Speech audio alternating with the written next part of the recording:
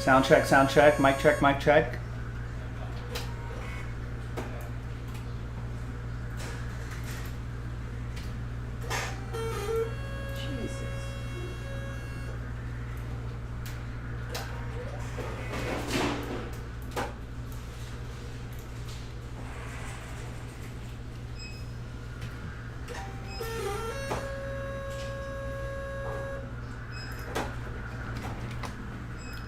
Can we buy a new label printer? Please. No, I mean, can you buy a new label printer? Please. Okay, sounds good. This thing's soft. I talked to Marin, put in a request. And, yeah, no, it's just killed.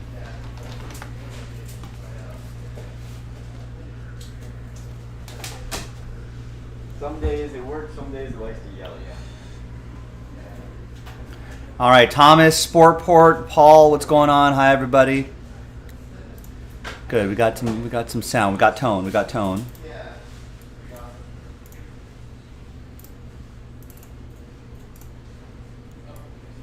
So, as some of you saw in our social media, right, I don't know why I don't want that window.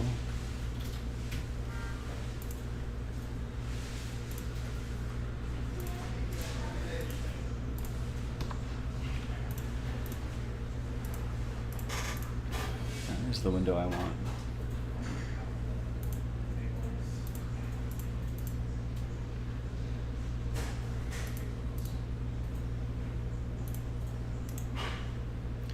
All right, so as most of you saw in our social media, we have the Topps Silver Packs here. So the way Topps told us, the way Topps gave these packs to us, is that it'll just be one pack per. It'll be one pack per box. We're just going to rip them open like it's part of the group break. All right, that is it for the day.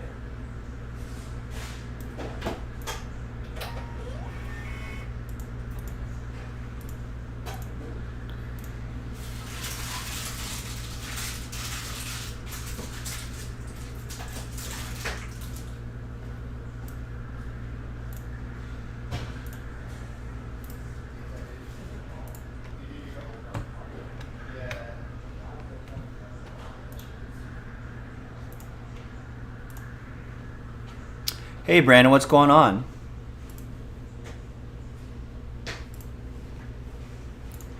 Well, you know, you have the power to not make it move like a snail, Brandon. Saying it's moving like a snail is not going to help anybody. Someone's not going to be like, oh, well, better buy spots. You can help out by buying a spot. If you already have one, buy two.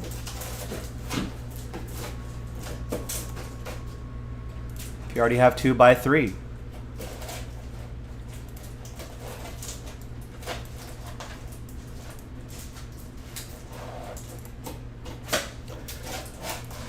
Alright, so let's see.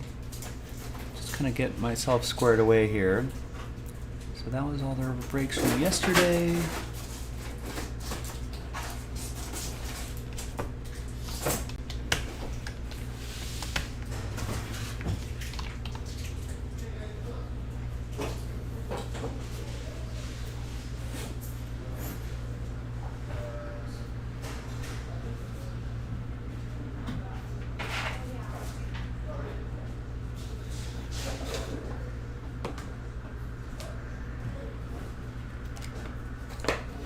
Yeah, that's what I thought.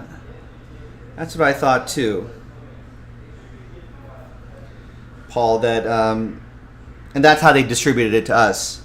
They're like, hey, you know, here's they're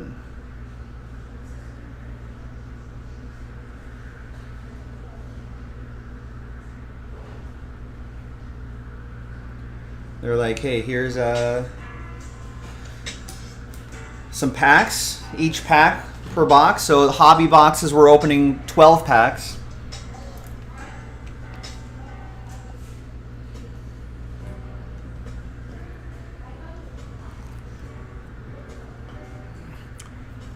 Correct. The silver packs won't be for the teams that got shorted. Remember, they're super short prints, so it's not like these teams were guaranteed these short prints anyway. So the odds are going to be just as difficult in these silver packs as they would be as if it was a normal break.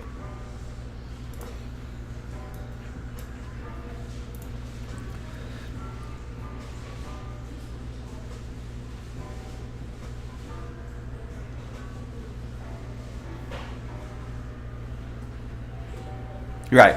It'll be a break. So we're pretending as if these were packs that were inside the original Chrome break anyway.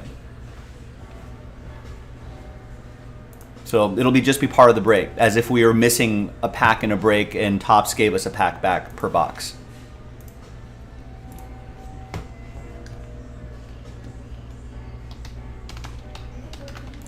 I have no idea how long this is going to take. 1, 2, 3, 4, 5, 6, 7, 8. 8 times 8 packs. I don't know, I'll give it an hour.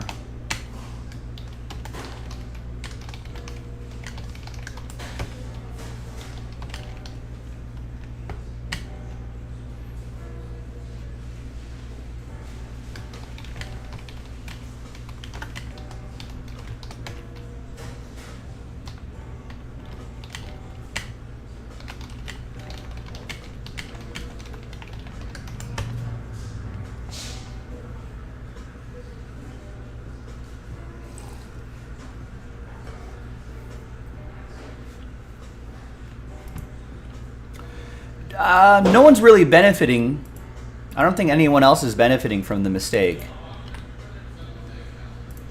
Eddie.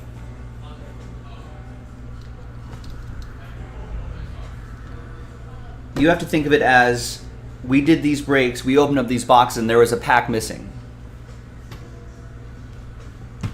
If there was guaranteed short print in there, then yeah, your argument would work. I would definitely agree that the teams that got shorted should be getting those cards.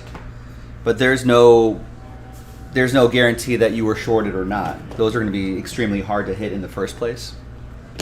So we're thinking. So Topps is considering it as if there was a pack missing in each box. So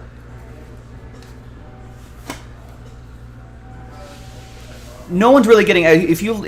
Once you'll get it when I start ripping these packs. There's just normal Chrome cards in there.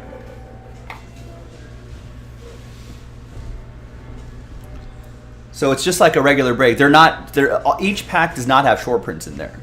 They're going to be the odds are going to be just as difficult as if it was a regular break.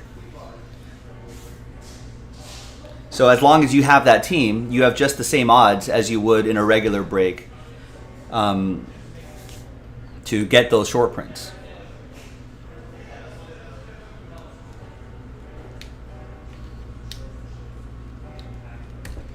So there are just regular Chrome cards in there.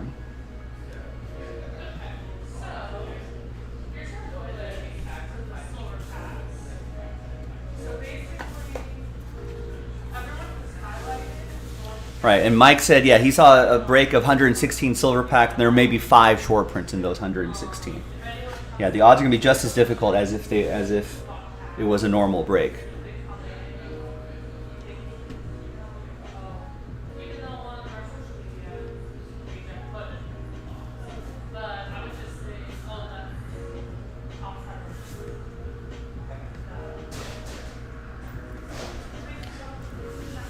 Those 5 teams knew before the break short prints were in the box began, the price of the teams would have been cheaper. Correct. That's why Topps corrected it by putting the short prints in these silver packs.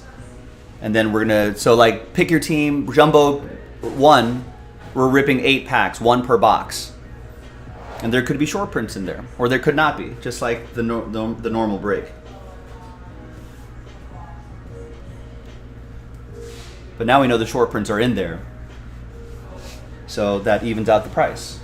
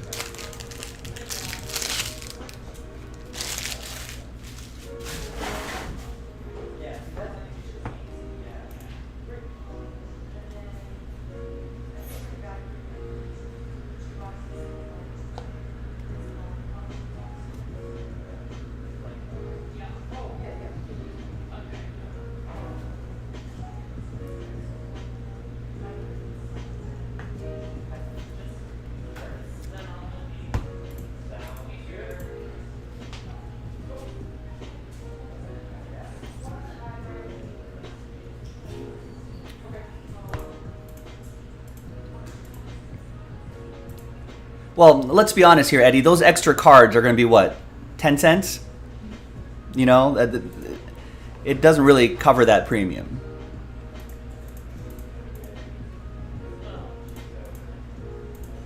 You know, most of those cards are going to be like, I mean, not even, they're mostly going to be base.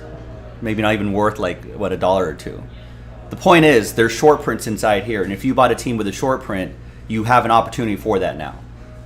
So like teams getting extra cards are getting extra base. You know, like it's really not that big of a deal. And this is how Topps told us to do it too. So they said, hey, you get a pack per box, and then, you know, we're going to distribute it that way.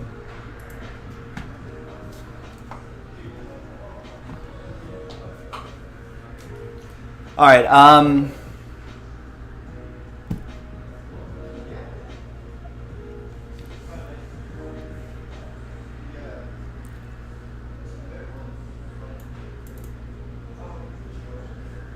Yes, I will, Steve. I will let them know about that Jordan.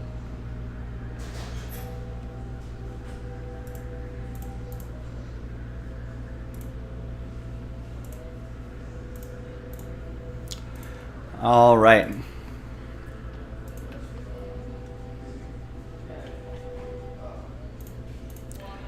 I don't have that message from Topps, but that's how it's going to be.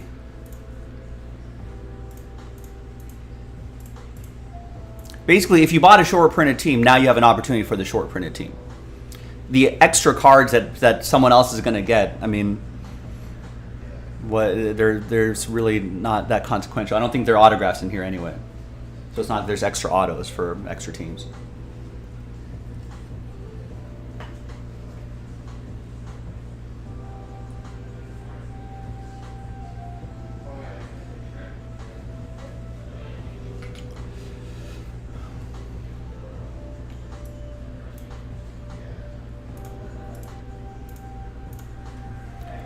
All right, and then, so we're going to do these silver packs pretty soon. I think I'm ready to go. I've got it. So we're all, and oh, the other thing we're going to do, it's all going to be in one video as well. So I'm going to show you, you know, for example, I'll show you the list for Hobby Pick Your Team 1. Right? And we get a pack each for each box.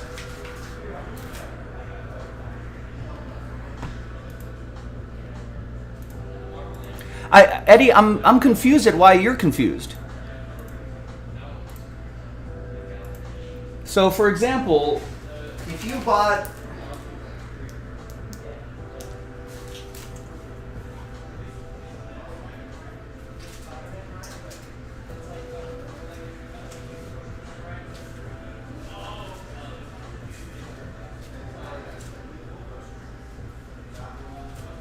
So you have the Blue Jays in Pick Your Team 5.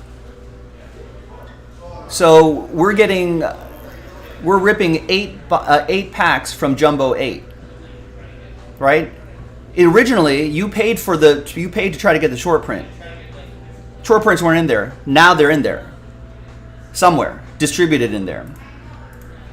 You know, well now they are in here. So we got a bonus pack per box from that 8-box jumbo that now include the possibility of those short prints or of the super short prints. Because this only applies to a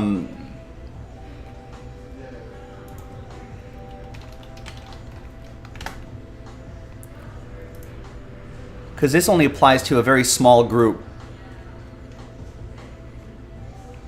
These extended base short prints, right? So now, in these packs, you have a chance at Hunter Green extended base short prints now. And the odds would be just as difficult, because not every case is going to have these extended base short prints. So now you have a shot at those. And any other Reds base cards that may come in there, or refractors.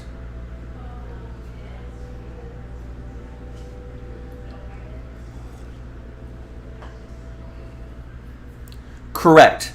These were not, yeah, correct. These 5 cards were not included in there. But now they are. And these are going to be difficult to hit anyway.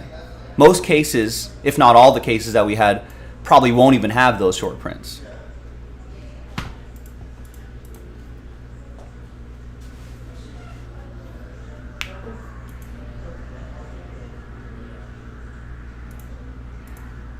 So now we know they're in there. Yeah, Mike's saying he watched a break of over 100 packs, 2 Bobby Witts, 1 Julio, 1 Torkelson. Which sounds about right for those kind of odds. Correct. Yes, exactly, Diego. Yeah, maybe I'm not explaining it correctly, but they're giving you the same opportunity as if the short prints were actually in there. Diego's saying they're just doing it. We're just doing it in 2 separate breaks. So just think of it as part 2 of the breaks that we did.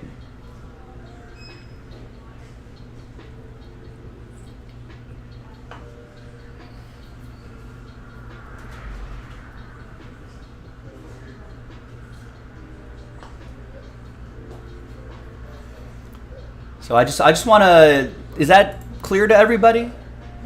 I want to answer all these questions before I start the video, so we don't get, so we don't have to, so we're not discussing it through there, so I can just fly through these packs.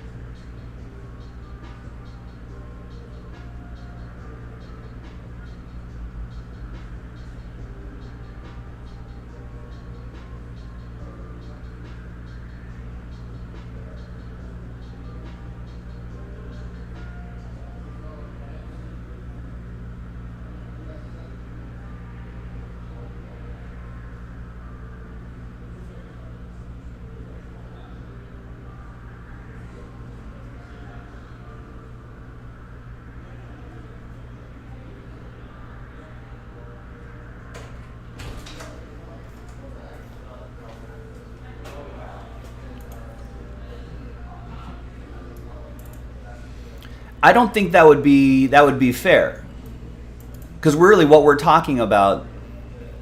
But your point is, why should teams that weren't shorted originally get extra cards? Well, we're talking about base cards, Eddie.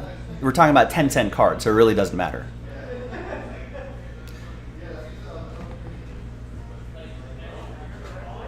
You know, so yeah, base cards are need to meet the odds. Thomas is right. If there are no base cards, then every pack would have a short print. Then we would give it to those players. But you're not guaranteed to get a short print. If there are short print guarantees, then we would certainly distribute it to the teams that deserve them, that you bought. But it's not like that. And yeah, the base cards are essentially worthless, really.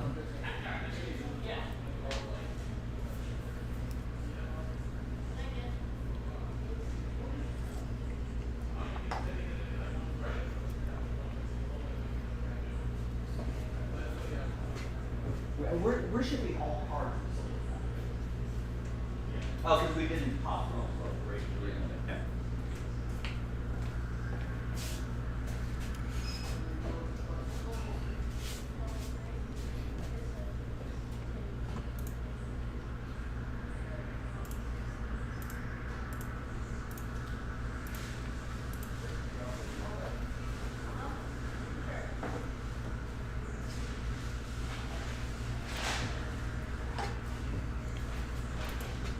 All right.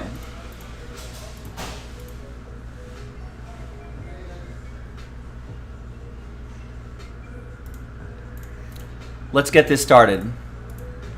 Sorry, Eddie. It's not everyone's going to be happy about this, but I think most of us kind of get that this is how it's going to have to be. Now we finally have the chance at those extended base short prints for the Royals. So Mariners owners, Royals owners, Tigers owners, Reds owners, Padres owners, you now get the shot at those extended base short prints. So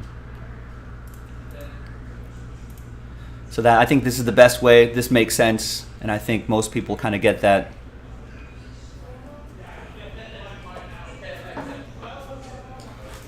So I'll do hobby first, then the jumbo, then the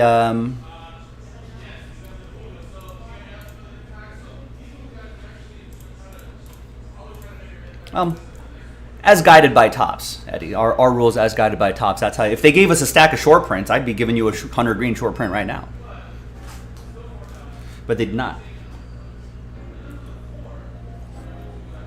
So this is essentially part 2 of the original breaks, where you now have a shot at the extended base short prints, which is really, the whole point of it.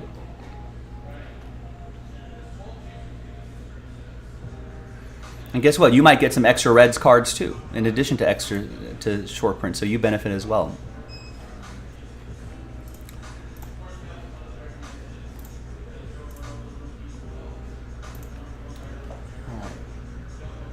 The other key is not to mix anything up. So I have these extra boxes here.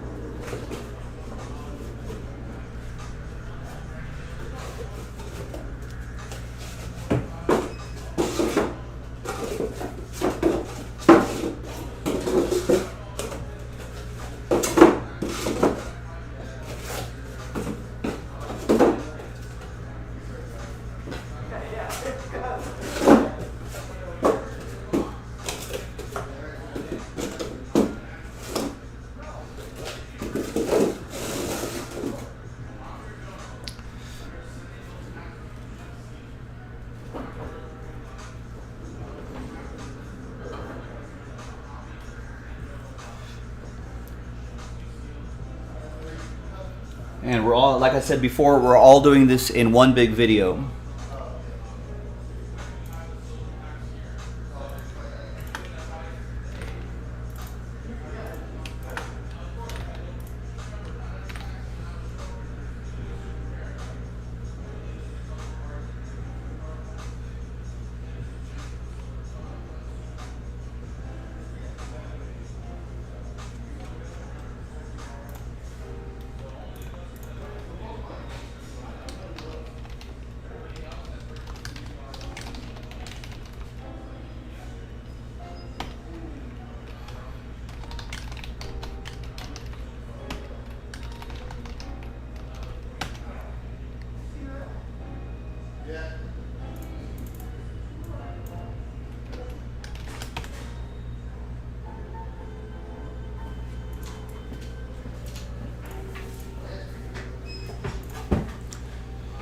All right, I think we're ready to go here.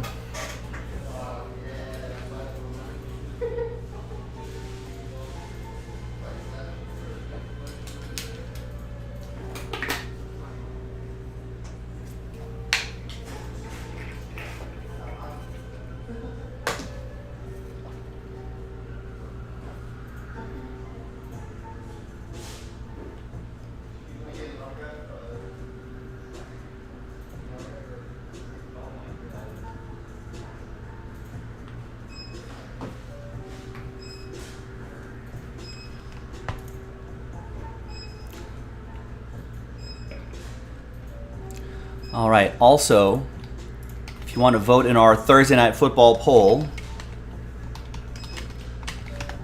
might not be the most exciting game on the slate, not too many votes there, but you can vote in that poll as well.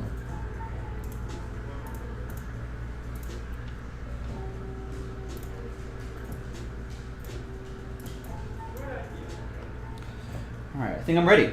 Good luck, everybody.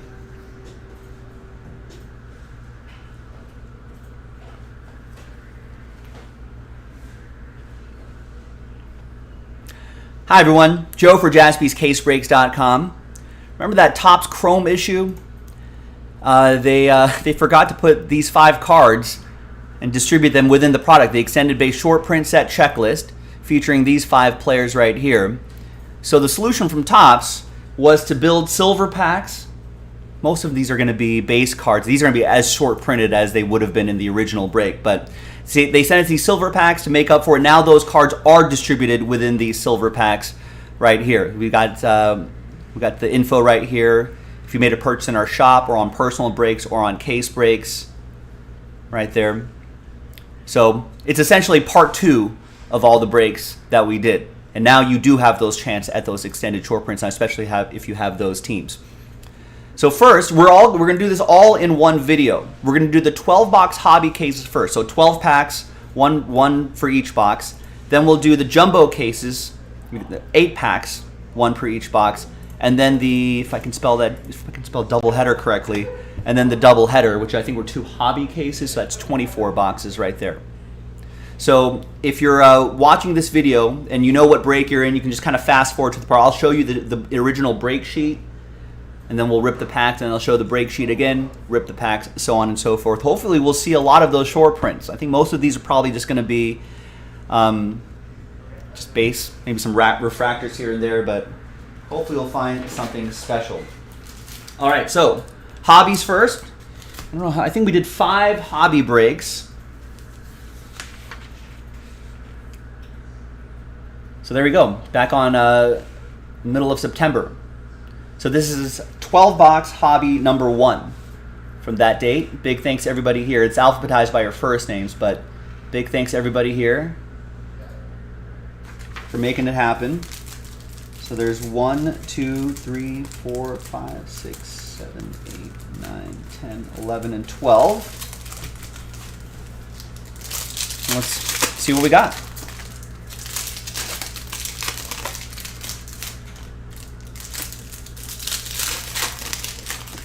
We're entering a very exciting part of the baseball calendar, ladies and gentlemen. The first year they're doing these 3-game wild card playoff games, which should be really exciting. And it's all in 3 days. No travel days or anything like that. It's just Friday, Saturday, and if necessary, Sunday. What does everyone think about that? I think it's pretty exciting.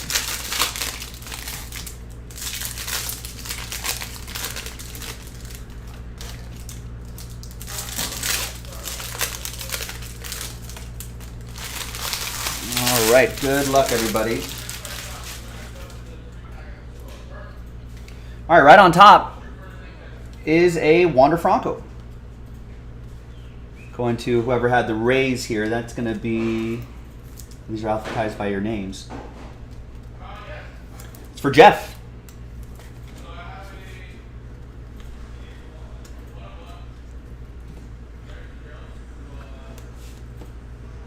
And just like the original break, all cards will ship. Got a Vidal Brujan.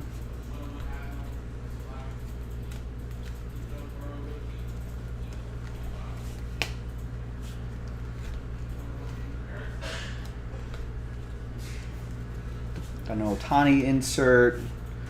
O'Neal Cruz. So we're keeping an eye out for Bobby Witt Jr., Julio Rodriguez, Spencer Torkelson, Hunter Green, C.J. Abrams. Those were those extended base short prints. All right, and that's for the Pirates, which is going to go to Travis, who had Pittsburgh.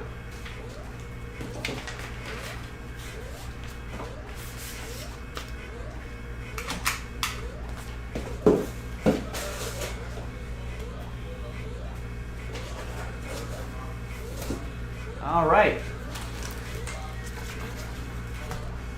Hobby box number 2, alphabetized by your first name. Hobby case number 2, 12 boxes, another 12 packs.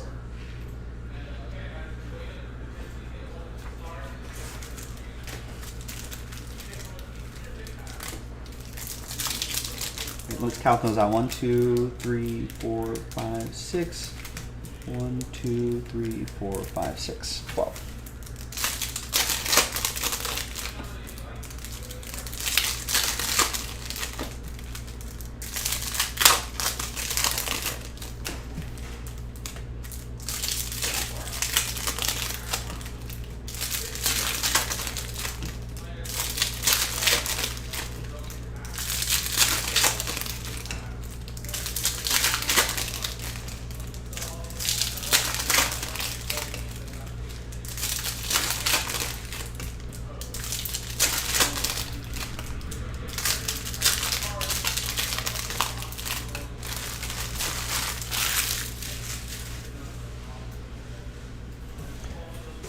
All right, let's see what we got here.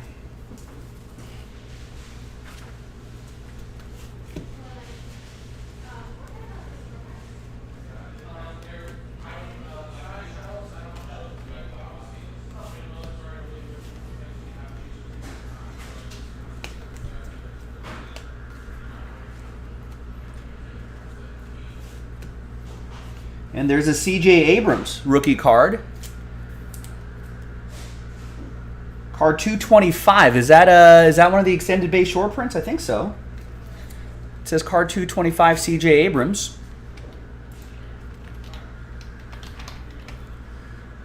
I think that's the only, yeah, that's an extended base short print. There you go. So Padres, that's for Alex Donnelly.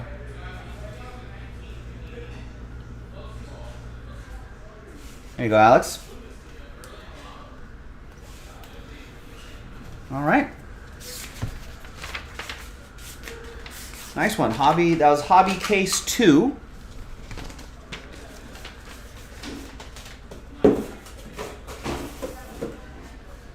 Now we'll do hobby case 3.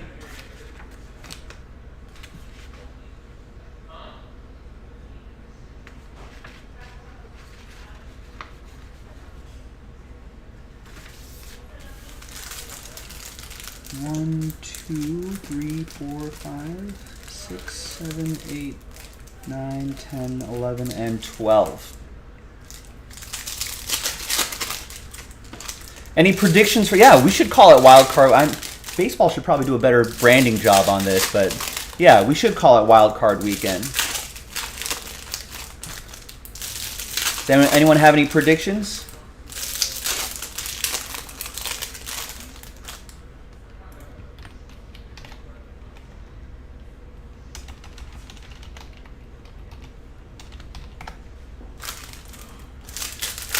So on Friday, so from earliest game to latest game, 4 games on the Friday slate. That's going to be a lot of fun. Tampa Bay at Cleveland. Who does everyone have there? Tampa Bay at, do they have people announced starters yet or anything like that? I don't know. I don't think so.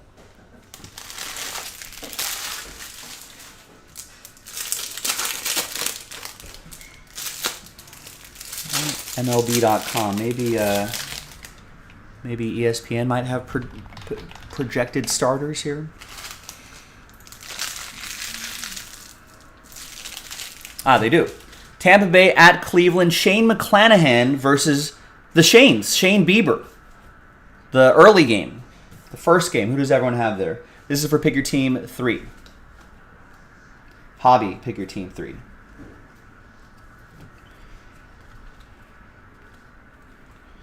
Julio Rodriguez. Is that card 222? It is. Another extended base short print. This is for the Mariners. That's going to go to Harry V, who picked up the Mariners straight up with the Julio Rodriguez extended base short print. Card number 222.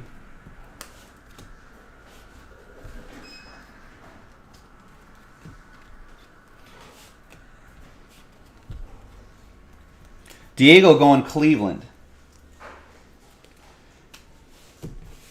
All right. That was for Hobby 3. I think I'd lean Cleveland too.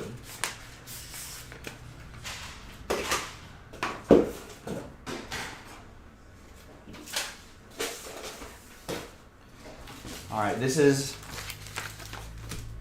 Hobby Case 4.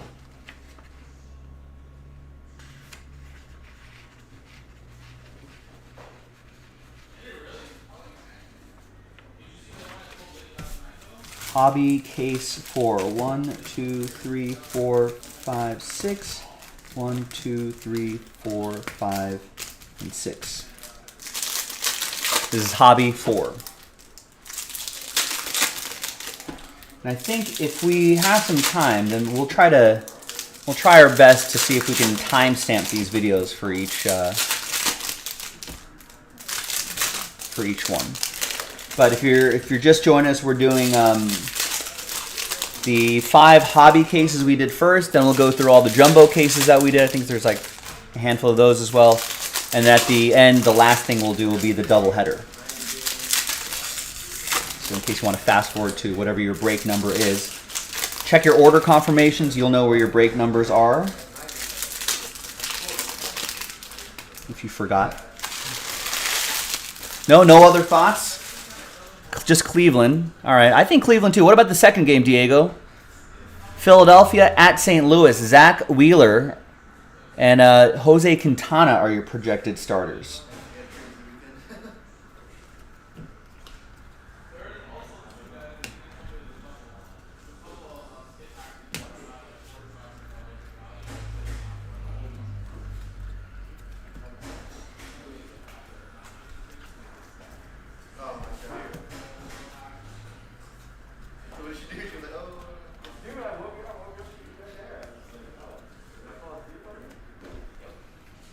All right.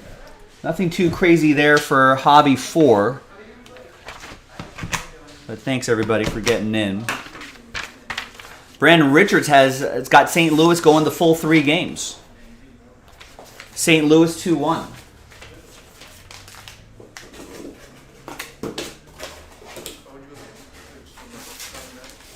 All right, this is the last hobby case here. We did 12 box, pick your team 5. Hobby 5. 12 boxes, 12 packs. Pack per box. 1, 2, 3, 4, 5, 6. 1, 2, 3, 4, 5, and 6 for the 12. Diego's going Cardinals just for Josh Exline.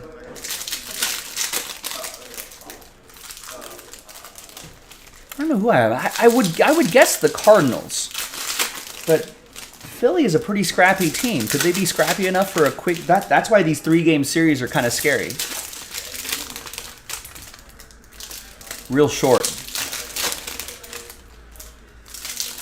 But I do like this better than the one game. The one game wild cards were wild and they're really intense, but that doesn't reflect baseball. I feel like you got to do at least a short series. I think the 3-game series makes sense. I hope all 4 matchups, I hope they all go to Sunday because I'll be here. My usual days off are Fridays and Saturdays. So I won't see you for the first 2 games, but hopefully a lot of these games, we'll watch NFL together.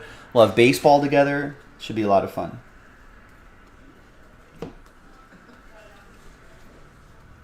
And we got a Spencer Torkelson. That's got to be an extended base short print. Card number 223. Card number 223. And that is for Detroit. And that's for Matthew in Hobby 5. Gets the extended base short print.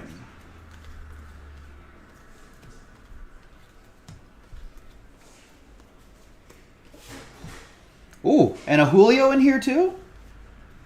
Card 222. Yep, another extended base short print. And that goes to Gretchen and the Mariners.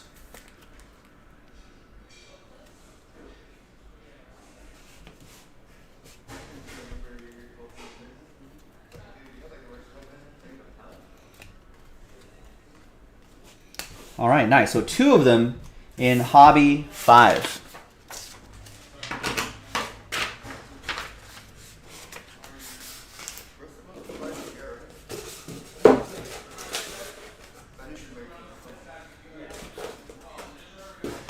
All right, jumbos coming up.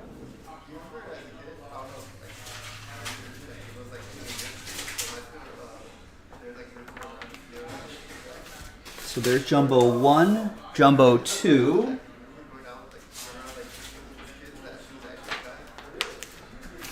Jumbo 3. So Jumbos, 8 boxes, of course. So this is Jumbo, 8-box Jumbo, pick your team 1.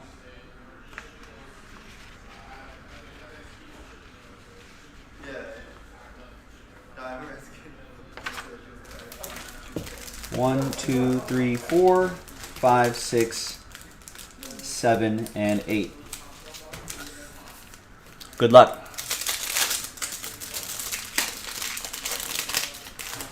Yeah, Rebel, it's the last season for Waino and Molina as well. Could be a Cinderella story. What about the third matchup of the day? Seattle at Toronto. And these are all ESPN games. ESPN for Game 1, Tampa Bay at Cleveland.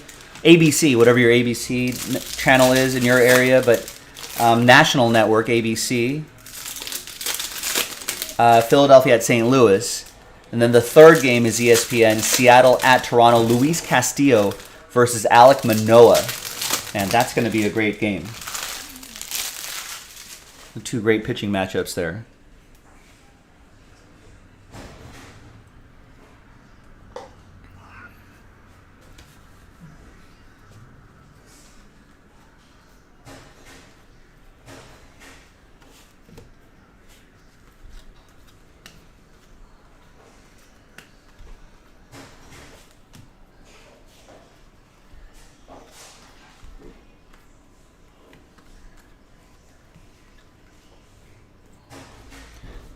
Dio, did you say that Randy Arozarena and did you say Julio Urias were on some sort of thing? All right, so nothing too crazy there. 8-box Jumbo number 1.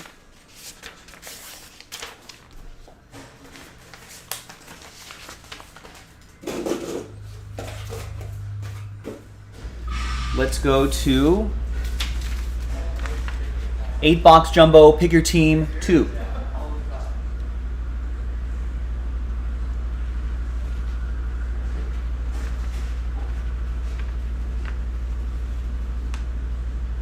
Thanks everybody for getting in. Jumbo 2. Pack per box, 1, 2, 3, 4, 5, 6, 7, and 8. I would like to see Seattle as well. I think that's going to be a good game. That's the game I'm circling. I don't get to see those two teams play very often.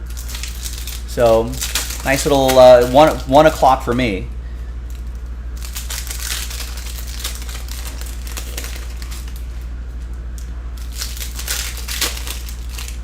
Ooh, there you go. ABC, always be closing. There's a current Topps Chrome doubleheader random team break on the website, jaspyscasebreaks.com. 24 silver packs also ripped there.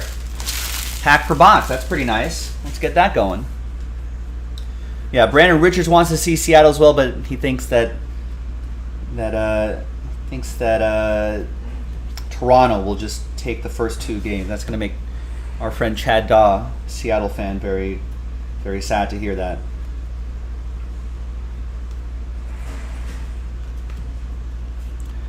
We talked about that last night, Mike Tower. The Christmas time version.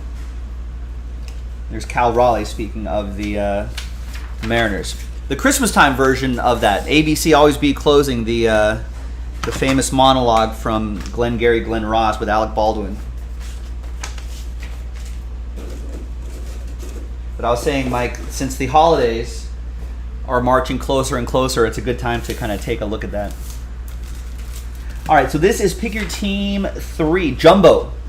8-box Jumbo 3. Thanks, everyone, for getting in. Pack per box once again.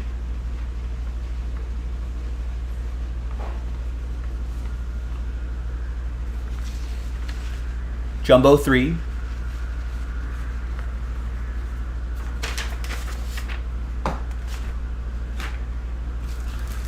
One, two, three, 4, 5, 6, 7, and 8.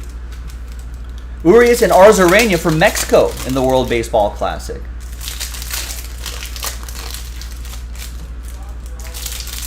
Yeah, there was a always be. Yeah, there was a flub. That was a. That's a good one.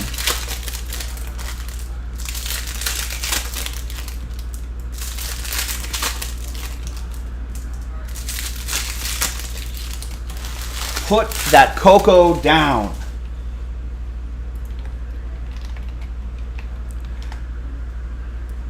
Also, I did not realize that Randy Arozarena is a Mexican international. No, he's Cuban. I thought he was Cuban, but I guess he's eligible for Mexico as well.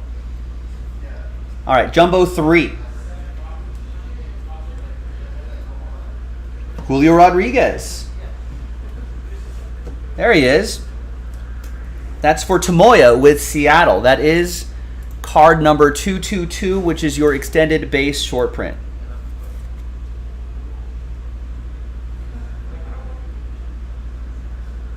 Looks nice. We'll see him on the national stage in the wild card weekend this weekend.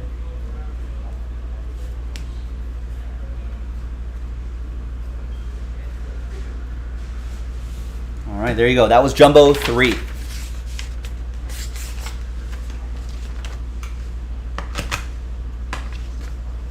Yeah, you know what? I do remember that little bit of trivia. Yeah, that is not, if you ever go see the play, the David Mamet play, again, Glenn Gary, Glenn Ross, it's not in there. Here's Jumbo 4.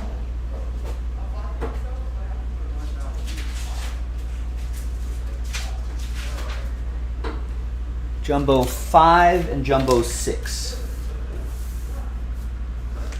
All right, so this is Jumbo 4. Thanks, everyone, for getting to 8-box Jumbo 4.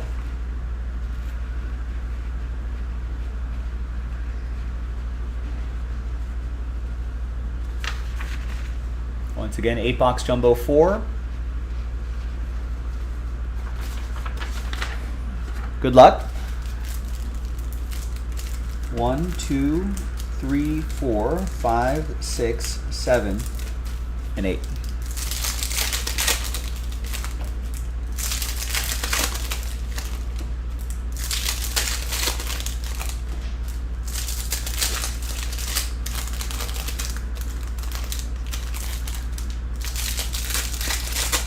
Gilo, what's going on? Fourth and final game, San Diego at New York. Projected starters, Yu Darvish, Max Scherzer. Who does everyone have in that game? I don't know. If San Diego gets hot, that could be a pretty scary team. Brandon Richards thinking it's going to be Atlanta and the Dodgers in the NLCS final, with Freeman being the NLCS MVP.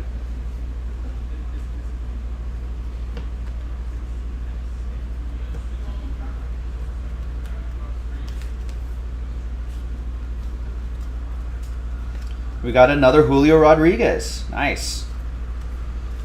Who has Seattle in this one? Tomoya has Seattle in this one.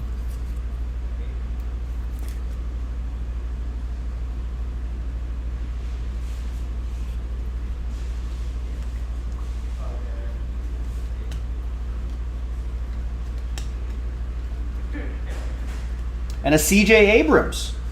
That's another extended base short print, I'm almost certain. That's card 225. Yes, card 225. Brian Peoples. My Peoples.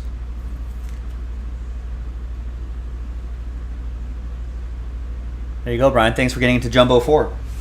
Thanks to Moya for getting into Jumbo 4.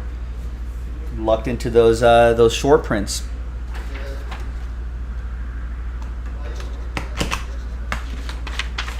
Diego thinking Metropolitans.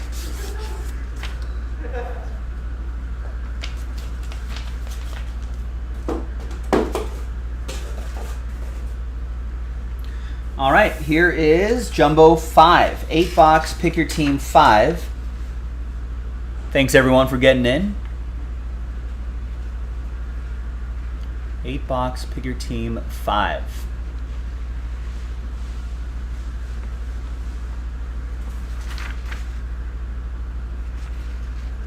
Correct.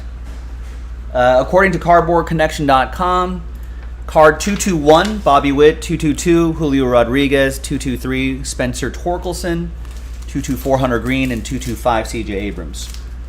All right, so 8 packs. 1, 2, 3, 4, 5, 6, 7, and 8. I like the lip of the card to be right over there on that side.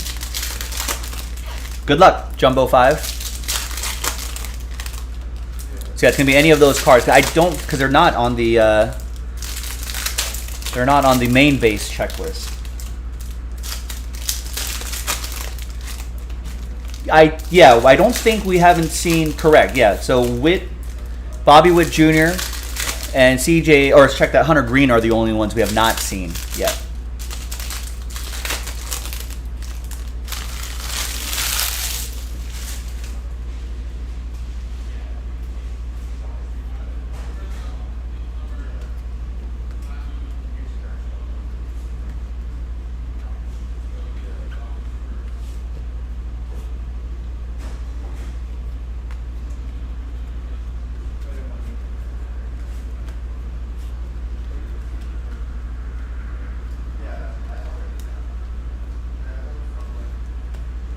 Manny Machado refractor there. All right, so nothing too crazy there for pick your team 5 for Jumbo 5. Thanks for getting in.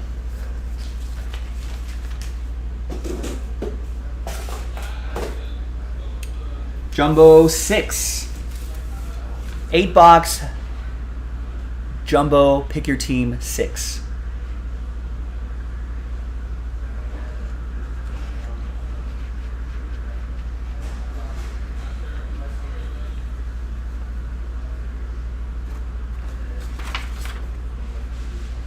Gilo is rooting for all the underdogs in the playoffs, MLB playoffs. 1, 2, 3, 4, 5, 6, 7, and 8. 1 silver pack per box.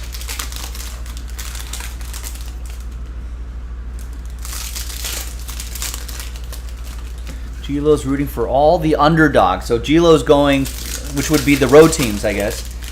So Tampa Bay, Philadelphia, Seattle, and San Diego. No travel days. All 3 games are with the home teams, or with the teams with the better records, I guess, or wherever they landed in the wild card slots. So all 3 games, or 2 games, potential, if necessary, a third. Cleveland, St. Louis, Toronto, New York. So LA time, my time, it's 9 a.m., 11 a.m., 1 p.m., 5 p.m. Man, that's going to be a good day of baseball on my day off.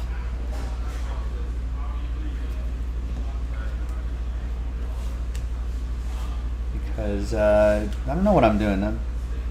Maybe driving range this weekend is my big plan. I have no big plans this weekend. Just baseball, I guess. And Saturday, I don't watch too much college football, so I'll be happy to watch some. Baseball. It's just a regular base card here, but still rookie Wander Franco. Tampa Bay Rays it's for Darren. Get that base rookie going your way. All right, 2 more jumbos and then the doubleheader. And as Diego mentioned earlier, we have another doubleheader loaded up on the site right now with a silver pack per box. ABC always beat closing, so those will have. So go there, get into it, and hopefully we'll see some more short prints.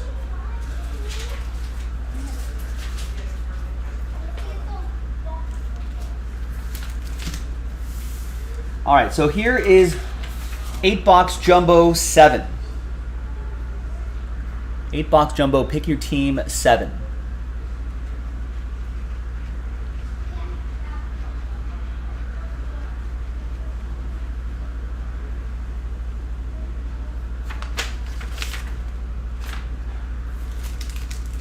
1, 2, 3, 4, 5, 6, 7, and 8.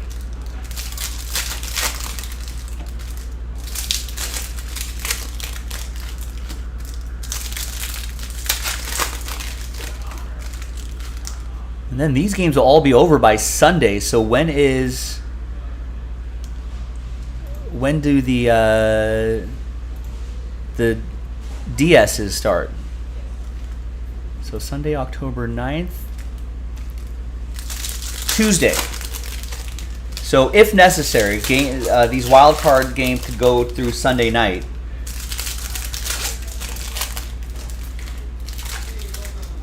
If necessary. Day off on Monday, so that'll be a travel day for whatever team.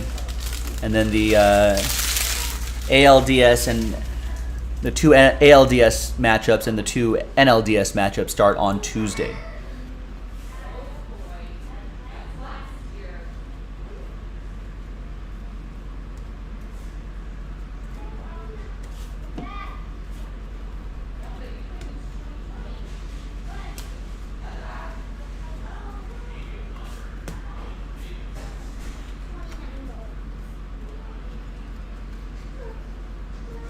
Not much here for Jumbo 7.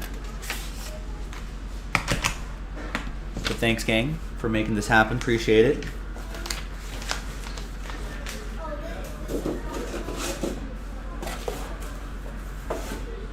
All right, and the final Jumbo case, right over here. Pick your team number 8. 8 box 8.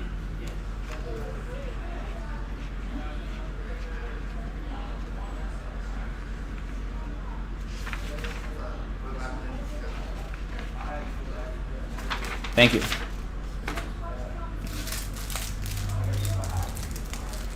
Three, 4, 5, 6, 7, 8.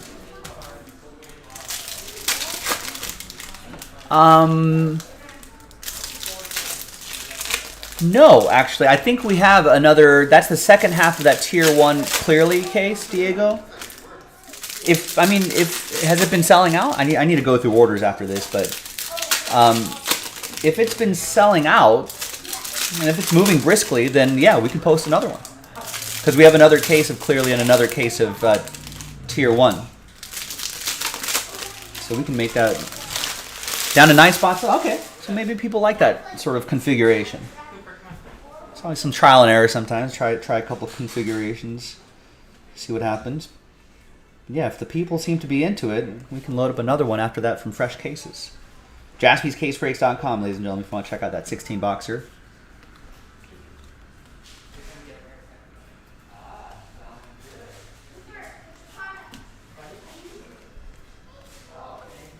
All right, not much there for 8-box Jumbo 8.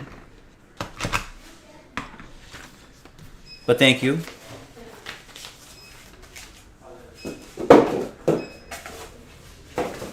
All right, last but not least, and we've got another one of these in the store right now, a hobby doubleheader. Hobby case doubleheader, so it's 24 boxes total, so silver pack per box.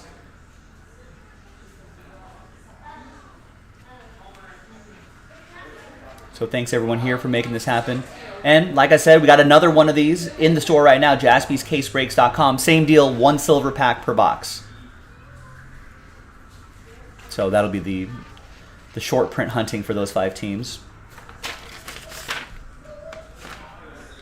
All right, so there should be 24 packs here. There's 1, 2, 3, 4, 5, 6, 7, 8, 9, 10. 11 and 12. That's one case. And then 1, 2, 3, 4, 5, 6, 7, 8, 9, 10, 11, and 12. So yeah, so I don't know how the. Actually, let's see how the bracket looks.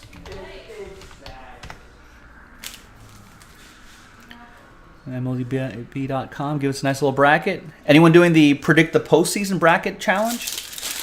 Might as well put in an entry, see what happens. So the winner of Tampa Bay Cleveland will go to New York. The winner of Seattle Toronto will go to Houston. The winner of Philadelphia at St. Louis will go to Atlanta.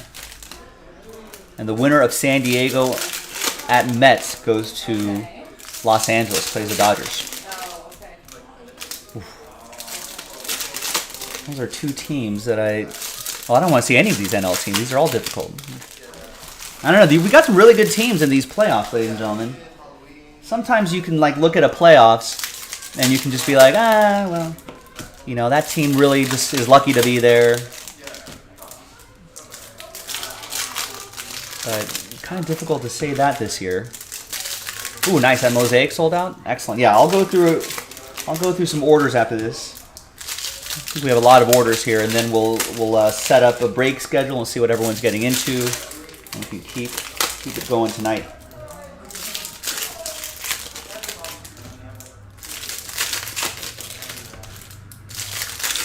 All right, so these are the packs. 1 pack per box for the hobby doubleheader. 24 boxes, 24 silver packs. This is random team 1. Sandbank team, maybe Phillies are kind of lucky to get there. Maybe you can say about the Phillies. All right, good luck, everybody.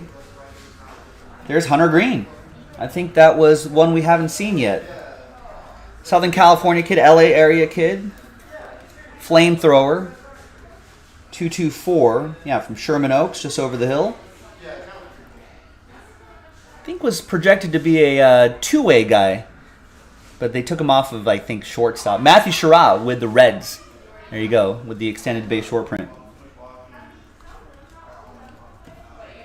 We met him at a Topps Industry Conference a few years back. Really nice guy.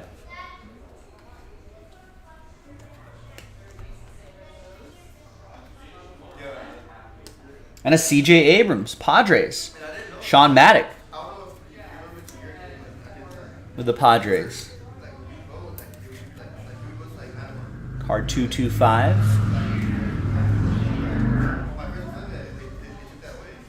Nice Wander Franco insert.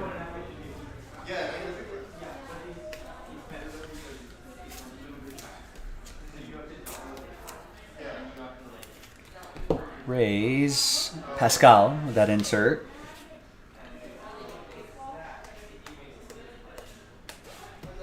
All right, another 12 packs.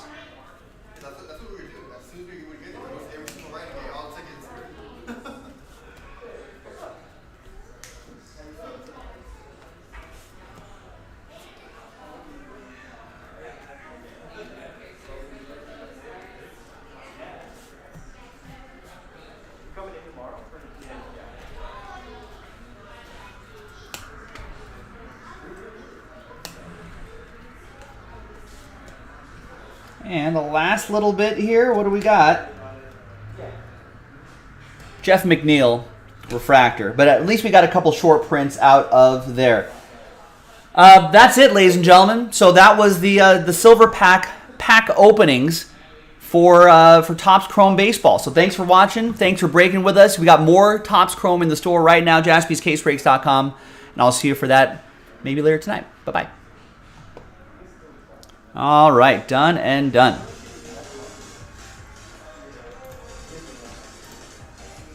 All right, so thanks to everybody for your patience and understanding on those breaks. But I'm glad we got them done. And I'm glad we got a handful of short prints out there. I don't know if anyone was keeping track, but glad we got a handful out there.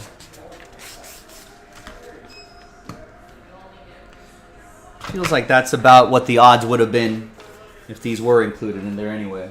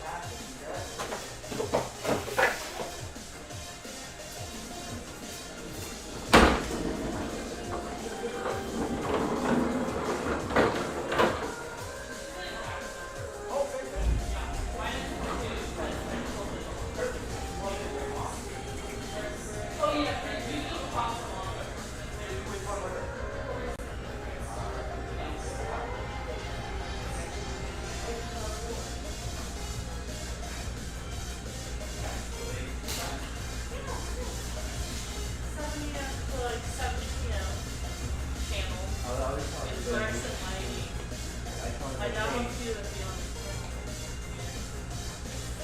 And then beautiful. That's what Rory Wagner was saying. Yeah. He was like, you should be on a panel, man. I was like, no, I don't want to go to those panels. I'm glad Marin's doing it. Yeah, I mean, I wasn't up there speaking. Oh, you didn't say anything? Or? No, it was like it was like arranged panels of like running the LCS, like customer You business. just get Q&As or? So yeah, it was like a Q&A and like you get like notes and stuff. It's like most, I mean, we didn't get too much like, stuff for it because, so basically it's like 500 people, yeah, attendees. And then the whole day of panels where it's like the experts kind of, talk about what they do at their shop or what they're breaking, or there's like one about store security, there's one about like social media marketing, or like Brian Gray. So it's like that, and then like questions and comments. But I mean, I would tell everybody, like, everyone's thinking, like, oh, you guys go to Vegas, you're going to have a great time. It's like, no, it's not. I know, I did Like, only it's 10 work, minutes like of 7 a.m. painting. Yeah. Yeah. It's like, you have to get up so early anyway. You have to, Yeah. Nick and I learned that lesson when we were at the Mint, when we stayed out, me and Jesse and Nick stayed out till 4 in the morning, gambling, and then we Yeah. Yeah, you could tell some of the people were like, we were getting until like 6. I don't know why they should just, for Vegas only, they should just shift all the panels to start at like noon. Noon to Yeah, 8. my therapist should do it in Vegas because If you're going to start. it's like not everyone even shows up, they pay for the ticket because they just wanted to talk to maybe some people and then, yeah. But there was some interesting info going on. Well, everyone was just kind of like,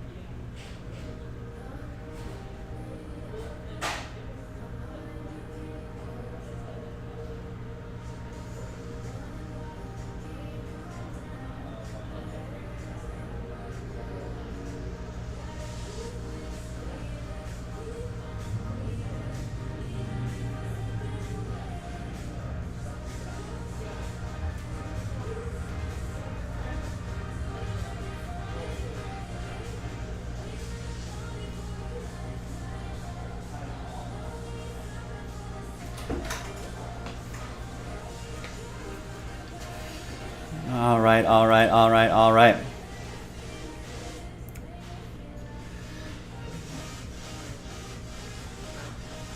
Sorry, I was just chatting about the industry summit that Marin and her pops was at. It's in a filler. We do it all the time. PJ, if you participate in a group break the week of release, how does that work with the silver packs? We just did those. So we just distributed the silver packs. You know what? I forgot to upload the video. But basically, how Top sent us the packs, and the way they kind of had us do it was like, hey, pretty much a silver pack per box is how we did it.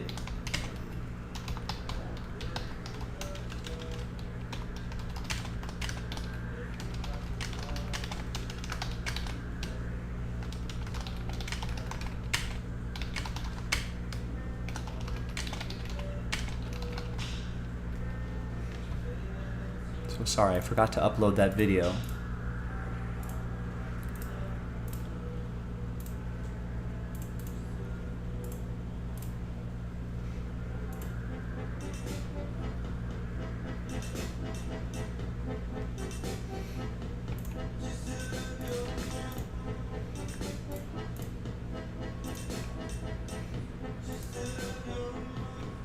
All right, we got a ton of orders coming in, 50 plus orders coming in.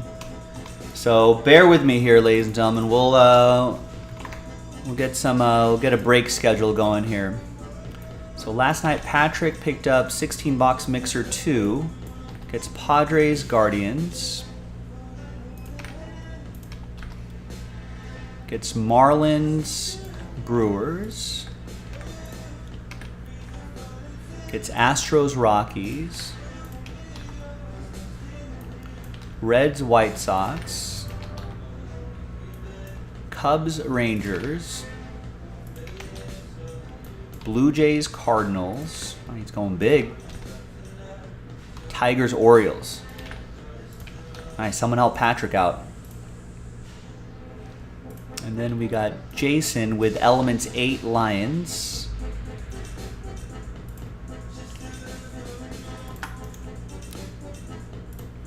There's Adam, Mr. Flyerhawk. What's going on? Yeah, a black label for a black parallel 1 of 1. That'd be nice.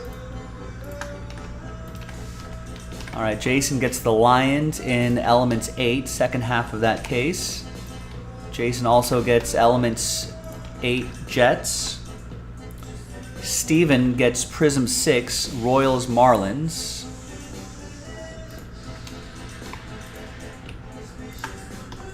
That's a full caser.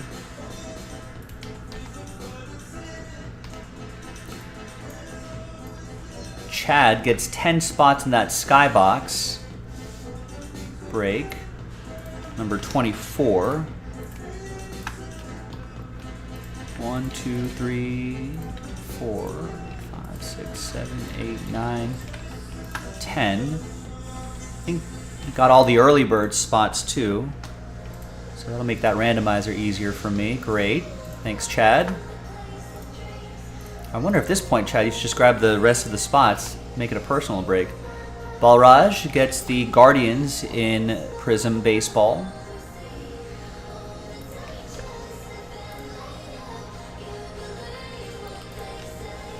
Eric gets Diamondbacks in Prism Baseball, number 6. Chad Wright gets the Rays in Prism Baseball, number 6. Chad also gets Mariners in Prism 6. Chad gets an NT first off the line spot. Nice. And does get the remaining 3 in that. So now it's a personal box for Chad. And we do, Mr. Flyerhawk, but just for in-store customers.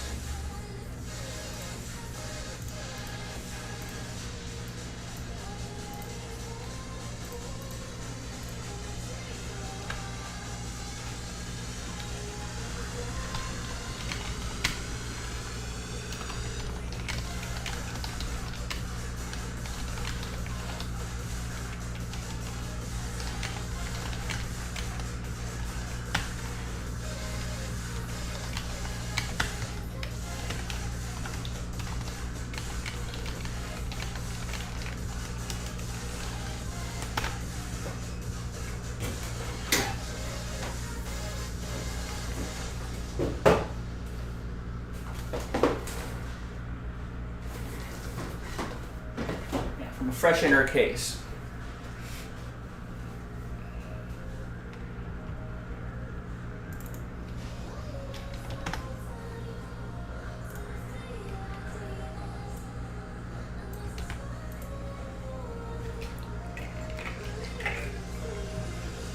We used to, but we have not extended that online just yet. All right, 3 in Gold Rush. That was from yesterday. And the rest of these are new orders here. All right, so Dan gets the Steelers in Elements 8.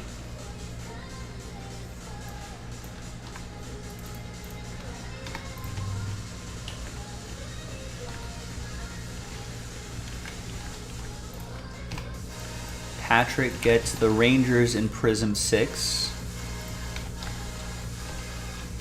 Mark gets the Yankees in Prism 6. Been seeing a lot of love for that Prism baseball. I love it. Thank you. Jeremy with 2 in the autographed baseballs. Fanatics autographed baseballs. One spot gets you 9 players. Big checklist. Draymond with the Pirates in Prism 6.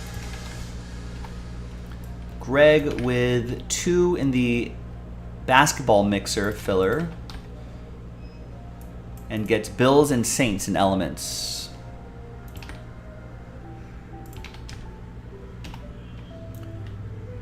Michael gets 5 in the 1-box Fanatics baseball break. And that is the filler for the 6-box high-end mixer. That features Dynasty. A case of Dynasty and a Sterling box, which is pretty nice. Random division break. Gets 2 in the next Upper Deck Skybox, number 25.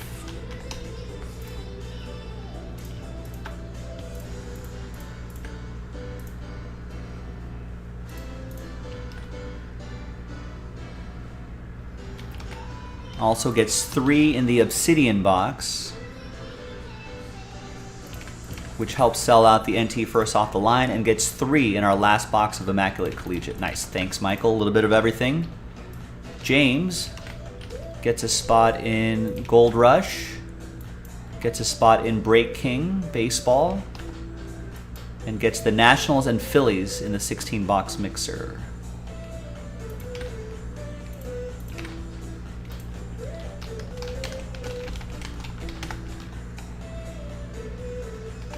Thank you, thank you, thank you. Jeremy with the Colts and Elements. They're about to play soon, right? Also, we did, I don't know how many people are voting in this poll, but we did post a poll. Not too many votes here. Maybe people aren't really excited about this this matchup tonight. It's only 6 votes, 30 minutes left, 25 minutes left, 24 minutes left, that is. People are split. Those 6 people are split. I'm on Denver, for whatever that's worth. Just pretty pedestrian season. But for whatever that's worth, I'm on Denver -3. Jeremy on his Colts in Elements 8. Chris with... Oh, looks like we got some more Hit Parade baseball loaded up on the site. Nice. Where am I going to put you on my list here?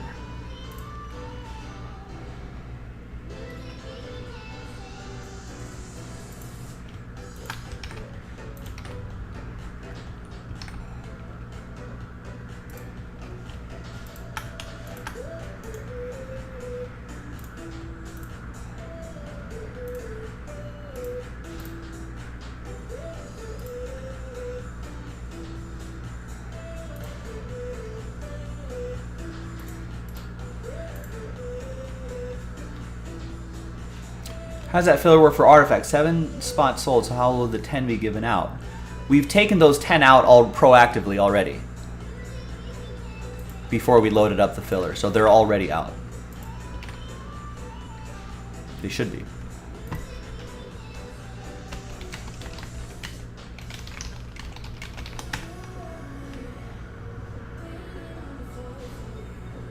The dual case, yes, 2 cases of Chrome. 2 cases of Chrome Hobby, 24 boxes total and 24 packs. 1 pack per box. 1 silver pack per box. And that'll also be ripped as well. And it'll just be part of the break.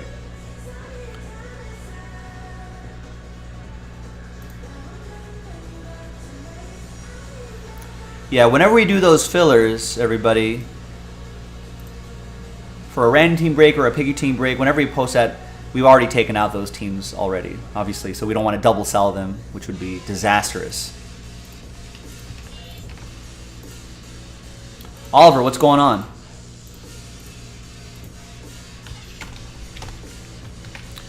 All right, so Chris with a spot in the Hit Parade dual case break.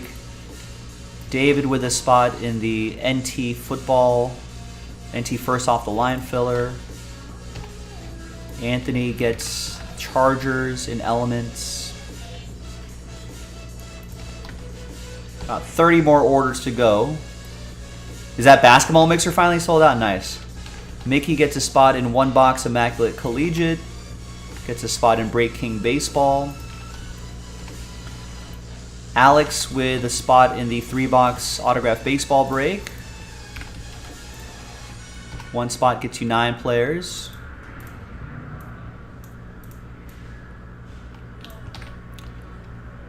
We got a Pick Your Team 3, Mosaic 3 Italy. Is off the board. Mosaic World Cup. We got Steve with 4 in the Upper Deck, 25. Upper Deck 24 coming up soon. Eddie with the Reds in Prism 6. Greg with the Dolphins in Elements.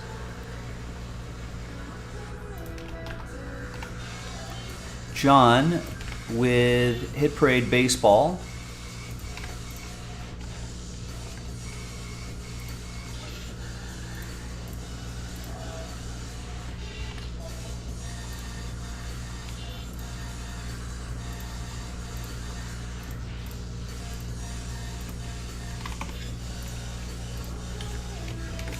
Gets a full spot there, gets a spot in Break King Baseball, and gets a spot in the Fanatics 3-box Autograph Baseball break. Jeremy Port, Sport Port also gets 2 spots in that Autograph Baseball break. We can play a few rounds of Who Am I, America's favorite game. Matthew with Immaculate Collegiate, 2 spots there in our last box of Immaculate Collegiate. Stephen Carney with Chrome Doubleheader is back on the menu.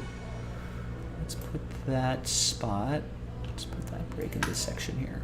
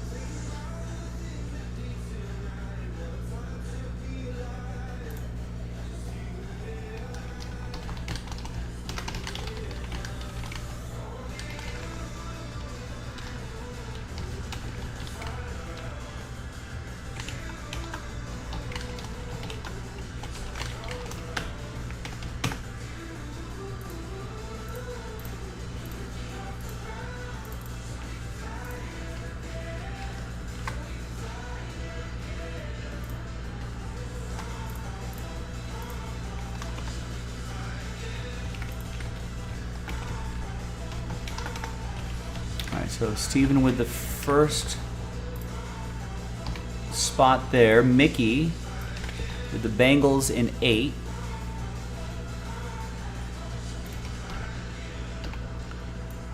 About 20 wars to go now. Tyler with Tier 1 Rays, or the 16-box mixer Rays. Tyler, if you buy a second team, you'll be eligible for that break credit. Derek with a spot in the 1-box Under Wraps Baseball break. That's the filler for the Dynasty mixer.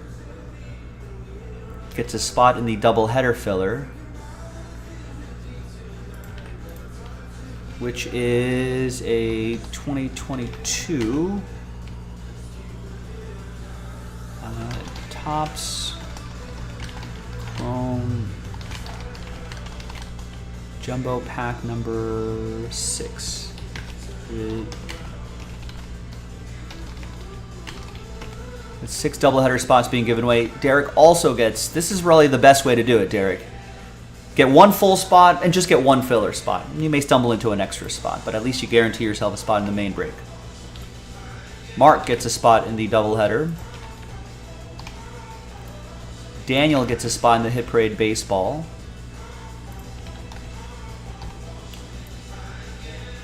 Mark also gets the Nationals, or Daniel gets a spot in the Hit Parade Baseball, and Mark gets a spot in the Prism 6 Nationals. Yeah, that's a good strategy. Sometimes I see people buy like 5 or 6 filler spots or something like that. That's usually not my recommended. That's not playing by the book. I mean, some people like to take that risk, be my guest, but I think maybe 1 and 1 is usually my preferred strategy. That way you're not too disappointed if the filler doesn't work out. Jose gets a full spot in the doubleheader.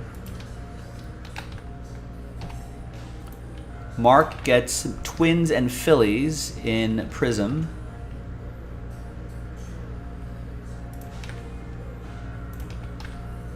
And the Eagles and Panthers in Elements.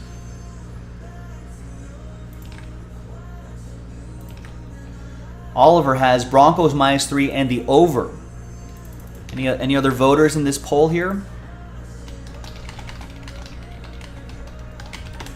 You might not even have to have a Twitter account to vote in that poll.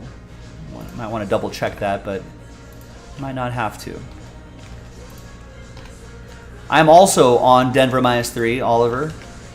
Nathan gets a spot in the Fanatics baseball break. Oh, sorry. I think Nate was here earlier. I don't know if Nutty Nate, if you're still here, just watch Fanatics baseball break. Yeah, you got 2 of the 3. And he's like, I got to get a spot in the next one. I appreciate that, Nate. Thank you. Sorry, I wasn't able to respond to that comment earlier. Kind of busy getting my day set up. All right, so Nate, thank you. Paul with the doubleheader filler. Nice, we need help there too. Ben with... There's Nate. Thanks, Nate. Congrats, man. That worked out nicely. Ben gets a multi-sport spot, the autographed jerseys. Robert gets a spot in the 3-box Mosaic World Cup break. That's the that's the random team break.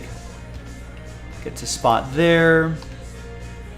Craig gets a spot in gets Brazil in Pick Your Team 3, Mosaic World Cup 3. Brock gets Hit Parade Baseball, full spot. That Hit Parade's pretty nice. That's a dual case break.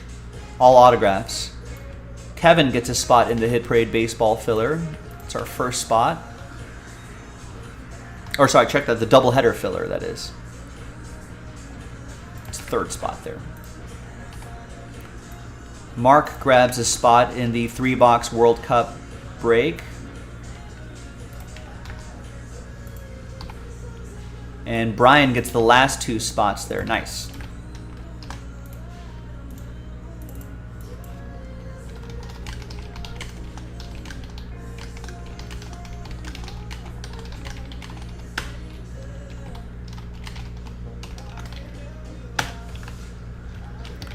And Brian gets 2 in the basketball mixer filler. That's our last 2. Nice, Brian Croft.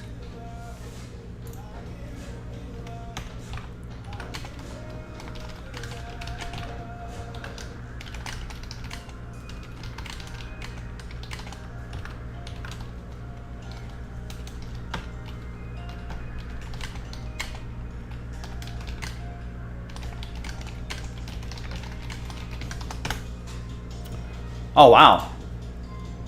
The jersey break would be pretty fun. That's a multi-sport break, too.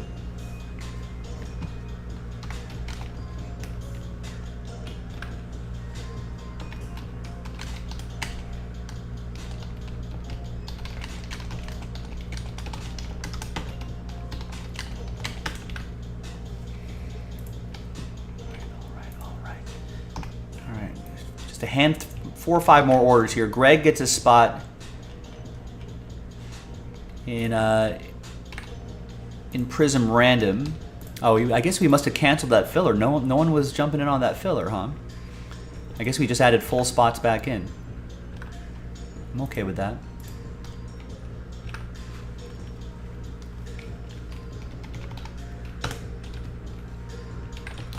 And Greg gets 2 spots in the next Skybox break. David O gets spots in the Artifacts filler. So that's gonna, Artifacts Hockey, that's a...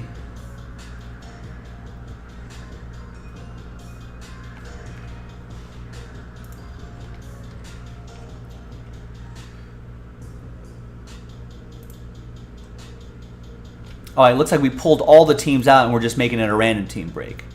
All right, it's a classic team random, a 17-team team random.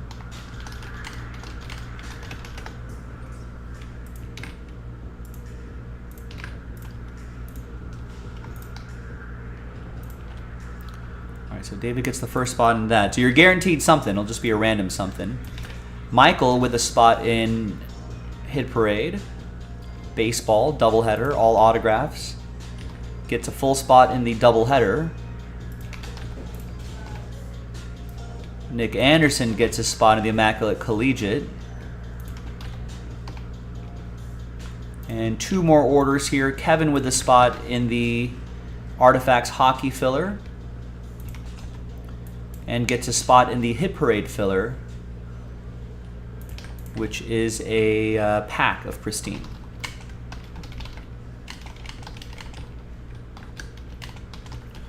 And 9 Hit Parade spots being given away. 9 HP spot giveaway.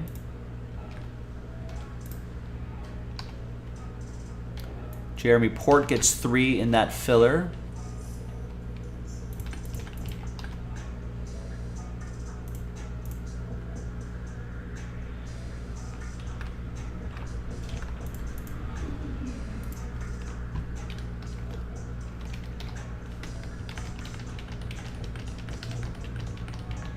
I guess we're giving away 10 spots there, so we're only selling 7 spots outright.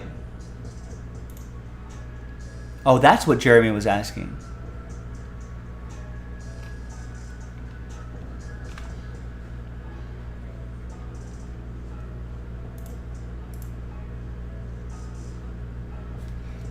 How are we giving away 10 spots to 7 people?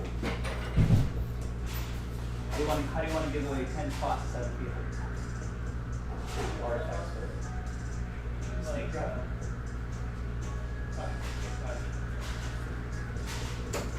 Okay.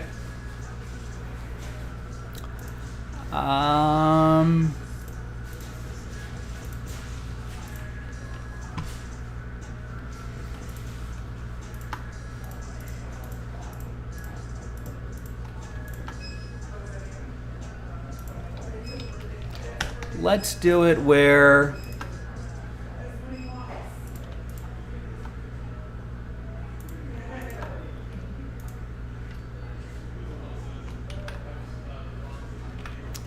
top 2 get 5 spots each, 5 extra spots each. Now, if that changes your math on this, and if you don't want to be in the filler anymore, let me know.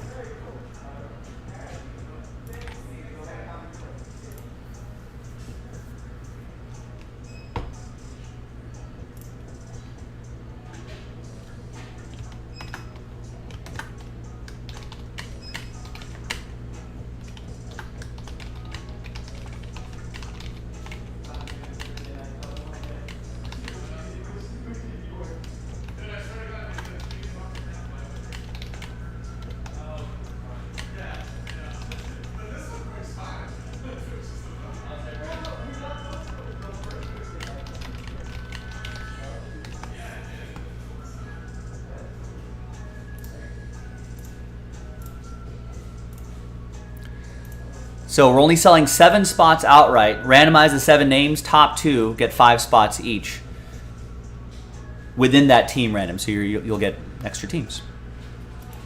I've updated the description there.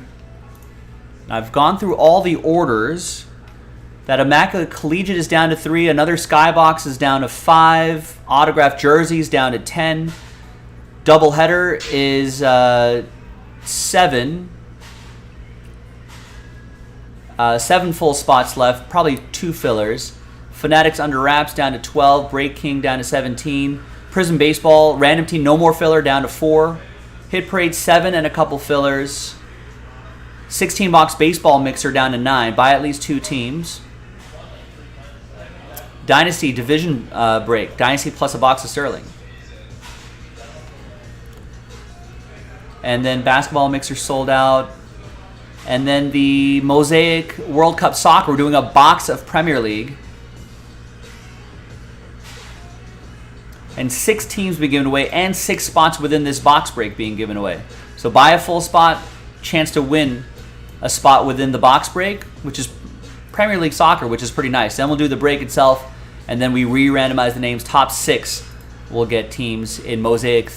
Pick your team 2, pick your team 3, and then we'll be able to do that. I like top 2 getting 5 spots, Paul. I'm going to go with that. And so that'll sell out 3. We got a random team coming up as well. All right, so we are just a tiny bit ahead of schedule, which is good. But we're going to do the Skybox first, then Mosaic World Cup 3-box random team break. Then we'll do the cereal box, the quick hit basketball mixer. That'll probably get to around Hunger Games time. And nothing else is sold out after that, actually. So that is actually a good time to take a break.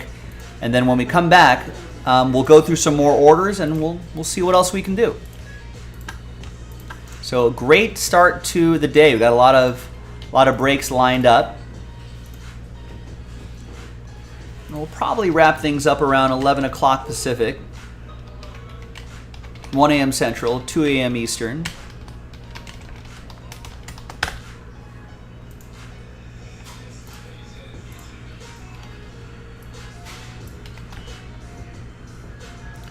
All right, so keep working, ladies and gentlemen. Keep working on it. Remember, whenever, like, so for like these hit parade, like that filler right there, a lot of people ask, hey, how many fillers do we have to do? Usually it's just 2, sometimes 3, but whenever we get to our last filler, we'll write last filler in the title. So that's how you'll know we're down to the last one. Just like that basketball filler that says last filler right there. Usually that kind of catches people's eyes, and they know that that's going to fill the break.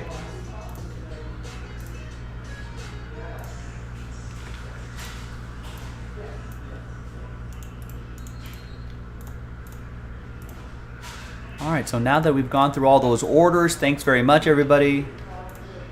Now we can get our breaks going here.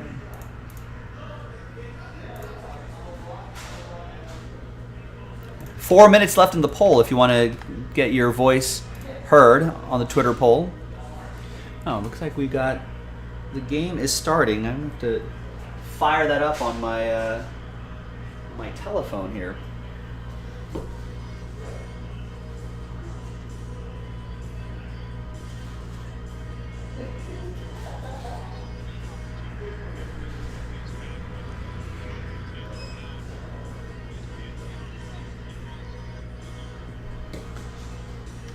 So for whatever it's worth, I'm on Denver -3.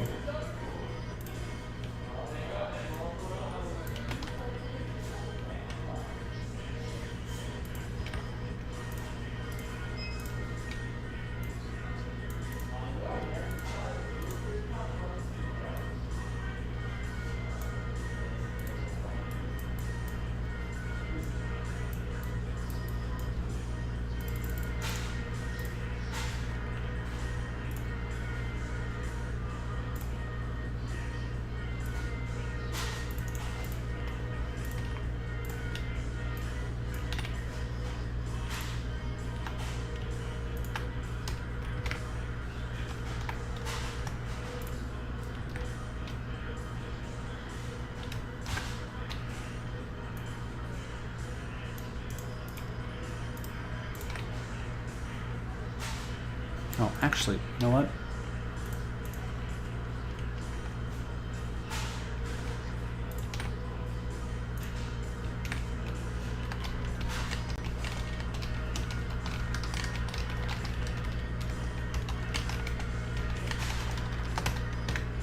That hit parade's a good choice, Nate. I approve.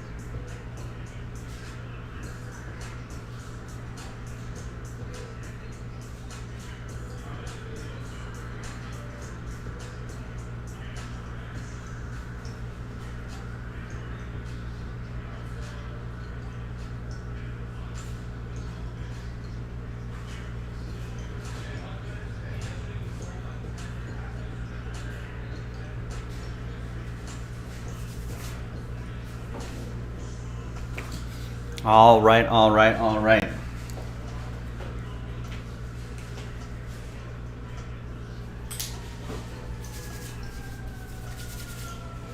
right, feeling like we're gonna have a good Thursday here, ladies and gentlemen.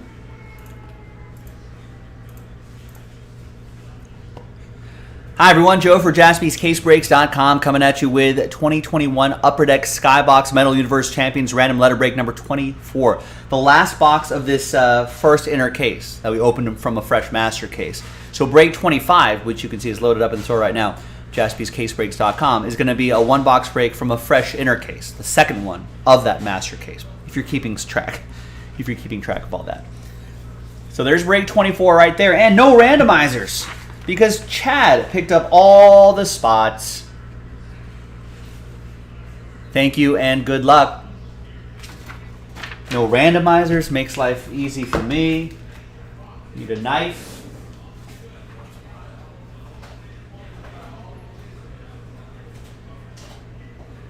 So I appreciate that, Chad. Thank you for getting in on the action.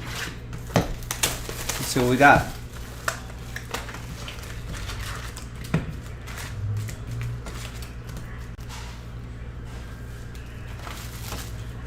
Got a little Amazon Prime action happening right there. We do have a TV here, but it's a dumb TV, so it can't connect to the interwebs. But I can watch on my phone. For whatever it's worth, I'm on Denver -3. Who does everyone have in this game? We did a Twitter poll. Usually we get a decent amount of votes, but not today. I don't think anyone was really inspired by the matchup tonight, Indianapolis at Denver. I think Mr. Flyerhawk broke the tie on the poll and went with Indianapolis +3.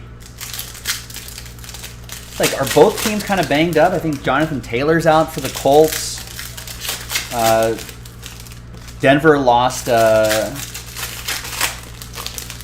Javonte Williams last week. So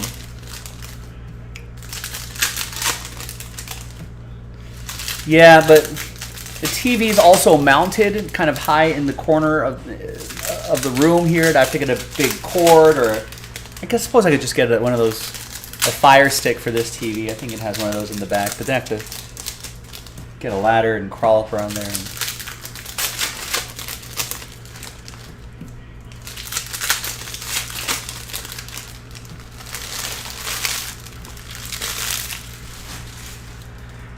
Has there been a Holland pull yet in Mosaic? No, just base cards, Brandon. Maybe an insert, but nothing too significant in terms of a hit or something like that. All right. Well, here's your PMG early, Chad. Metalized Jalen Johnson. 90 out of 150. Obviously, all card ship. You'll get all these.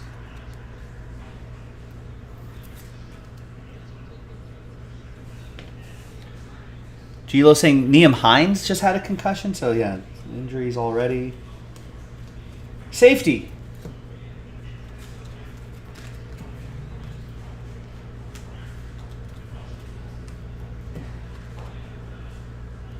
That might have been a numbered one, looked a little different.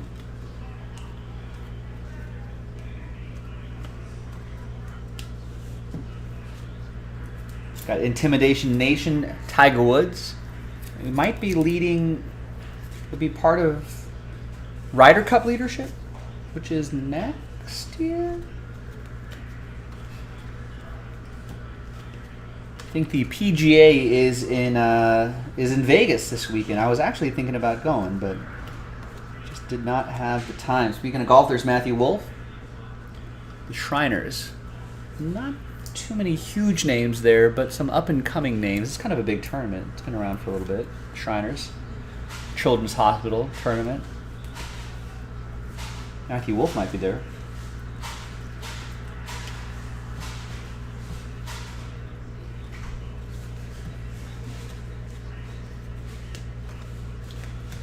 Skybox Premium, Josh Giddey. It's a nice little insert. Dennis, what's going on? How are you?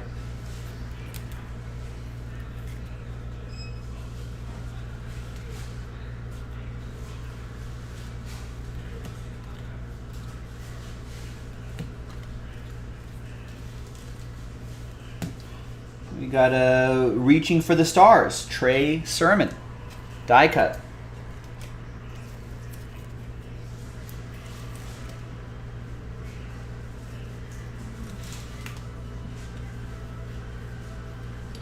Tiger Woods. Are the golf carts the size of Shriner cars? They in the PGA, they're grown-ups, so they walk. They gotta walk it.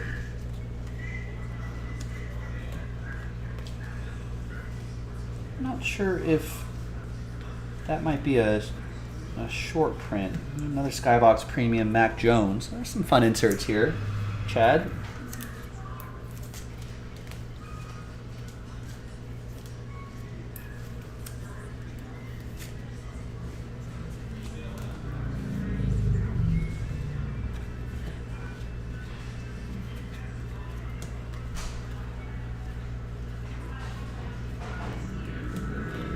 And a LeBron James and a Sabrina Ionescu card as well. There you go, Chad. Hey, thanks for grabbing all those spots in that break. I appreciate it. All these cards will go to you. I'll see you next time for the next break. Bye-bye.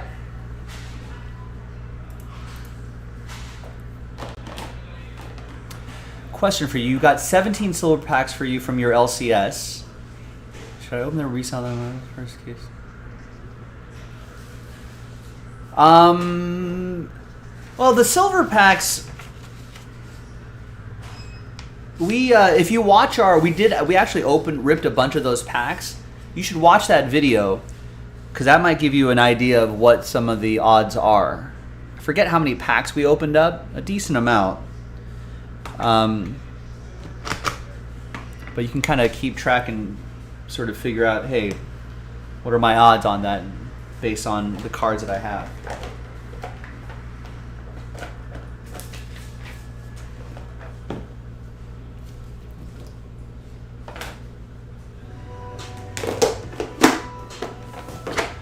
But the Chrome case, that's pretty nice.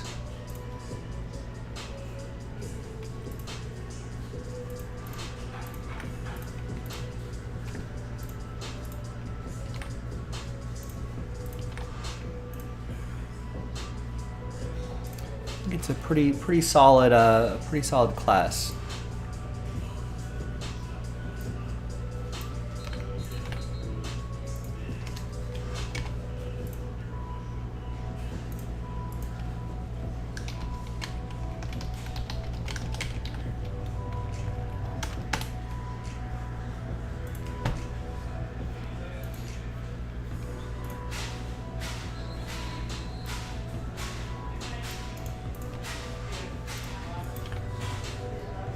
Bye.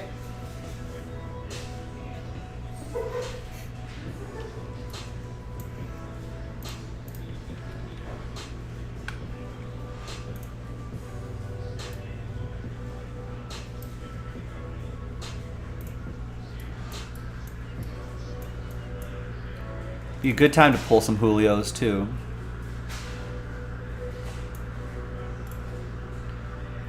I mean, imagine if they advance in the playoffs, thanks to Julio. It'd be huge.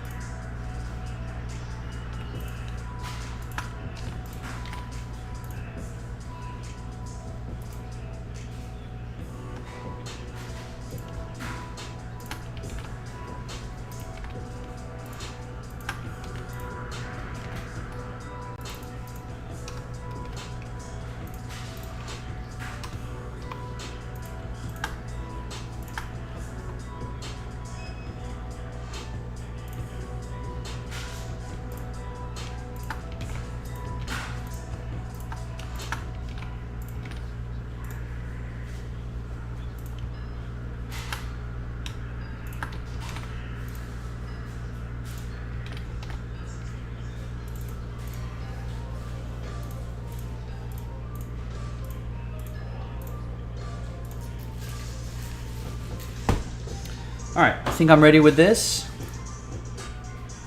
Yeah, Dennis, it'd be difficult for me if I had a case of that laying around. It'd be difficult for me not to open it, just to sit on it.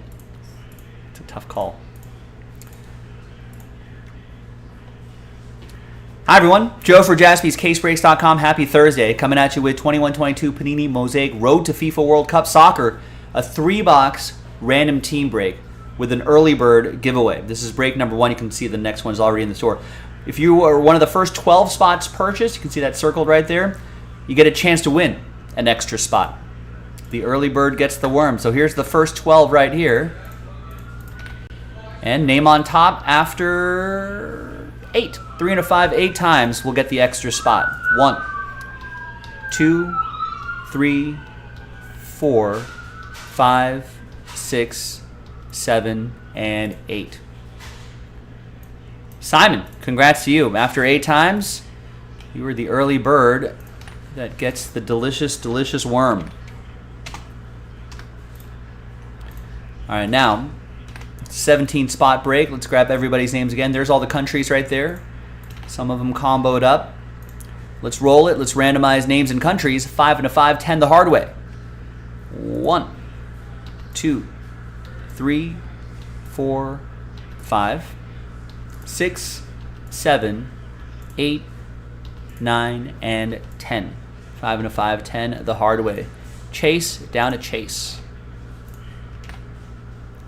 5 and a 5, 10 times for the countries. 1, 2, 3, 4, 5, 6, 7, 8, 9, and good luck, 10th and final time. After 10, we got the United States on top, down to Belgium. on the bottom.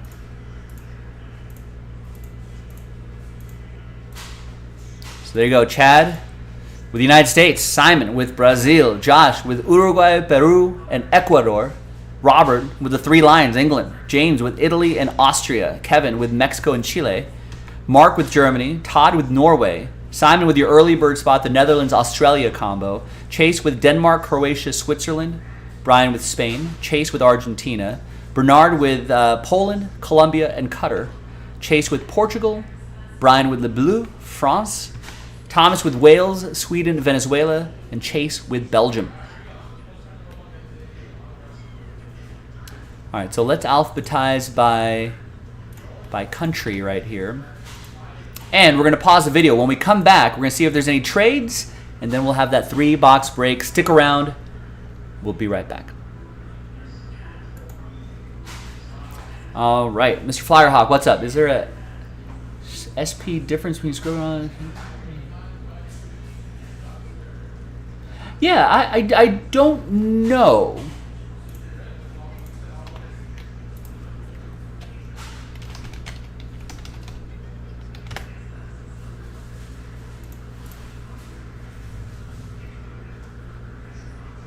And this is a new release. I'm just kind of figuring it out as we go along as well. So it looks like the scripts has 50 on the checklist, and so do the autograph mosaics. I mean, just judging from the checklist, right? It seems like you're gonna see. It seems like these should be harder to get. And guys like Bukayo Saka and Cristiano Ronaldo and Gabriel Jesus and Diogo Jota, some of the bigger names, Thiago Courtois, Ansu Fati. Seems like a harder checklist to get. David Beckham, you know. Scripts mosaic feels a little more common.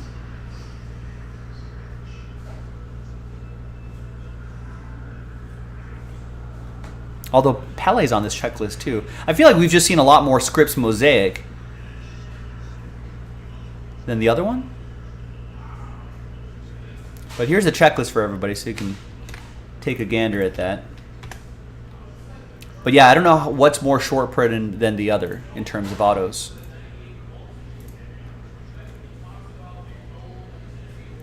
It looks like there's no silver autos. It'll just be, these are your parallels right here. All right, let me go grab this case. Get it started.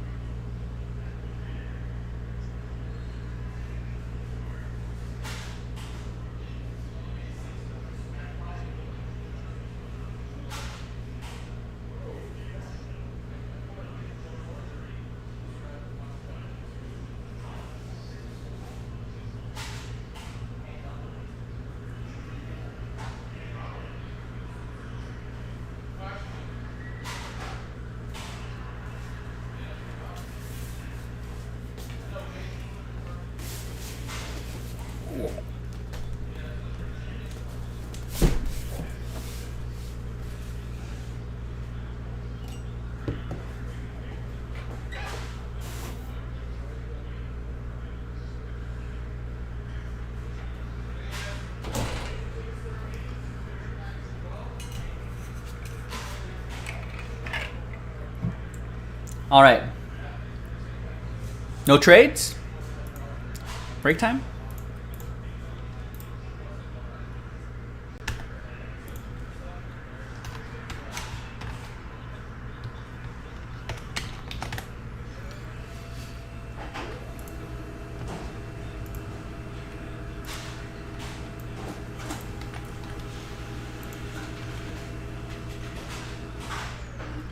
All right, Nathan with a spot in Hit Parade. Stephen K with a spot in Artifacts. The Artifacts filler.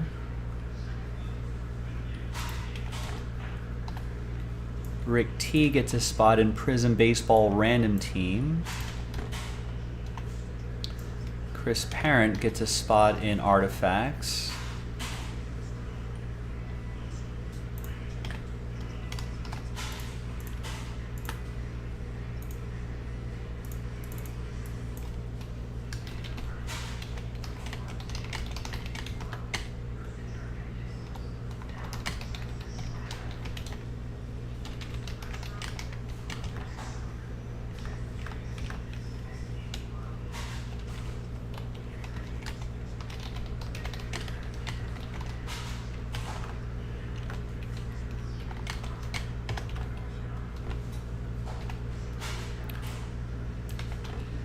Chad gets 3 in Immaculate Collegiate.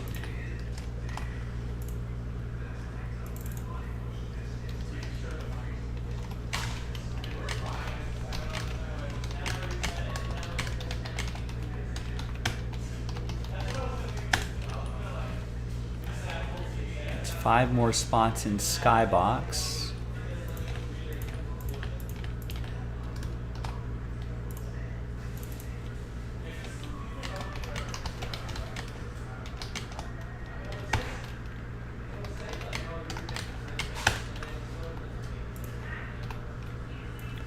Andrew with a spot in Break King.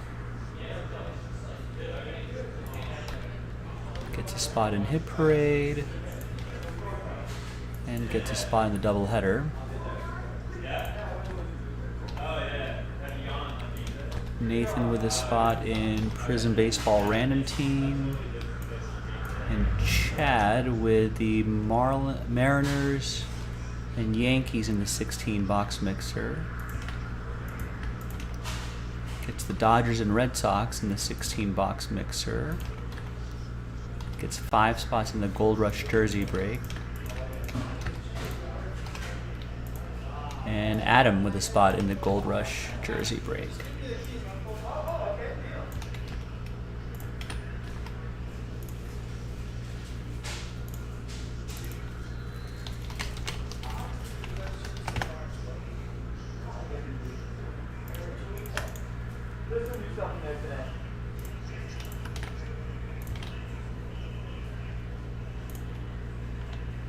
All right, just wanted to catch up on some orders there.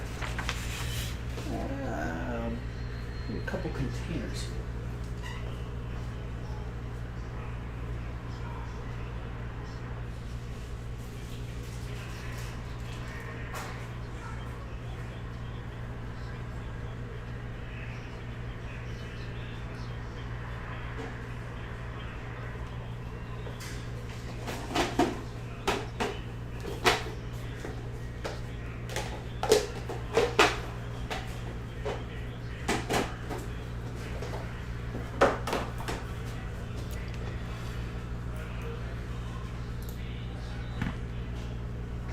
All right, welcome back, everybody. So no deals were done, so that list right here remains the same. Here on Thursday, the 6th, October the 6th. October already? This is 3-box random team number 1, the next 3-box random team break in the store right now. I believe all cards ship in this. Yeah, all cards ship, and it's from a fresh case.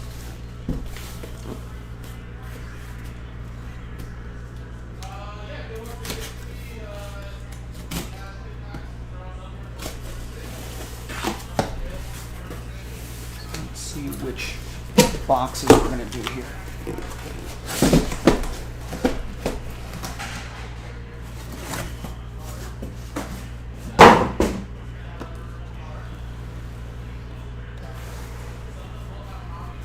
All right, so here's how we'll do it here. We'll do those 3 will be 1, those 3 will be 2.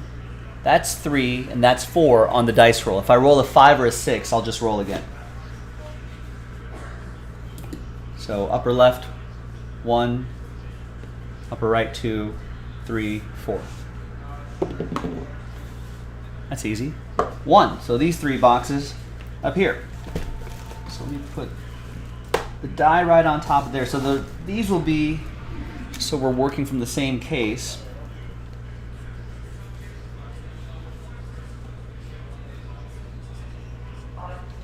All right, RT. For random team on here.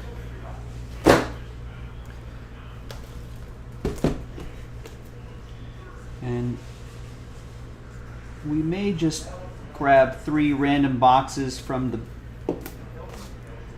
this stack. Or maybe we'll do a dice roll, I don't know, just depends on how we feel.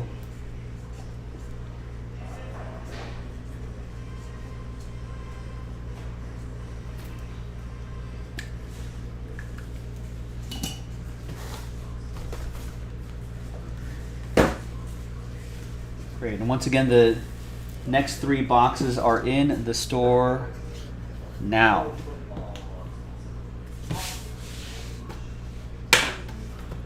Looking for ultra rare stained glass and overdrive inserts. 1 autograph per box. That's what we're looking for here. We're on the road to the World Cup.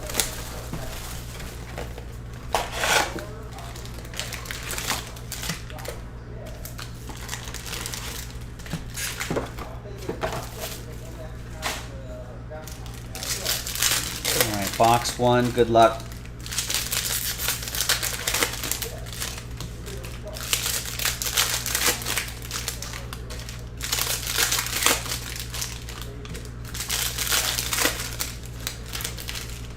As I've been saying in the previous videos for the soccer, always worth a all card chip, but when you get those rookie cards, always worth taking a look at those rookies and seeing if they're do a little research, see if they can end up on a starting lineup in the starting 11 for their respective teams. That's right, on the road to the World Cup. Keep your eye on the road to the World Cup.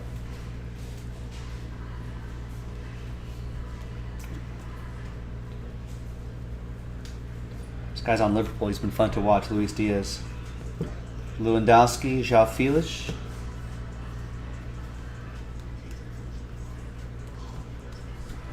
An all-card chip, of course.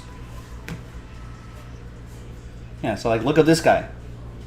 You know, see where he's at on the squad. You know, they could do something pretty special in the World Cup. That might be great. Here's Lionel Messi. Probably his last World Cup, right? Did he officially announce that? I think it might be his last World Cup. Could go out with a bang. Could he go out with the Jules Rimet? That goes to Chase in Argentina.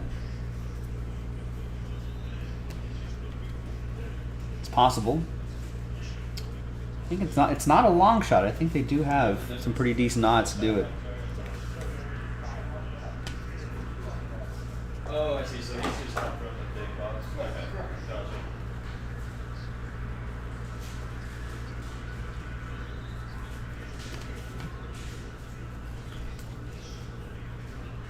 I think we'll have a lot of this World Cup related product being released this year.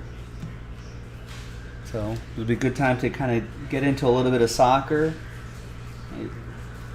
diversify your hobby portfolio. And we've got some Scripps autographs. Sergei Gnabry.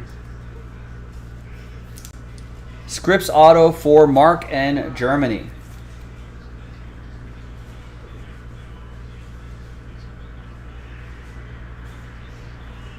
Nice.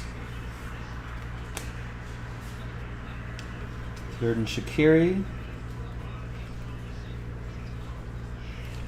There's an Erling Haaland. Unfortunately, Norway not in the World Cup. They were on the road to the World Cup. Kind of stumbled a little bit, but I want to say they're expanding the number of teams in the World Cup when it's here in North America 4 years from now. So there'll be a chance to see guys like him, Erling Haaland, for Norway. Both of those going to Todd. Got randomized Norway in this one.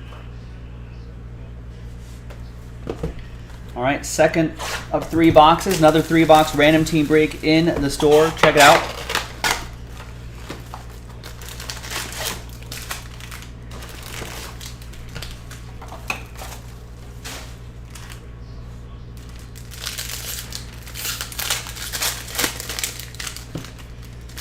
Right next to me on my phone, we got Thursday Night Football on. Broncos up 3-0.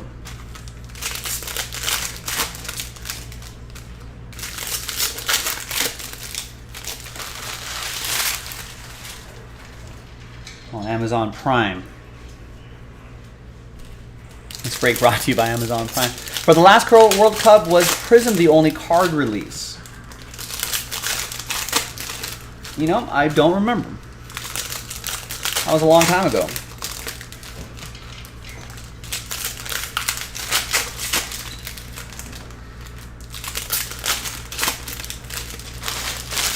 Dennis, what's the best soccer box to buy, Topps or Panini? It depends on what you're chasing. Both of those companies have different licenses. So I want to say Panini has the FIFA license. In fact, they've been around. They're an Italian company. They've been around for a little while doing World Cup sticker books. Oh, there's Xabi Alonso. Nice one. Nice autograph for Brian in Spain.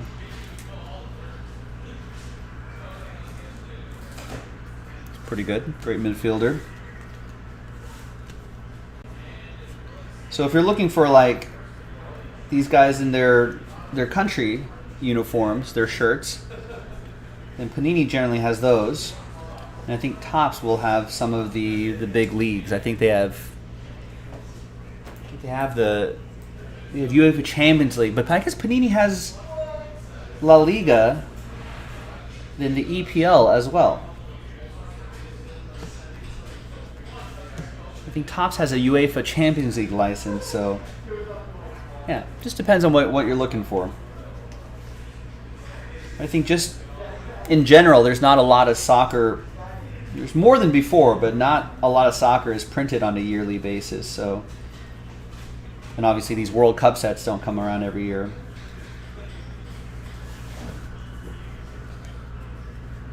So this is a good time to get into any kind of soccer. Cristiano Ronaldo for Portugal. That's probably his last World Cup too. That'll be for Chase. Let's see if we can find maybe something a little more especial for those players here.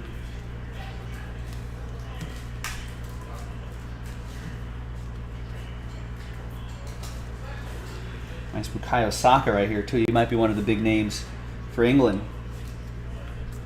in this World Cup.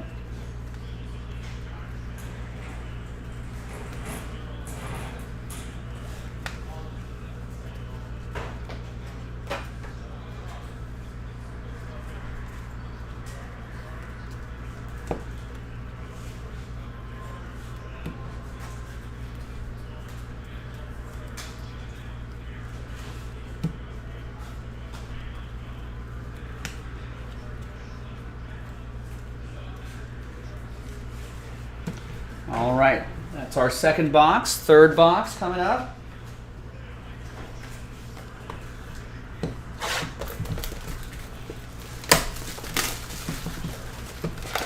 I believe it, Dennis. Yeah, Dennis was told that soccer products will probably be going up.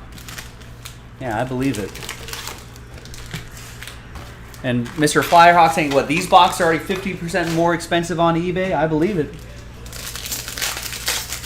And with the World Cup in, what, 45 days or so? I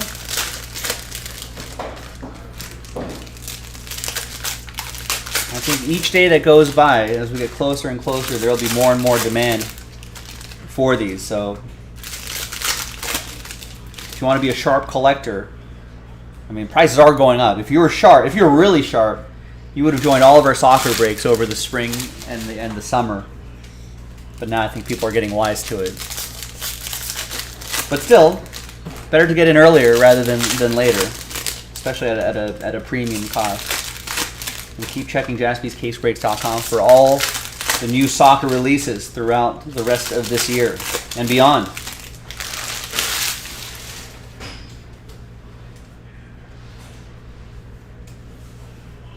I think with the way the World Cup schedule is, we were taking a glance at this yesterday, and we'll probably keep talking about it, but I don't think that there'll be a time where we will be watching soccer together, World Cup stuff together at the same time.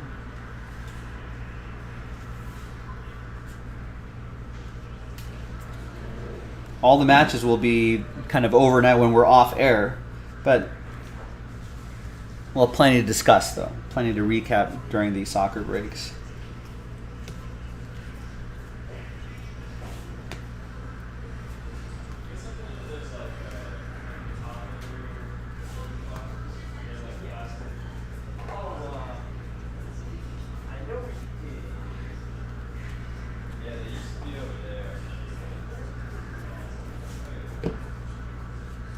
Yeah, Dennis is like, just imagine when the World Cup starts up, how much they'll be. A lot.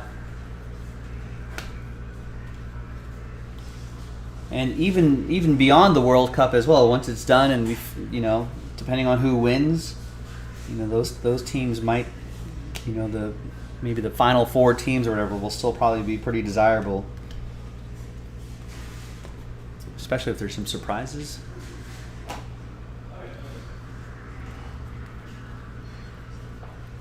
I mean, I always look at the groups, and it always seems like it's going to go chalk, right? But it's never like that. There'll be a few groups where there'll be some surprises. There'll be a big club that doesn't make it out of the group. There's always some, I don't know, always some kind of drama that happens with these national teams sometimes on the way to the World Cup.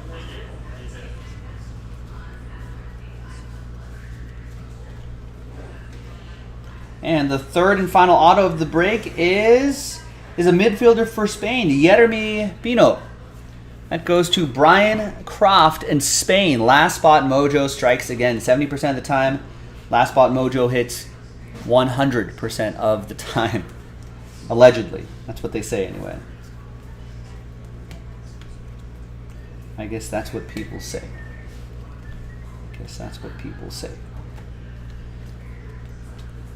And there you go, gang. Nice little break there. I'm Joe for JaspysCaseBreaks.com. I'll see you next time for the next one. Bye-bye. Yeah, USA is going to have a tough. I think we're going to be in really good shape. This World Cup should be a great experience for a lot of the young players on the American team, on the men's team.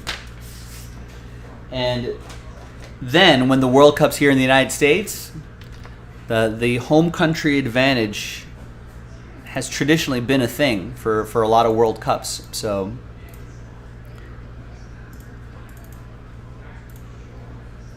a little more seasoning from our youngsters, from our players, that could be pretty interesting.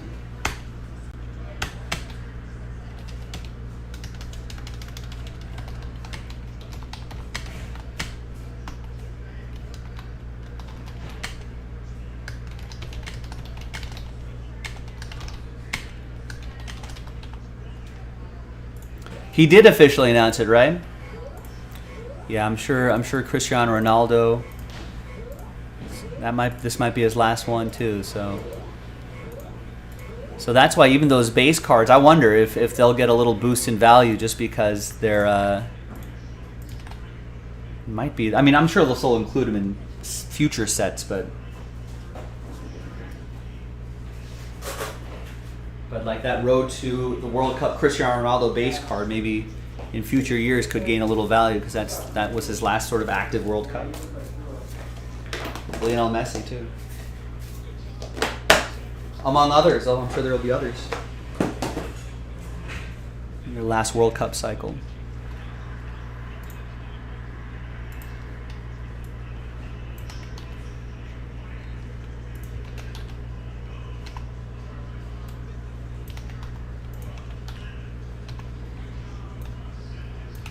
I'm seeing a lot of double header orders here. Nice.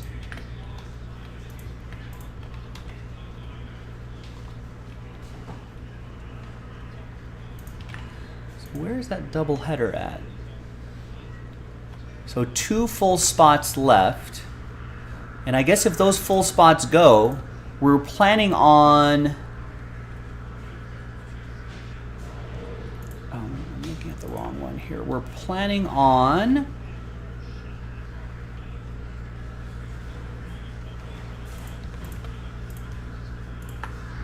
three. We're planning on 3 fillers, so we can start canceling fillers if full spots happen.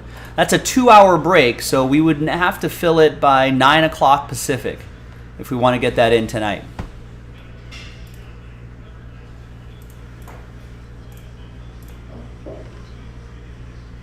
All right, now what am I doing here? Basketball? Finally, and now it's been marinating on the site for a little bit. I'm glad we were able to get this done. So give me a minute here. Let me set all this up, and we'll get to the next thing.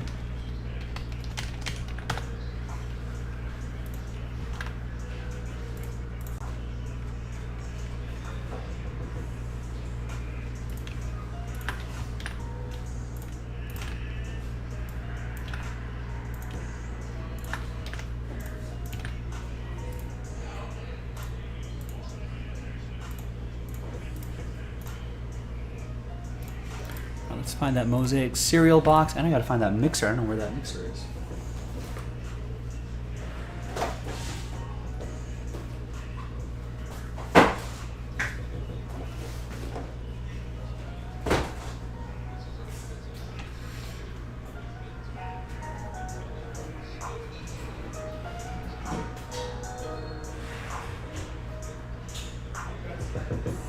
Denver -3.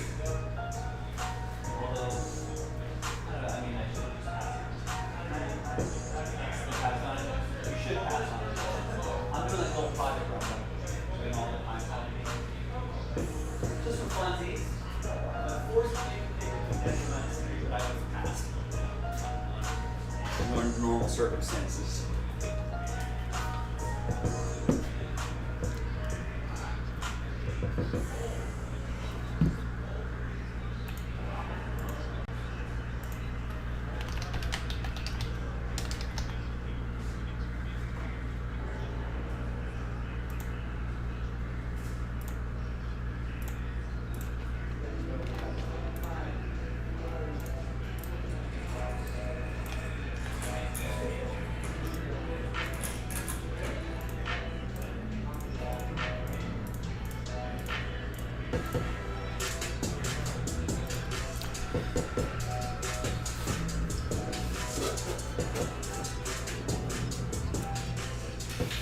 All right, good luck, gang. Hi, everybody. Joe for JaspysCaseBreaks.com. We did it. We finally knocked out our last filler for that 7-box, I think. 7-box quick hit basketball mixer. Really nice stuff. Now, first we're going to do the break, and then we'll give away those final 7 spots. Big thanks to this group for making it happen. I appreciate it. There are the teams right there. I appreciate the teams. Let's roll it. Let's randomize it. 5 and a 5, 10 the hard way. Different dice roll for the giveaway part at the end. 2, 3, 4, 5, 6, 7, 8, 9, and 10th and final time.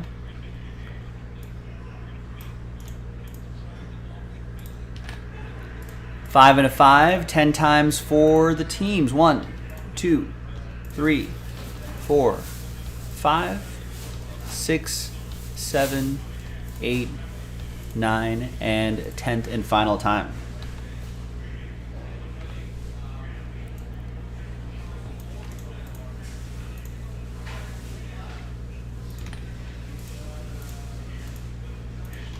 Looks like Denver up 6-0.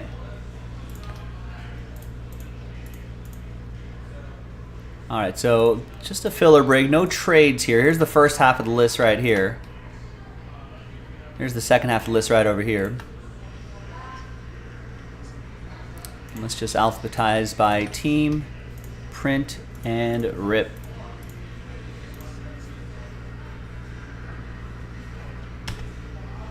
And then coming up in the next video, separate video, will be the break itself.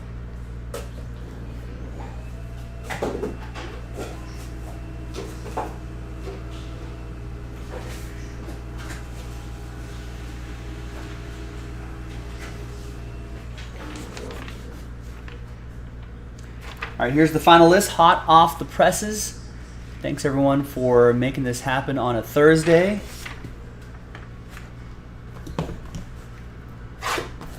See what we got in here. Just a little retail box, cereal box, but who knows? There could be some surprises here. Maybe one of the top rookies in this or something like that. We'll see. We'll find out.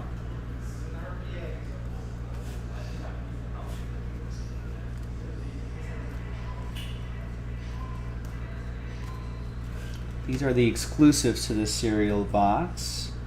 There's LeBron James, Steph Curry, and a Killian Hayes. All right, nothing too crazy here. This LeBron will go to Marty and the Lakers.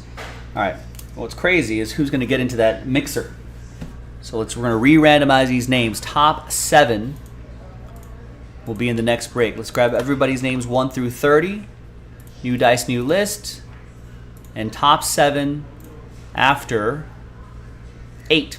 6 and a 2, 8 times.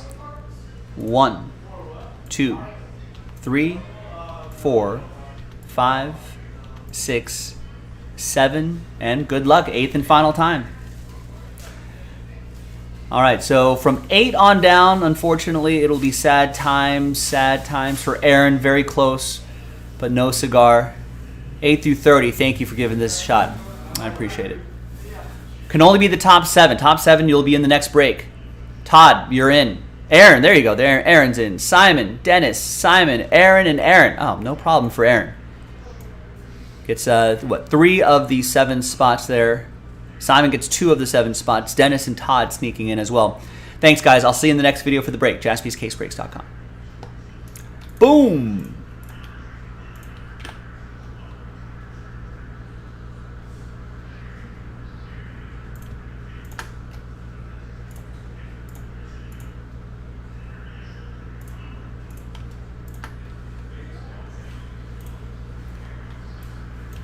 All right, now give me a minute here. Let me set up the next break. The mixer. I got to find those boxes too. All right, hey, see you, man. How's it going? See you tomorrow.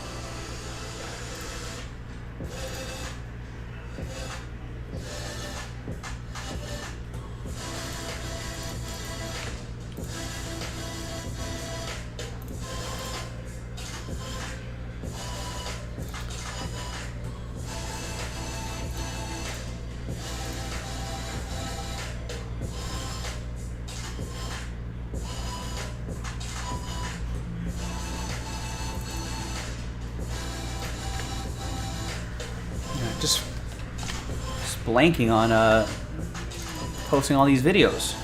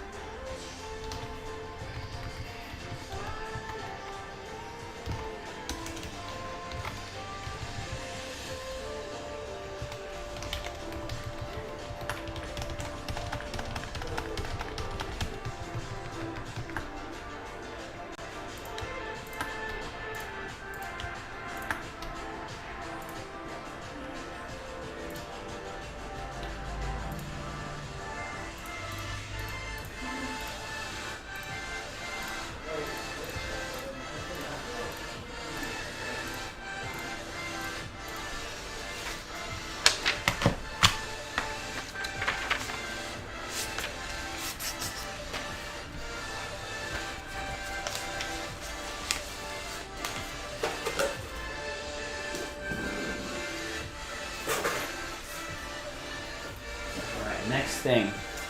Yeah, Mike. I'm a fan of surprise and cereal boxes too.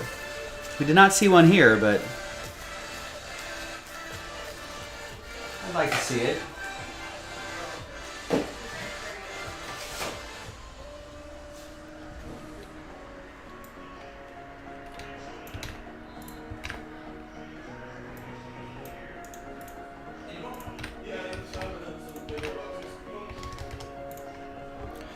All right, so 15 spots. Everyone gets 2 teams. All cards ship. 7-box quick hit.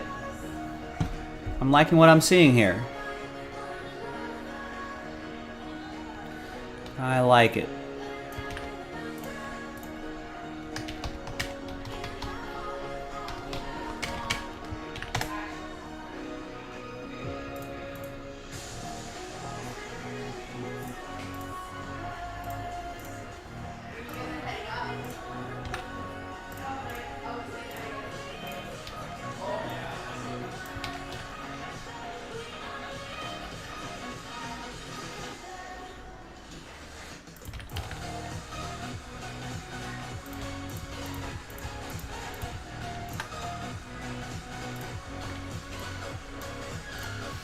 No, I don't think there's a traditional 1 per case scenario in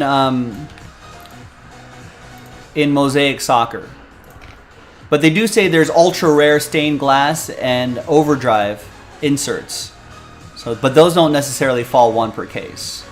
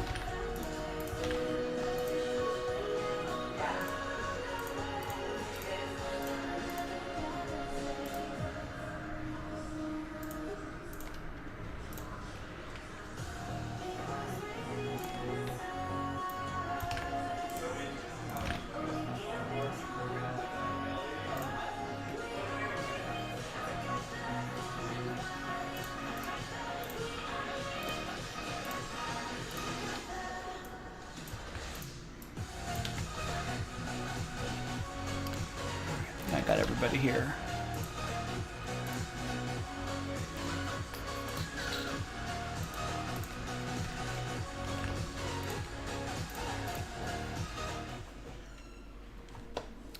Hi everyone, Joe for JaspysCaseBreaks.com coming at you with Jaspy's 7-box quick hit basketball mixer. 1 spot gets you 2 random teams each. Some nice boxes right here as well. And all card ship. Big thanks to this group for making it happen. Let's double up that list. All right, so we got Kennard down there. So we should have 30. All 30 teams are in, no combos. Let's roll it. Let's randomize names and teams. 3 and a 3, 6 the hard way. 1, 2, 3, 4, 5, and 6. After 6 times, we got Nicholas down to Aaron. Thanks to the people who bought their spots straight up. Thanks to the people who took the risk on the filler. Congrats again to the people who won in the filler. Mosaic Cereal Box 34. 3 and a 3, 6 times. 6 the hard way for the teams. 1, 2, 3, 4, 5, and 6. We got the Brooklyn Nets down to the Warriors. Come out to play.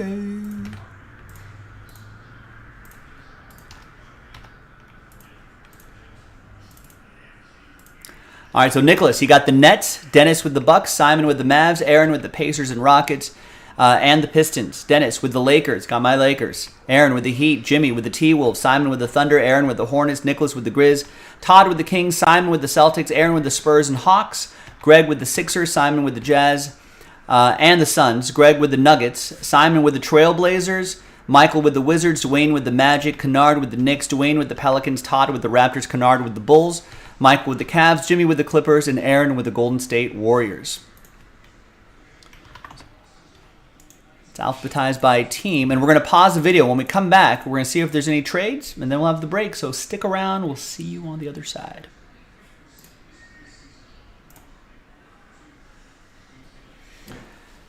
Tanner, correct. Yes, there was 2 spots left. Someone bought them, and then I added 6 spots left. We are planning on 3 fillers. Now we only have to do 2. So we always pivot to whatever helps the break move a little more quickly. We stay nimble here.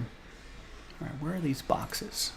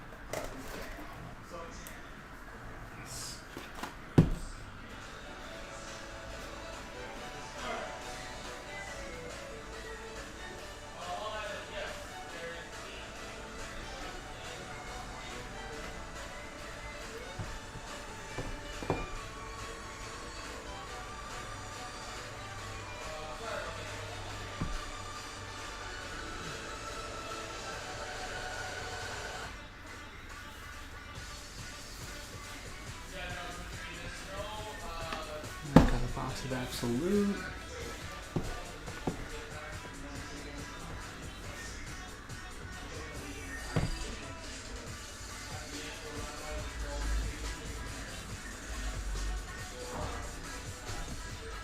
Couple hybrid draft picks boxes.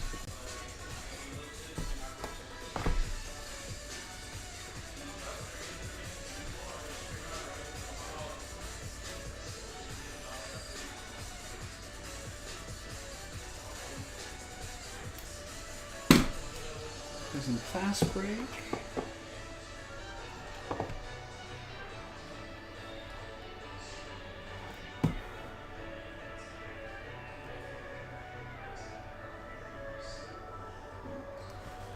Crown. Some optic choice. Nice.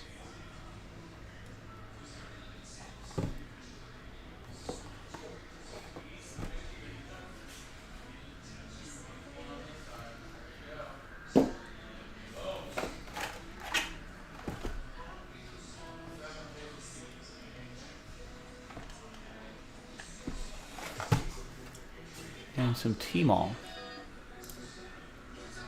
Nice.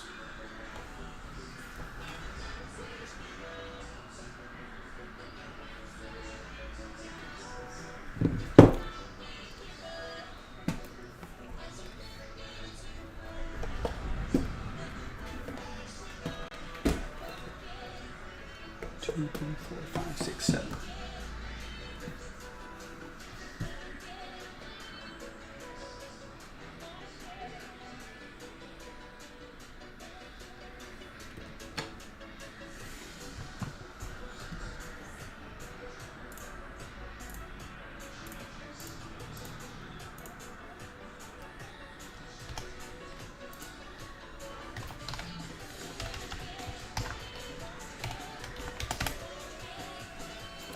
All right, J-Dog, what's going on?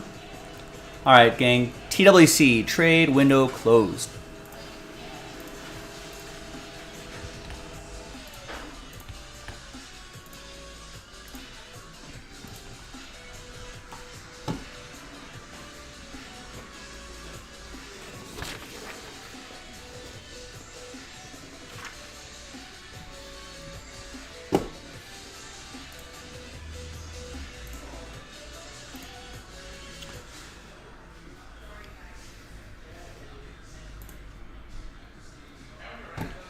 All right, welcome back, everybody.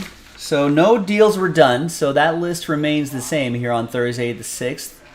Thanks, everybody, for making this happen. I appreciate it. Let's see what we can get out of this mixer here.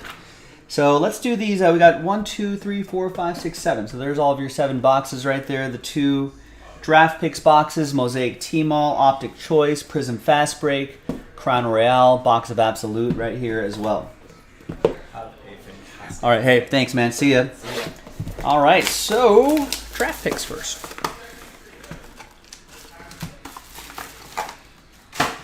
Let's open up both of these at the same time. Some quick hits. Let's see what we got.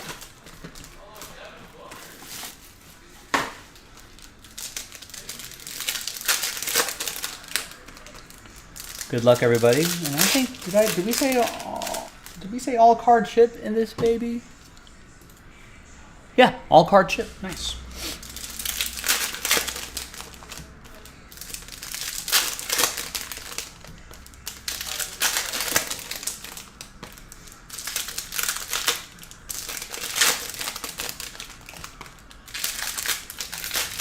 Got my phone next to me, just off camera, right over here, and watching a little Thursday Night Football. Ooh, yeah, gonna watch the little Rings of Power ad. Gonna watch that later tonight. That should be nice.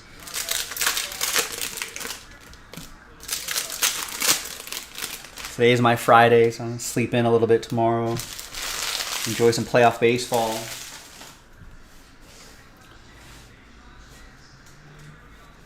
All right, good luck, everybody. Nice Evan Mobley. Jerry West. Cade Cunningham. I wonder what Vegas is doing for this live stream. You know, I'm pretty sure they do live betting there. Because I guess even with whatever powerful internet connection you might have. And we got a Kessler Edwards right here. There's got to be some kind of delay. 44 out of 50.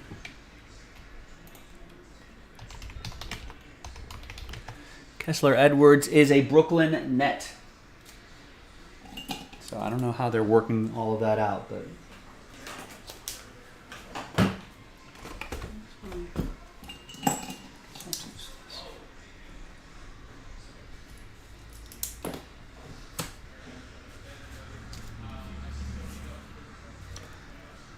it's for Nicholas.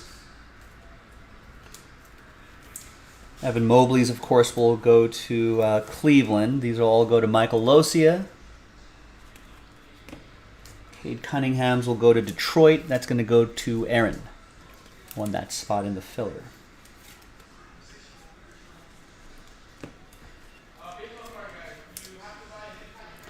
What is... I guess you can ask a question about both of these offenses on Thursday Night Football. What's going on here with the Colts offense?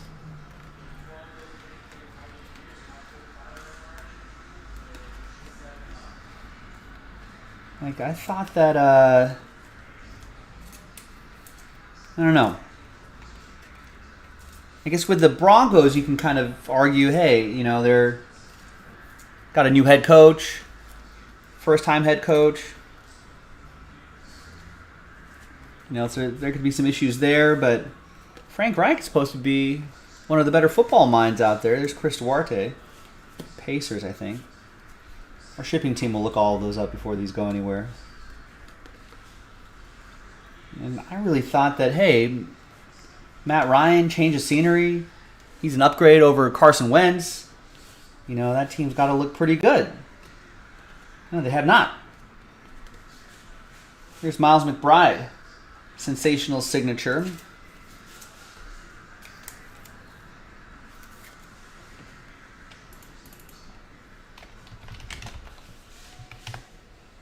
Miles McBride is a Knick.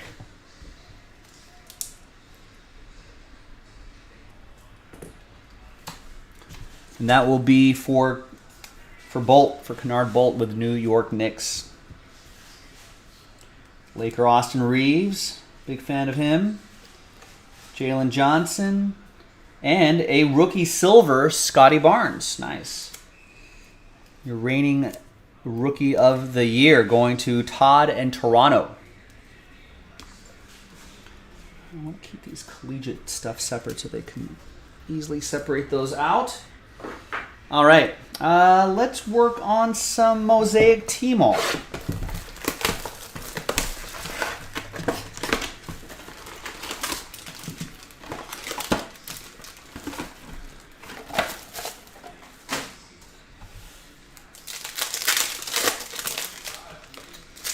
All right, good luck.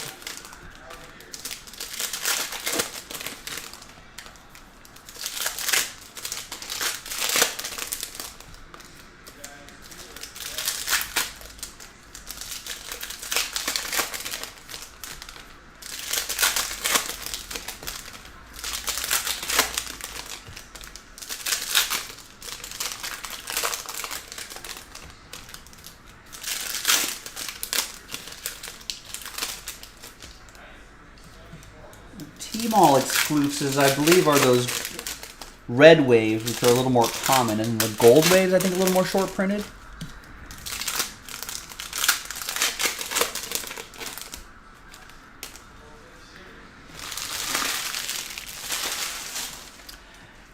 Exactly, Nate. You got it. It's a random between all players involved.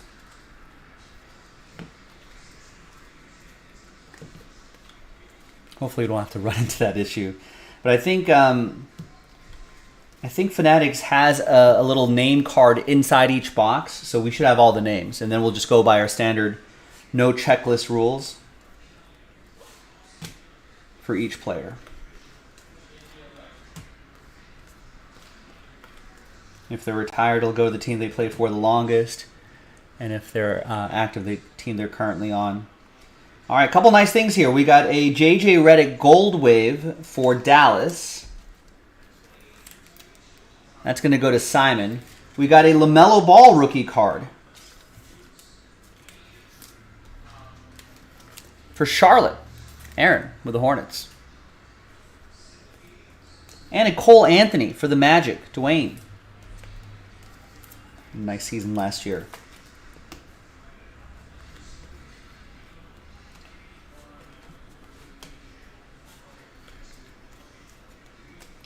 Danny Avdija, Red Wave.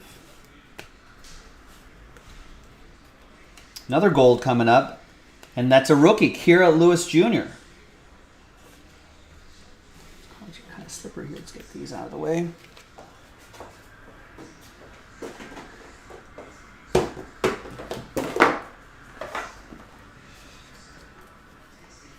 The Pelicans team could look really good this year. Let's keep an eye on them throughout the year. Especially with a healthy Zion. That's going to go to Dwayne.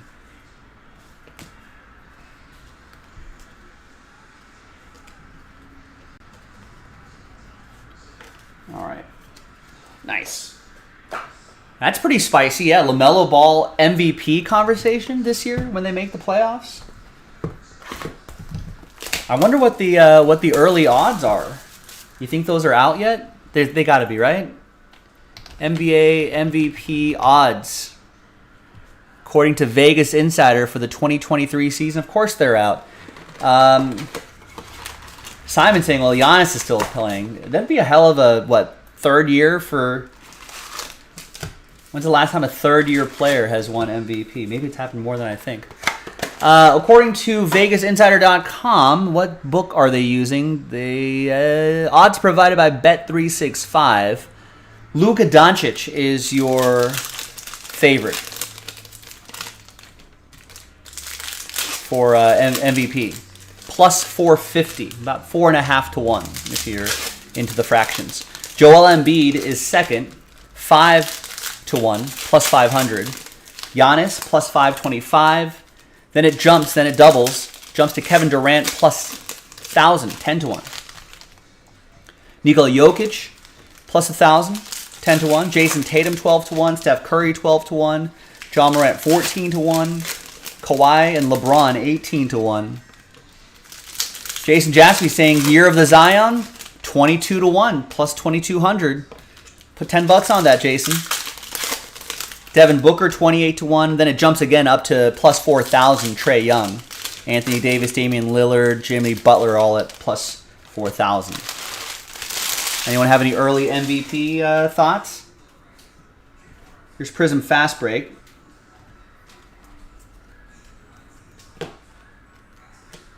So those disco parallels are exclusive to this set. That's to 100.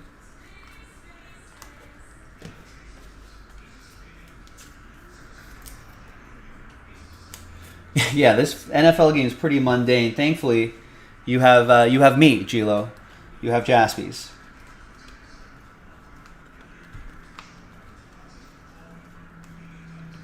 And Trey Mann, fast break autograph for OKC. Simon with the Thunder. That's another fun team to watch this year.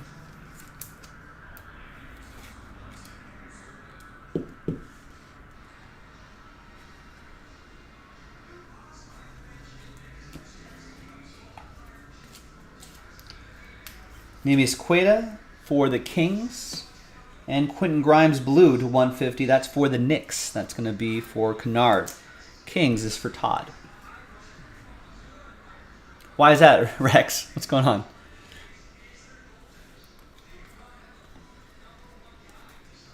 There's Reggie Bullock, 2 out of 50. And Thomas Bryant to 150. Back on the Lakers. Lakers drafted him, then he went away, and then he came back.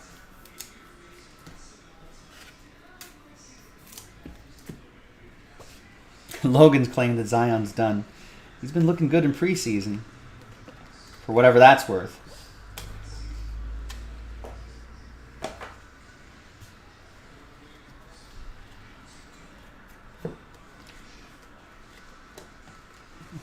Bain. Desmond Bain.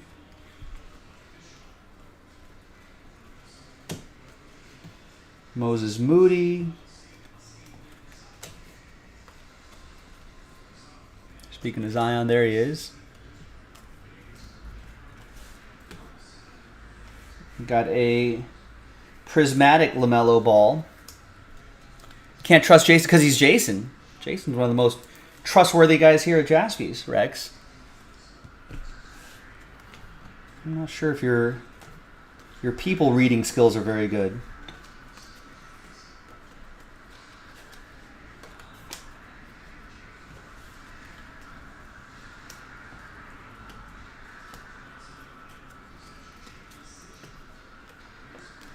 Teammates right here. There's Mindset LeBron James insert. Anthony Davis is 001 out of 100. First one ever printed. All right, next, let's go Crown Royale.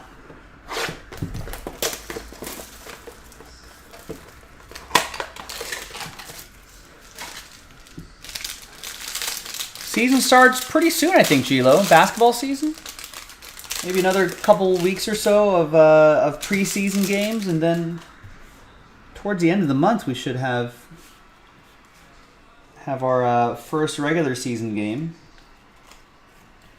Nice Jalen Green rookie card for the Rockets. Aaron with Houston. This is another fun team to keep an eye on. Jalen Johnson, heirs to the throne relic for Atlanta. Aaron with the Hawks.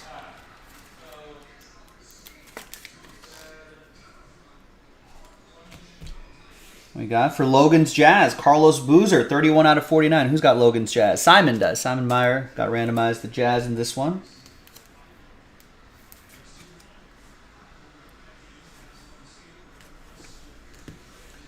And there's Paul George and Karl Anthony Town, 36 out of 49 from Minnesota. Jimmy. Let's get into some absolute here. 2 autographs, 2 memorabilia cards. Per box on average.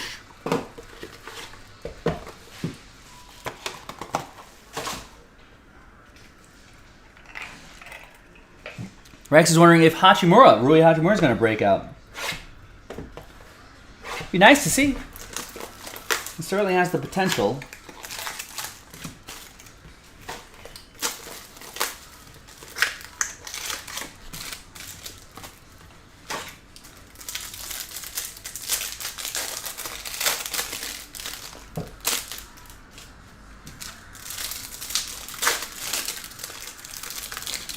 All right, well, let's see what we got here. Couple fatter cards there. All right, got Karl Anthony Towns. Behind Tyrese Halliburton is, woo, big jumbo hat relic. 2 out of 20 rookie Anthony Edwards. Minnesota should be a fun team to watch this year. Anthony Edwards, a fun player to watch. Hopefully for years to come. Jimmy K, Minnesota.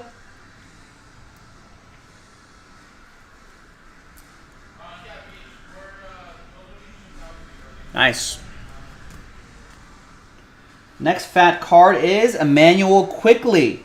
5 out of 5. 6-piece relic, piece of the basketball, and his auto. New York Knicks. Kennard Bolt with the train whistle.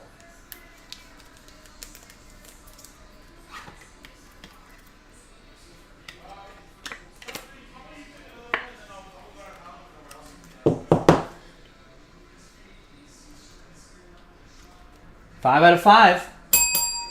All aboard the Big Hit Express. Whoop whoop.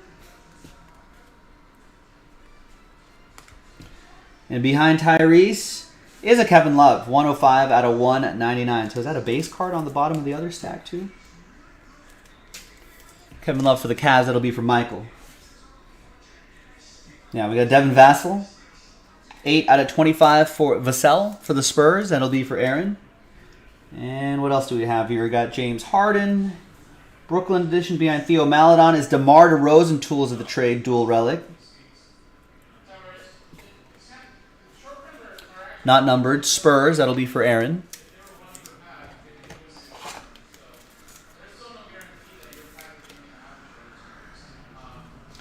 And we've got a rookie autograph, Vernon Carey Jr. for Charlotte. That'll be for Aaron as well.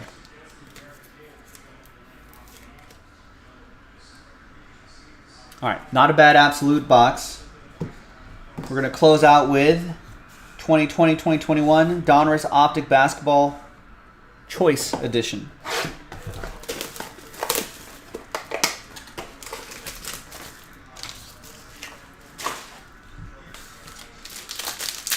Yeah, I like Jalen Green too. That Houston team should be pretty fun to watch. All right, that's the autograph. We got a rated rookie, Peyton Pritchard, in the Choice exclusive design for the Celtics. That's for Simon. Cassius Winston, Hachimura's teammate for the Wizards, Michael Losia. Got a Kyle Lowry refractor for Toronto. It's for Todd. Eric Gordon, 61 out of 88 for Houston. That'll be for Aaron. There's Malcolm Brogdon. I think that's the red and green parallel there. I think this is exclusive to this set too. It's been a while since I popped these open. Aaron with the Pacers. And Bain. Rookie auto, signature series, Desmond Bain. For a really solid Memphis Grizzlies team. A lot of homegrown talent on there. Hopefully him and the rest, John Moran, can all take another step forward. We'll go a little bit deeper in the playoffs. Everyone stays healthy. There you go. Once again, Nicholas with the Grizz. Oh, yeah, Jordan Clarkson has been just won Sixth Man of the Year a couple of years ago. He's been playing really well. He's in Utah. All right, gang. There you have it. I'm Joe for JaspysCaseBreaks.com, and that was Jaspy's 7-box quick hit basketball mixer. I know with the basketball season fast approaching, I'm sure we'll dig up some more basketball to post on the site, so keep an eye out on JaspysCaseBreaks.com, and I'll break some more hoops with you next time. Bye-bye. All right, thanks, everybody.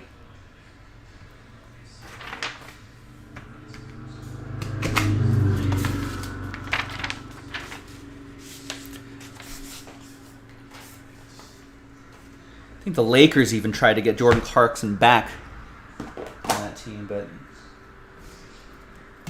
Jazz were like, we can't trade everybody away.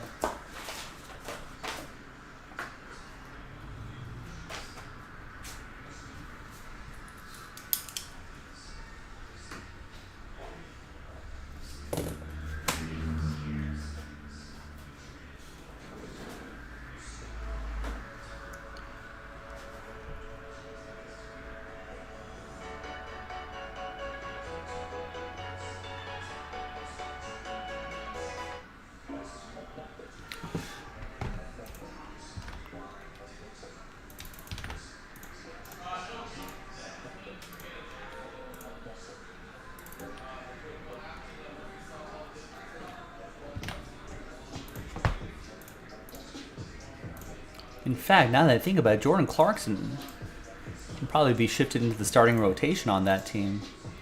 Could be a big year for Jordan Clarkson.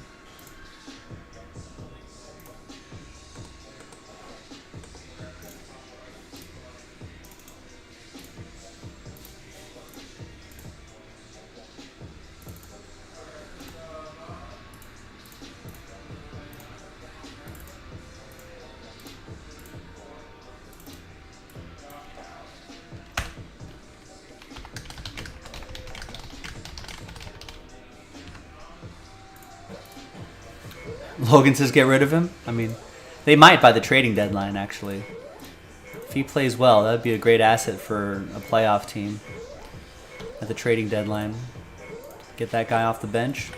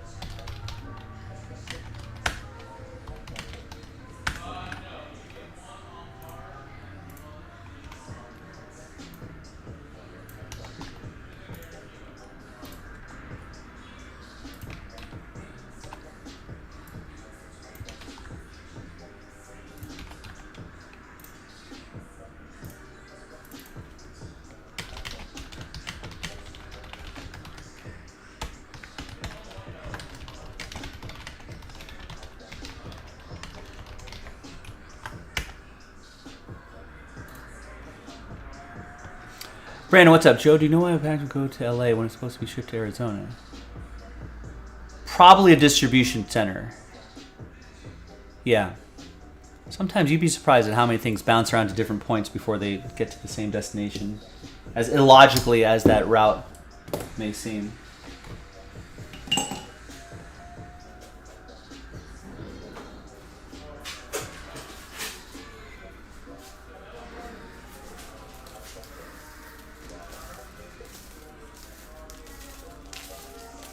Actually, yeah, Logan would know.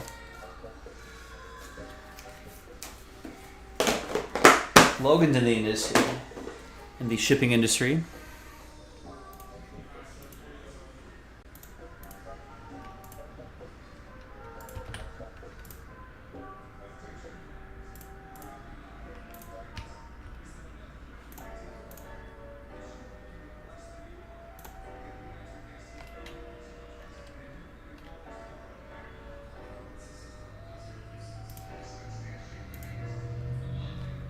All right, thanks everybody. I'm going to scarf down a little bit of food, and we'll come back, and we'll see, and we'll go through some breaks. We got Artifacts coming up, then we got a one-box break of Immaculate Collegiate, then we got a one-box break of Skybox. We've got those Gold Rush jersey breaks. That should bring us to around here. If that Topps Chrome doubleheader sells out by then, we'll do it. That's like a 2-hour break, so that should get us, and will bring us to the end of the night. I put full spots back in, so now we're down to 5 full spots and only 2 fillers. 1.5 fillers, if you think about it. That's already halfway there. So if we put some work into it, we can get it done by tonight.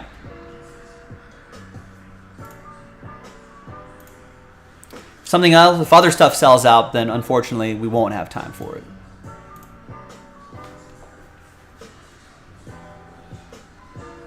But like I always say, you control the schedule, not me. We can only set them up. You guys are the ones that knocking them down. So that's the way it is. That's the way it goes. All right.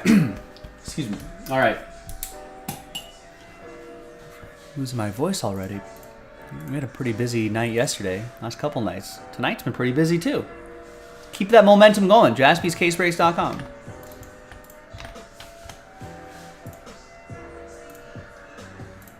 Thanks, everybody. BRB.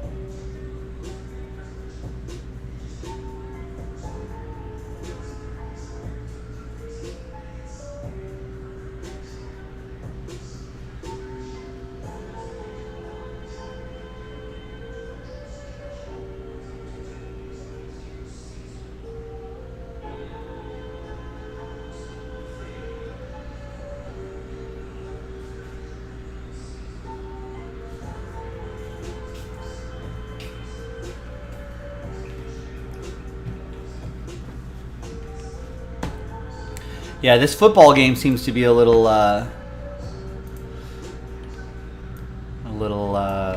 lackluster.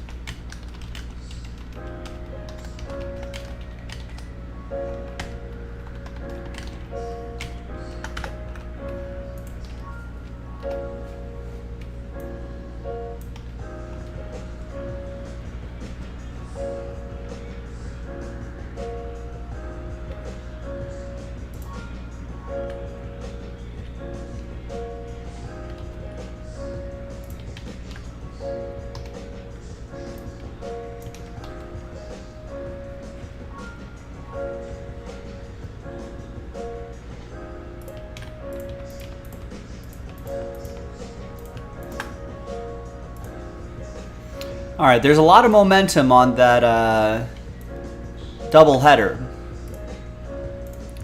I'm going to add 6 full spots back in.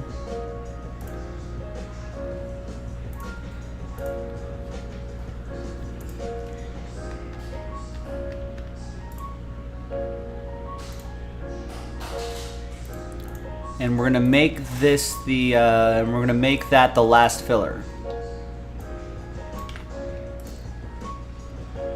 If you really want to see this doubleheader happen, my advice to you is to just to buy them out. I just did, Travis. We're on the same page.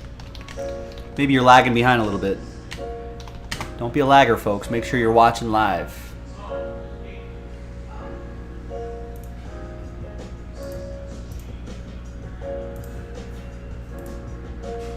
So yeah, let's just fill that up right there, and that'll bring us to the end of the night. It'll be a little bit over, but it'll bring us to the end of the night.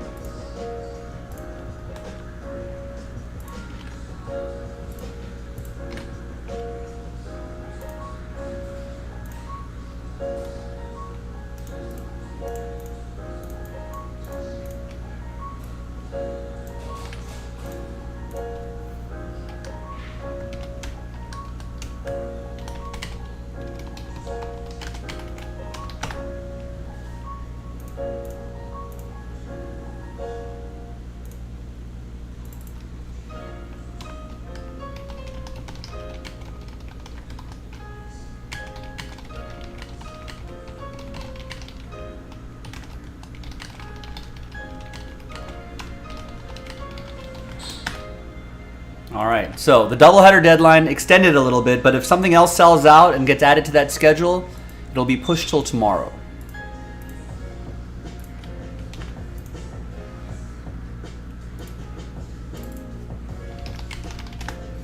First to fill, first to break. It's a 2-hour break, so we gotta give ourselves a bigger window there. And even if it fills, it's probably gonna take us a little bit over anyway. So now or never.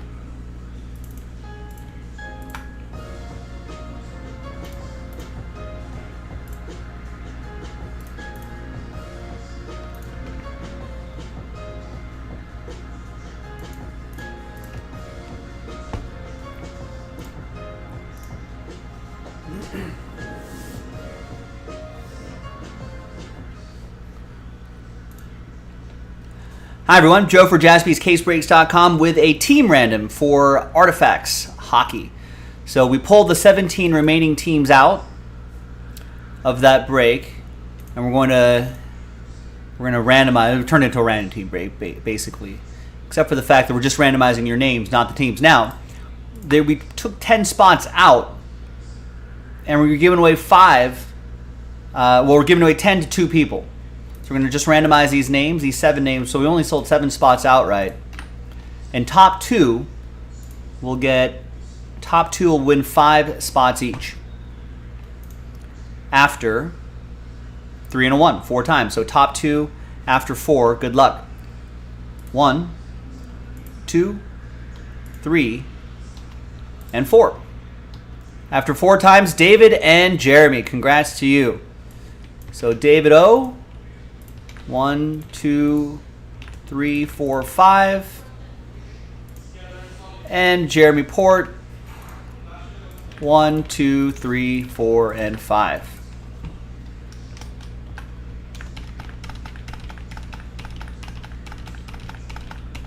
Put those little rooftops there so you know those are your giveaway spots, your winning spots. So now let's grab these names again, put them into this list here. So we should have 17 total now. Great. Delete that. And let's roll it, randomize it, and match it up with the team. 1 and a 6, 7 times. Good luck. 1, 2, 3, 4, 5, 6, and a 1. 7th and final time. Good luck. After 7, we've got David down to a few Jeremys. Good news is you all get teams. All right, and an extra rooftop next to your name as well, David. Won a spot, got the Ducks. Got the Coyotes as well. Jeremy with the Sabres, Chris with the Flames, Jeremy with the Hurricane, David with the Blue Jackets, Jeremy with the Red Wings and Panthers, David with the Predators and Devils, Stephen with the Flyers, Jeremy with the Sharks, David with the Lightning, Kevin with the Canucks, and Jeremy with the Golden Knights, Capitals, and Jets. We'll see you in the next video for the break itself, jaspyscasebreaks.com. All right. So Ducks, Coyotes, Buffalo. Oh, actually, we've got to put rooftops next to these names.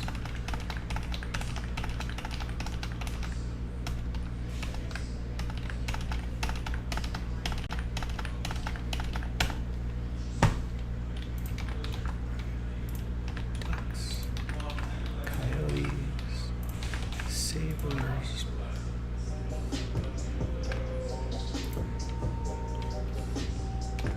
Flames,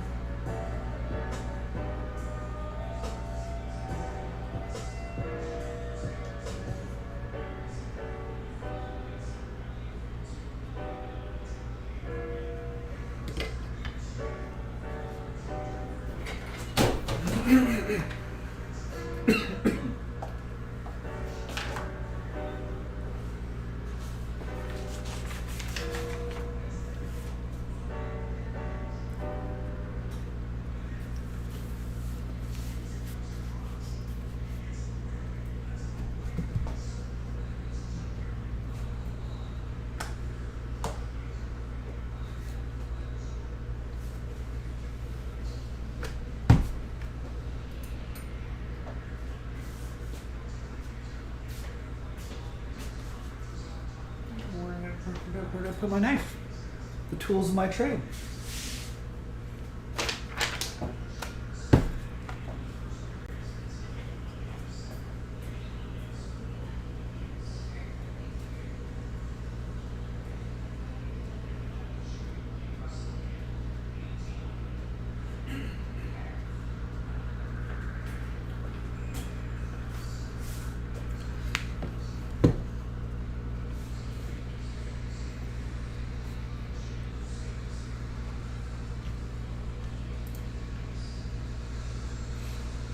Where's my giveaway box?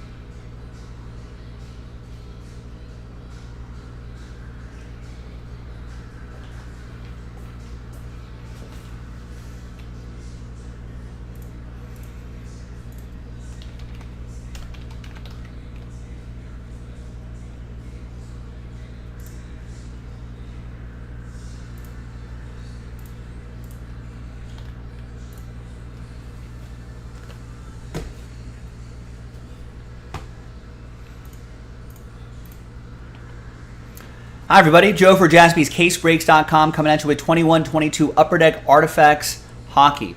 5-box, pick your team 6 with a free box giveaway if you bought the requisite number of teams. I think you have to buy at least 3. All card ship here. It's the second half of that inner case we popped open. Speaking of hockey, I think we've got some preseason hockey here. Golden Knights and my Kings. Big thanks to this group for making it happen. Kings are also last spot mojo. Thanks everybody for getting in.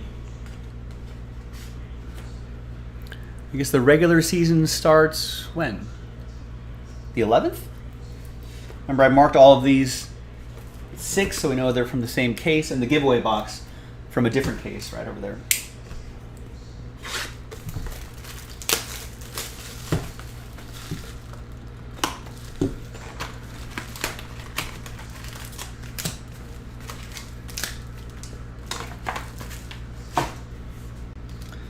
And just off camera to my left right over here is got my phone set up watching Thursday Night Football on Amazon Prime. Matt Ryan smashing helmets into the bench. He's not happy. It's been kind of a pedestrian game. 6-6. With 3 minutes left in the third quarter.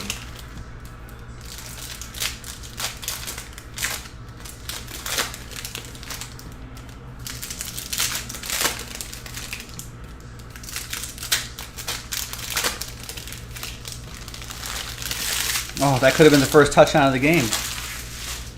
But no. All right.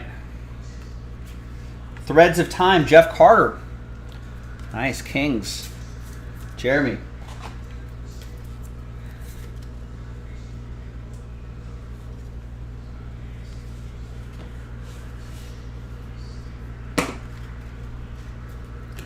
Carter Verhey.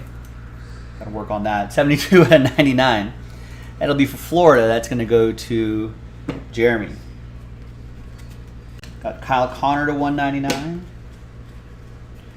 And Michael Bunting, Artifacts rookie card to 999 for Toronto. That's going to go to Gerald.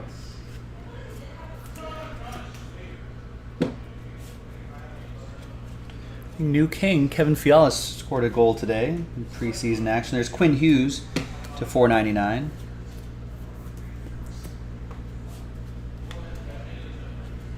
And we got a nice Alexis Lafreniere Orem card. Nice.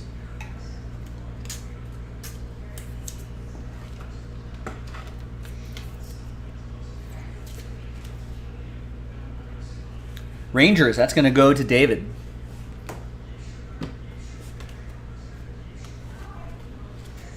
And a 5 out of 5.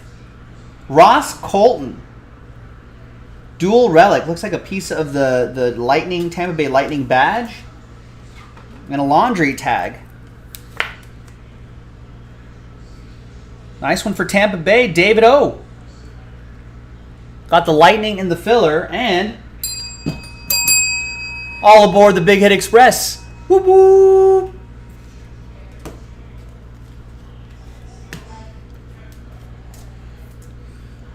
There's Quentin Byfield to $9.99. Kings hoping that he takes it to the next level. Would love to see that. All right, next one.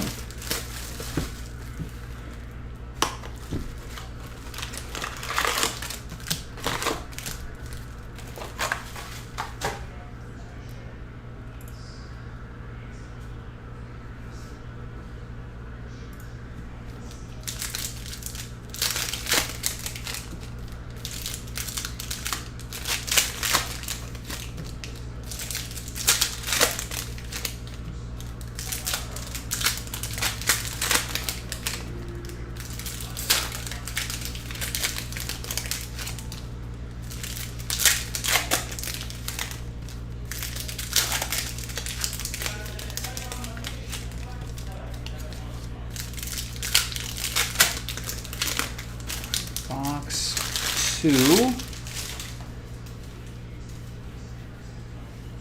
More train whistles? What is that? Another green foil? No, that's the 99. Blake Wheeler.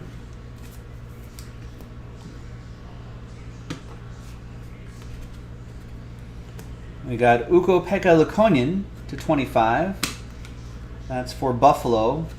And Rangers edition of Eric Lindros, which always trips me out. I think of him as a flyer. That'll go to David. And Laconian will go to Jeremy in Buffalo.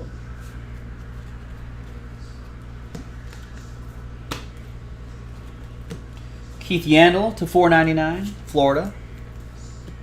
For Jeremy. And Boris Kachuk to $9.99. That's for Tampa Bay. For David. A Maxime Comtois for Anaheim, David.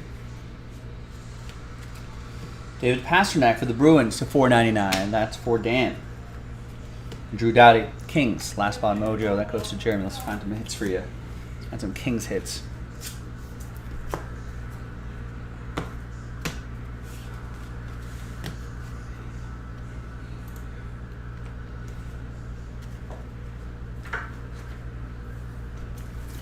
All right, next box.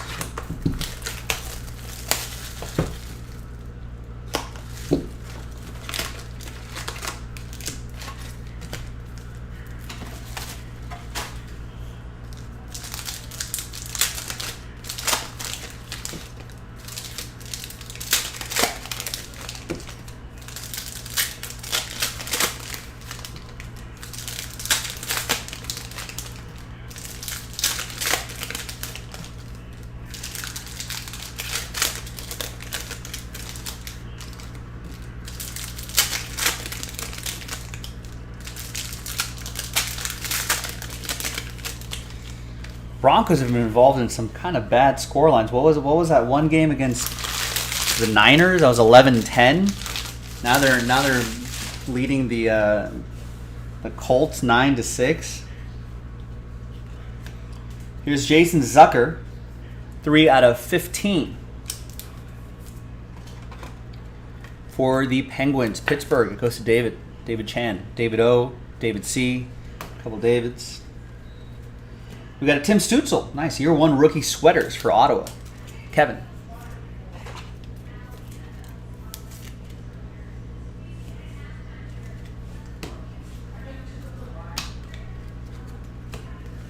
There's Wyatt Kalnick for Chicago. That'll be for David C.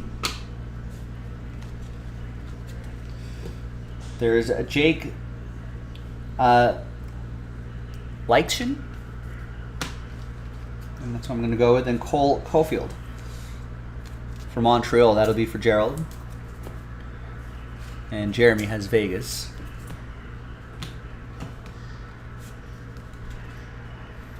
Another Alexi Lafreniere-Orem card. That goes to David C. and the Rangers.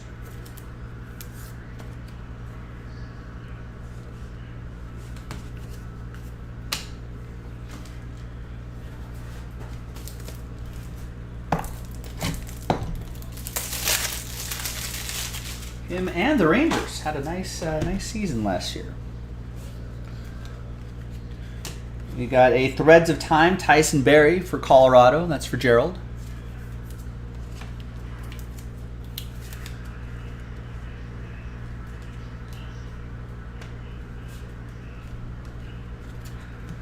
Alexander Barkov, 2 out of 10. Florida. That's for Jeremy.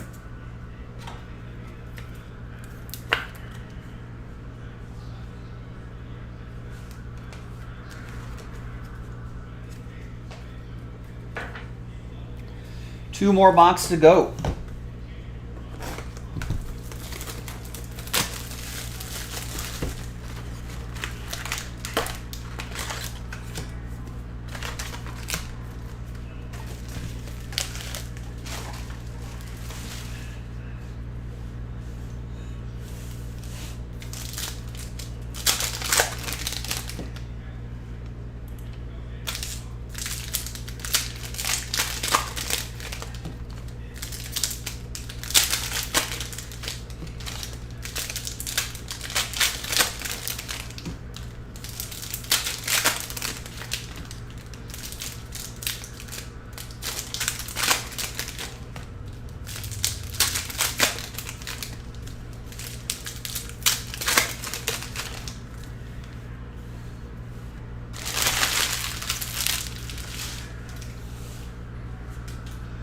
All right, good luck.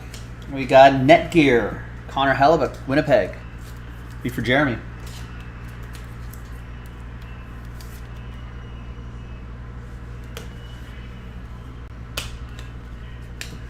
There's Rasmus Kopari to $9.99 for the Kings, Jeremy. We got a Claude Giroux Orem card for Stephen K and the Flyers. Fly, Flyers, fly.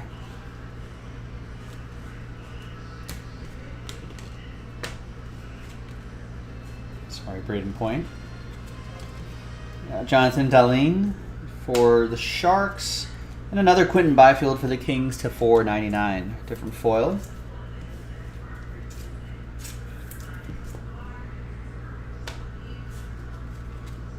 Another Orem card. That's Marcel Dion, Old King. For Jeremy. Jeremy Stidham and the Kings. Picked them up before the remaining teams were pulled for that filler. Last spot mojo. And Jack Hughes, 16 out of 199 for David O, New Jersey.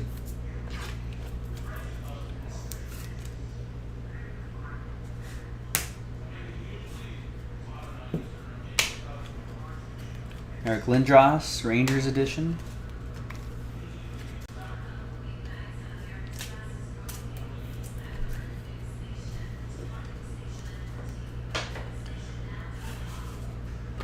All right, final box.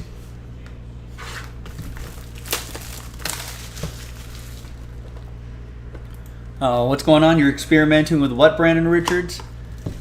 So I'm experimenting background music while watching me break and falling in reverse. Zombified makes it all hype. There's no right or wrong way to watch Jaspys, just as long as you're watching us.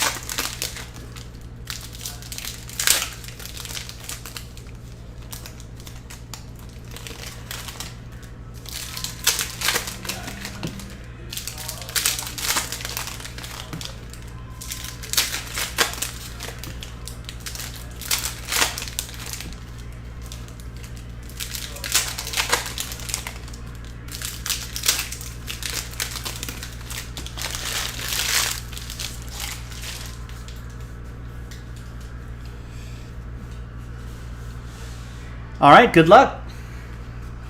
There's Logan Couture to $4.99, our final box. Logan going to San Jose. That'll be for Jeremy Port. Oh, and a 3 out of 65, Ty Smith, dual relic for the Devils, New Jersey Devils. That'll be for David O.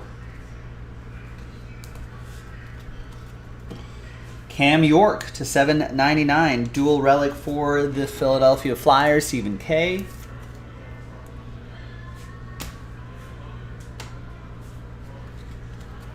Matthew Barzal for the Islanders to $2.99. And NHL Remnants, Kevin Fiala, Wild edition, going to Dan in Minnesota.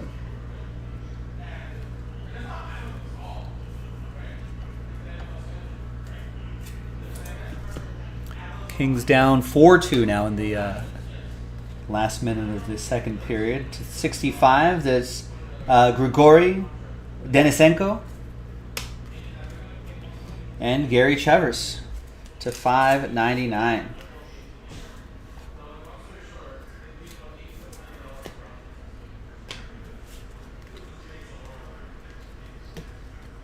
We got Trevor Zergas to $4.99.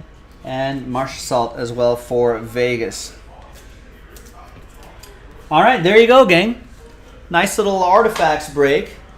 I'm sure we'll have some more hockey available as we get deeper into the season, as more stuff gets released. Let's give away that box. So let's sort everything by your first name here. So Chris only got one. Dan, you got we at least 3 teams on this one, right? 3 teams, 1 entry. So Dan gets 3 teams. So that's 1 entry. David C got 3 teams. That's 1 entry. David ended up with 6 teams. That's 2 entries.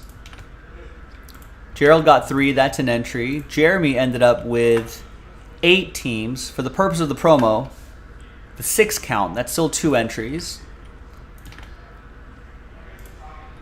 Kevin had 4, but he still got 3, so that's 1 entry. And that's it. So that's a 1 in 8 chance to get a sealed box. So we got Dan, David C, David O's 2 spots, Gerald, Jeremy's 2 spots, and Kevin. So a 1 in 8 chance to get an extra box. So name on top after 3 and a 5, 8 times we'll get a sealed box. 1, 2, 3, 4, 5, 6, 7, and 8th and final time. After 8, it's Gerald. Gerald, I don't know if I called your name too often in this break, but after 8, you get a sealed box. Go on your way. We'll send it to you soon. You can sell it if you want to. You can rip it yourself if you want to. If you get something cool, definitely let us know. Maybe you can tag us on social media at Jaspy's Breaks on Twitter, at Jaspy's Breaks on Instagram. I'll see you next time, everybody, for the next break. Bye-bye.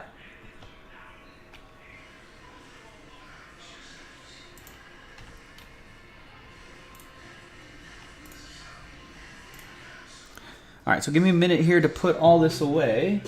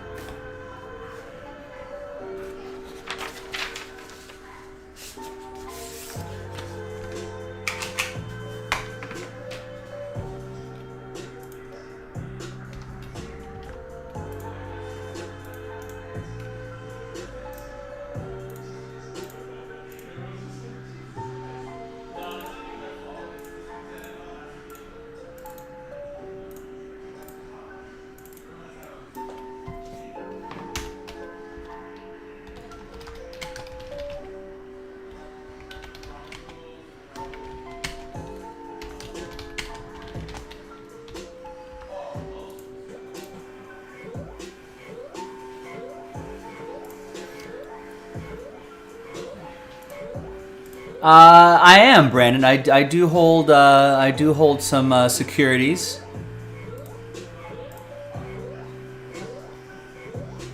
It's been a rough year for that.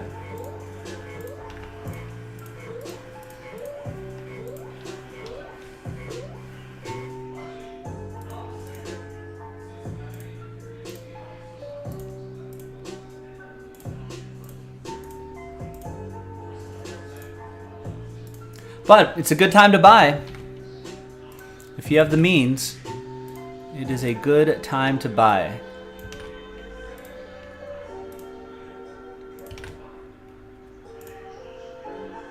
But I don't do anything too fancy, Brandon. I'm just into just broad indexes,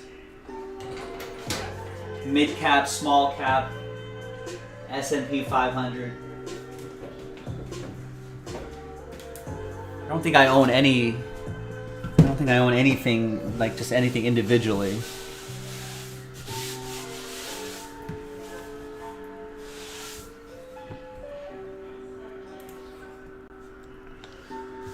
But you know, I'm an investor though, not a trader. There's a slight difference. So I have a longer term horizon on there. I'm not trying to make a quick buck in the next 2 months. It's pretty difficult. We're extremely lucky. Collection Stocks and Benchwarmers. That's not a public company, Rex. So, it's not Rex's strong suit, finance. The markets.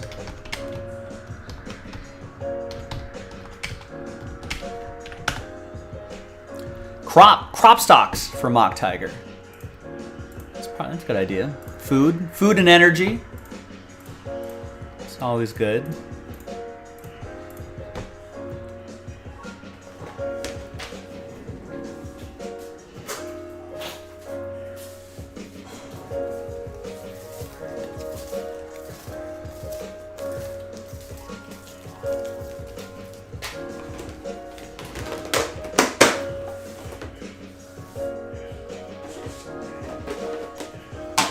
There are a lot of finance guys in the hobby. Former finance guys are in the hobby, and I think there's a lot of correlation there.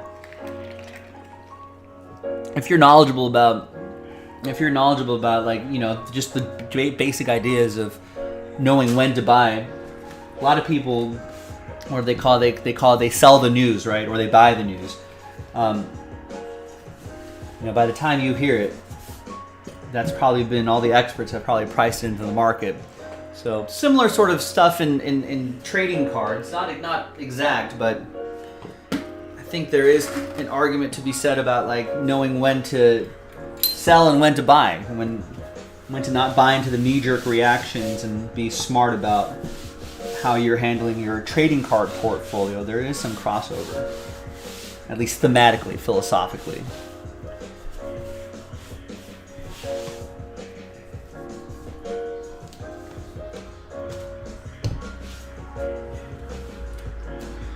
All right.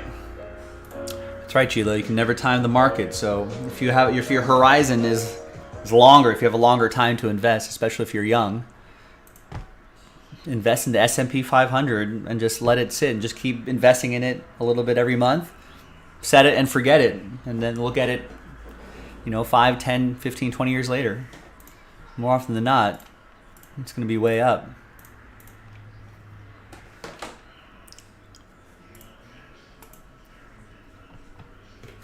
Hi everyone, Joe for JaspysCaseBreaks.com coming at you with 2022 Panini Immaculate Collegiate Football. One box, random number block break number 10. Last box of the case. Very big thanks to this group for making it happen. And there are the numbers right there. Let's roll it. Let's randomize names and numbers 4 and a 2 6 times. 1, 2, 3, 4, 5, and 6. Chad down to Chad. 4 and a 2 6 times for the numbers. 1, 2, 3, 4, 5, and 6. 8 down to 6. After 6. That's right, Luke. Derek's right. It's about timing. It's not about timing the market. It's about time spent in the market.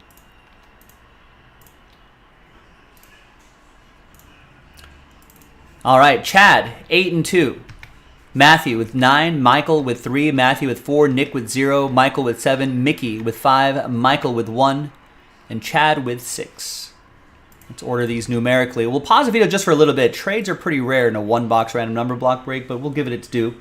And we'll see you on the other side. Stick around. We'll be right back. All right, paused. Oh, Gilo into the fundamentals of investing here. He's saying dollar cost averaging into a index fund is a proven method that works.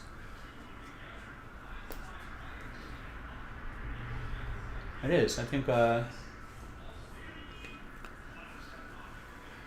what Warren Buffett suggests. He's pretty well off. I can't imagine. I mean, unless you're a trader, I can't imagine people actually like getting out of the market unless you really need the money. But which I can totally understand that. But aside from that, you know, difficult times for everybody. But if you can grind it out the next year or two, things will start working itself out.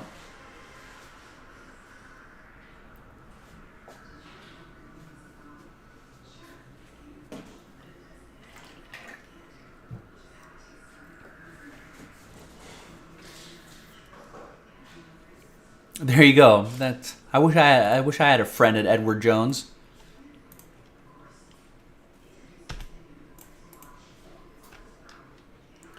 I mean, that's what a lot of the Wall Street folks say on TV, Gilo. Again, unless you're doing daily trades or if you're short-term investing, if you're in and out of the market, which most of us aren't. It's a good time to buy Apple.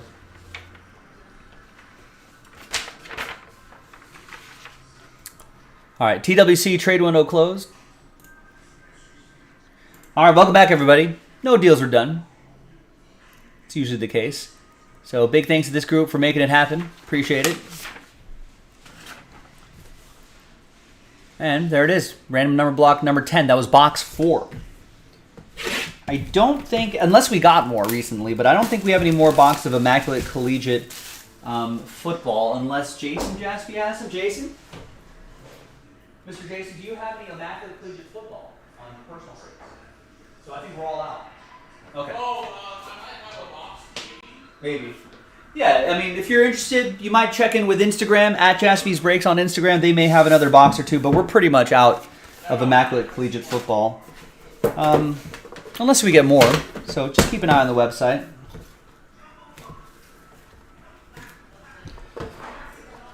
All right, so thanks, everybody.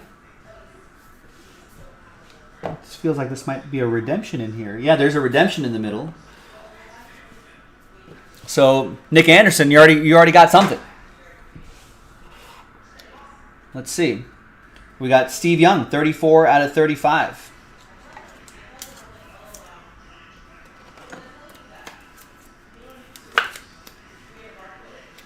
And that's how it works right there. It goes to 4. So that's for Matthew and the number 4. We've got Kenneth Walker III. Go Spartans. Nice little inscriptions there. 91 out of 99. That goes to Michael and the number 1.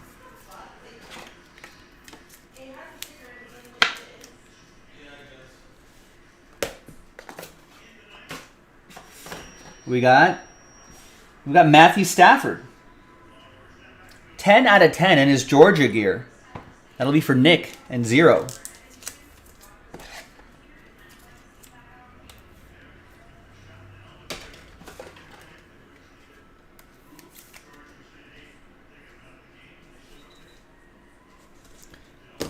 Nice. Then we got rookie patch autographs gold, Rashad White, going to number 0. Nick. 0 gets any and all redemptions.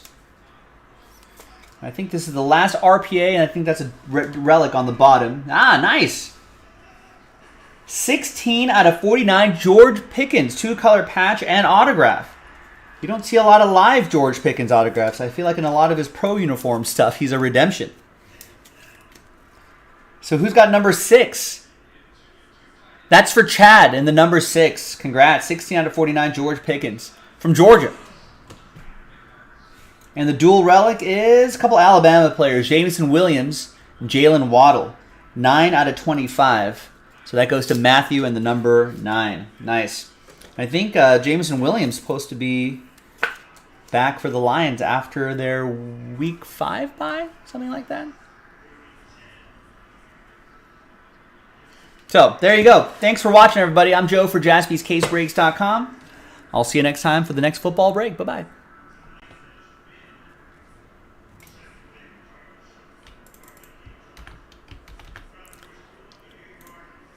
Yeah, this game is pretty bad. I had Denver -3, and I guess it's a push now. You're in a league with a punter, Lucas? A league full of chaos, full IDP and punters? Wow, that's intense. How do you score? What's the scoring on punters? Like, is it average length of a punt? 0 through 50 yards get some amount of points, etc., etc.?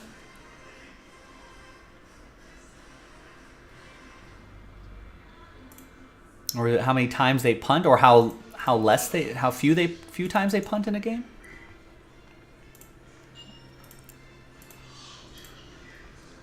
Wow. Average punt yards gets points.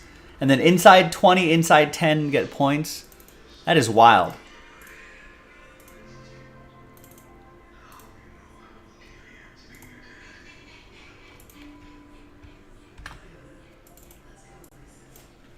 Yeah, the no kicker thing is great in the Jaspy League.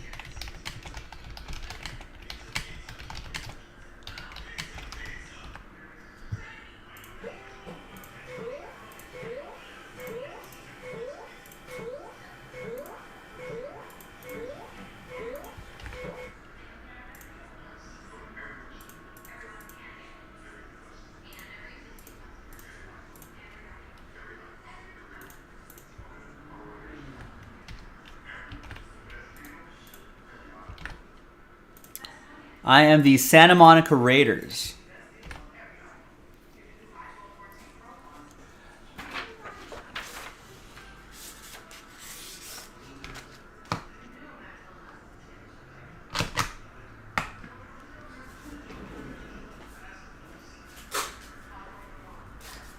Wait, who are you in our league, Mock Tiger? I don't know who you are. Are you're in our Jaspys league? Yeah, it's pretty creative, right, Chilo?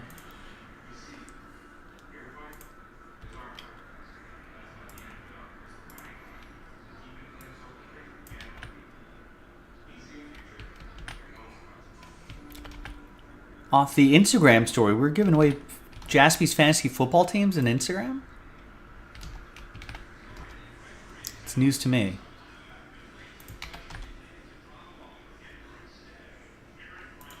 Well, welcome.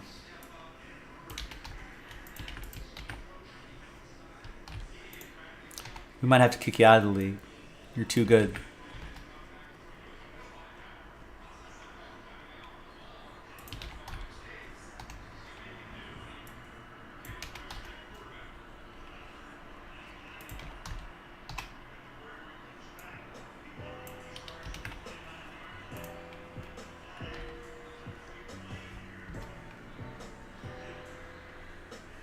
Oh, someone bet. Oh, okay. Guess we got desperate.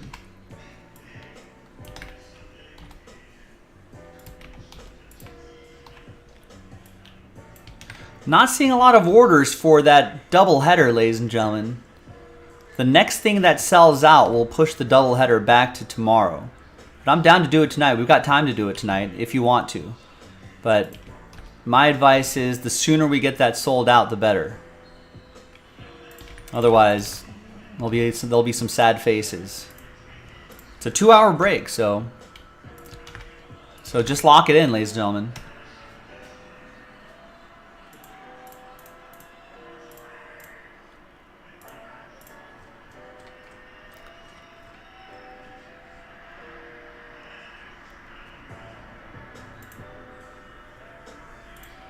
Well, you could change that right now, Brandon Richards. You could be the one that sets off the momentum for that break. Doesn't do us any good if we're just shrugging our shoulders, saying, kicking rocks, saying Mosaic hasn't moved one spot today. That doesn't help anybody.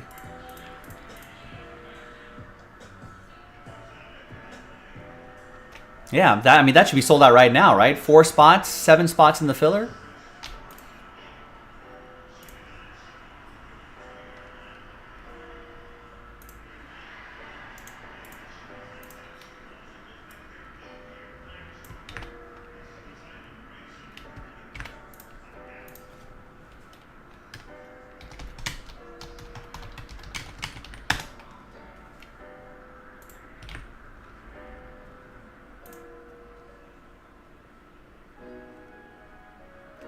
Did I not upload that artifacts break? Man, this is my Friday. I'm losing my mind here. So that must have been the Immaculate. So this must be...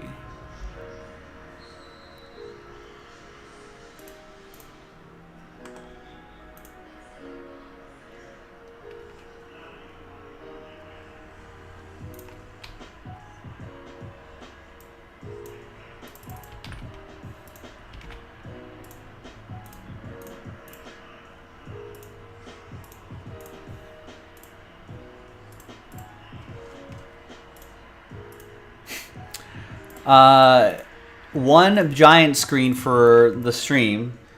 I've got my phone screen watching the NFL game. I've got another TV screen over here watching the hockey game. We've got 3 screens out there. We've got, oh, it's also hockey and football out there.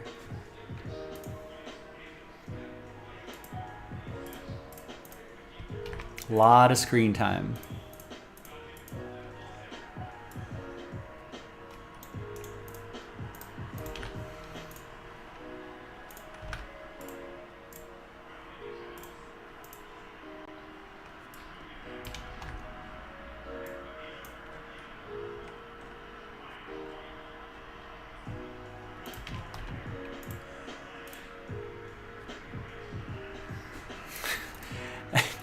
I didn't really think that punts would have been such an issue for fantasy, but it is affecting Lucas.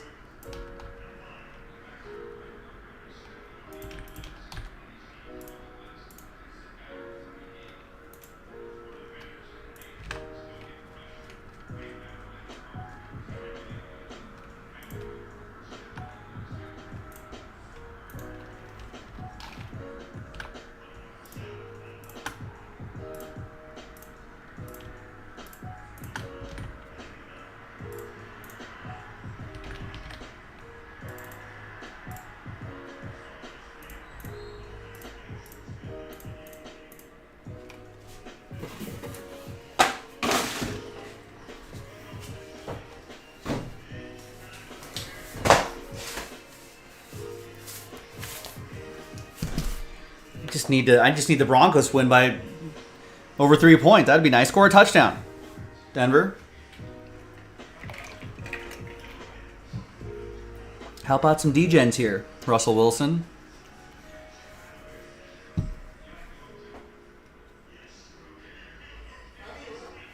There it is.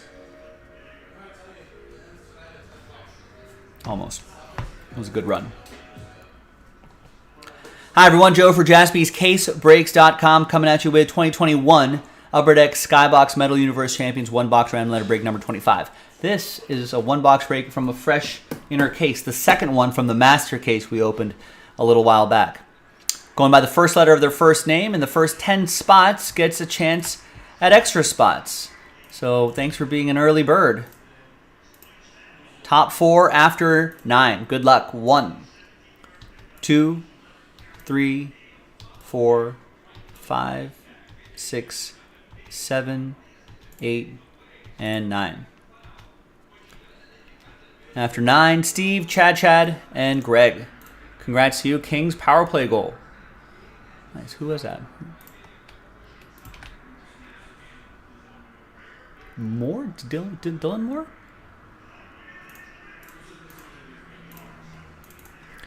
I'll put those rooftop symbols next to your name so you know you won those spots. Now let's randomize you a letter. Those are the letters right there. Get your names in here. All right, good luck. 2 and a 4, 6 times for names and letters. 1, 2, 3, 4, 5, and 6. Greg down to Chad. 2 and a 4, 6 times for the letters. 1, 2, 3, 4, 5, and 6th and final time. After 6, we got S down to P.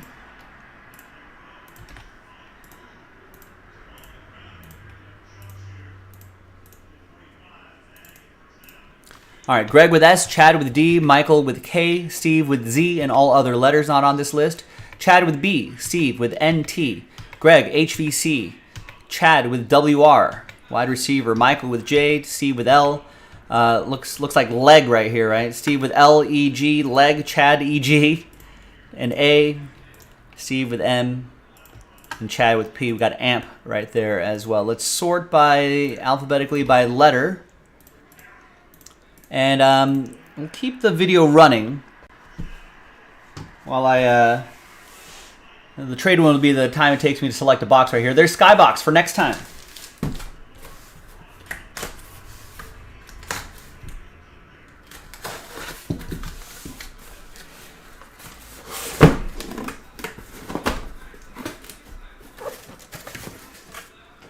so there's 8 boxes here. Here's what we're going to do. We're going to select left or right first, and then we'll go 1, 2, 3, 4. But 1, 2, 3 for the left side, 4, 5, 6 for the right side. 1, 2, 3, 4, 5, 6. So we'll save these for next time.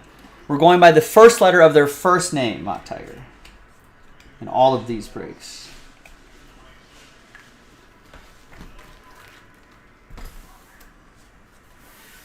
And then we'll go 1, 2, 3, 4 on the dice roll. If I roll a 5 or a 6, I'll just roll again. 6, roll again. 5, roll again. 2. So second box down, right there, and we'll put X's on here so we know that they're from the same case.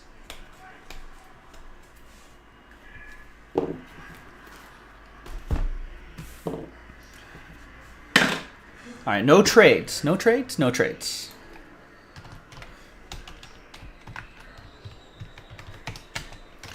So TWC trade window closed. Let's print and rip.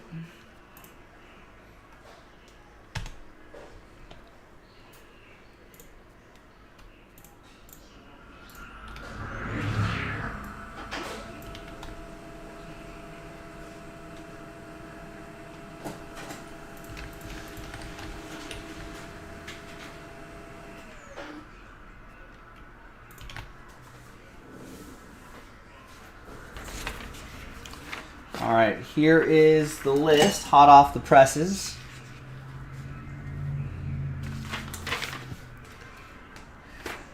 And let's see what we got in here. I don't think, I don't know, I'm probably not remembering correctly, but I'm pretty sure we didn't see a jambalaya. It might be in this inner case here. I think they're 1 per master case.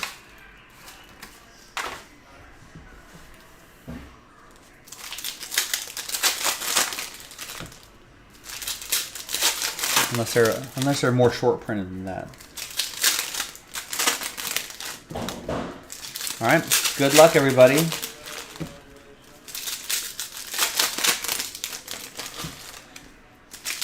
A master case is what we call the sealed case that has inner cases inside. So it's just one giant cardboard box that has 2 smaller cardboard boxes inside, filled with delicious, delicious hobby boxes.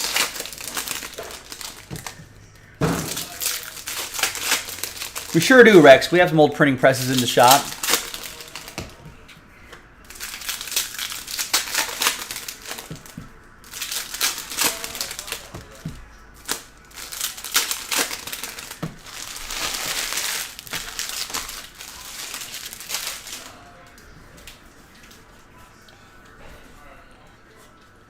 All right. We got Franz Wagner, 27 out of 150. That's the PMG. They're generally 1 per box. Sometimes we've seen none. Sometimes we've seen 2. It goes to first letter, first name, F. F is not on this list, so it goes to all other letters. Steve H.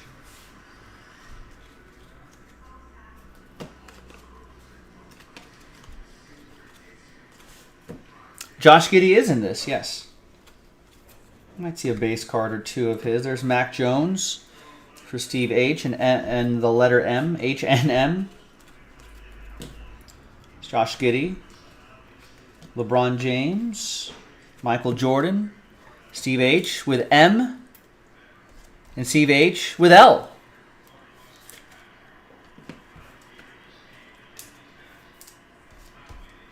Good letters to have.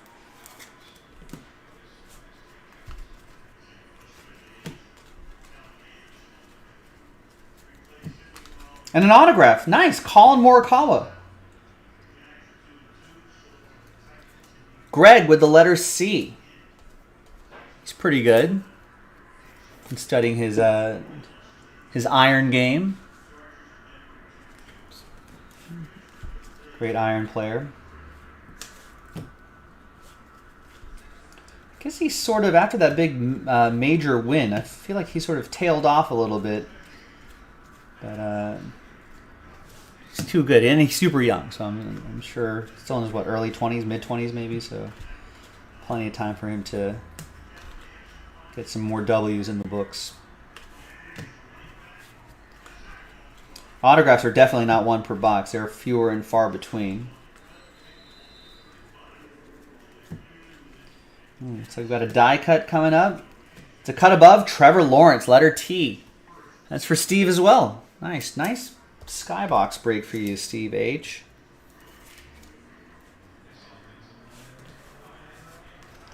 And there you have it. Quick little box of Skybox Metal Universe Champions. One box. Random letter break number 25. I'm Joe. I'll see you next time for the next one. Bye-bye.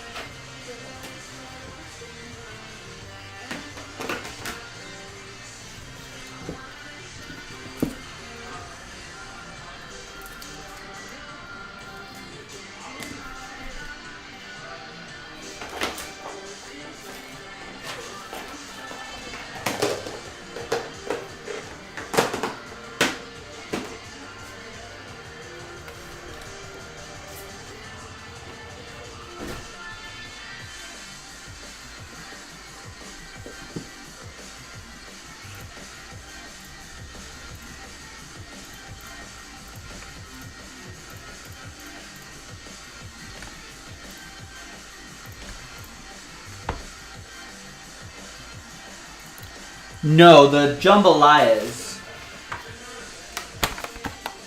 I think they are. I'm not sure. I don't think we've done enough of these to really know. These generally fall one per box, sometimes 2, sometimes 0. That's pretty common. But that, I think, might be 1 per master case. So like the full case will be like, see it says inner case right there. So the full case will be a big cardboard box with 2 of these. So these are the inner cases.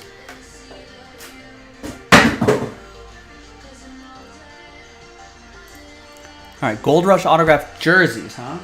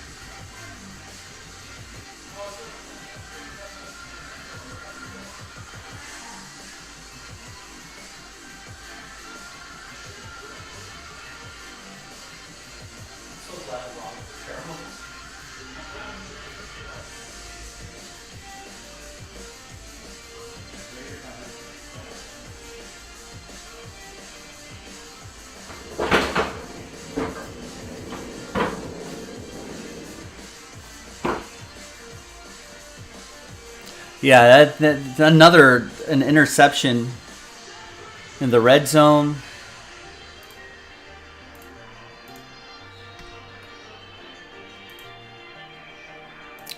No one wants to get that doubleheader done, huh? 4 and 4 left. I guess you got it. I guess you got until 9:30 technically. I'd rather just get it done now. If other breaks sell out, we'll run. We won't have time for that doubleheader.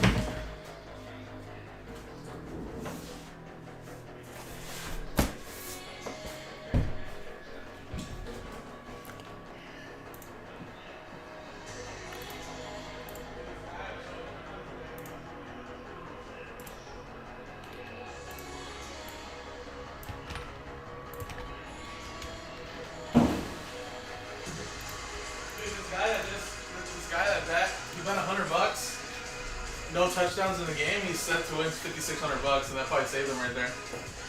Wow.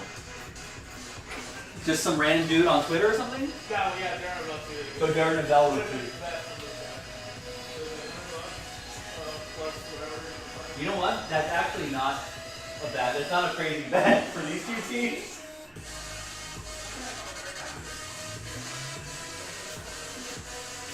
Did you hear that? Jason Jaspy saying Darren Ravel tweeted out that there's some guy that apparently bet $100 to $100 no touchdowns in this game. I think it was what was the return, Jason? 5,600.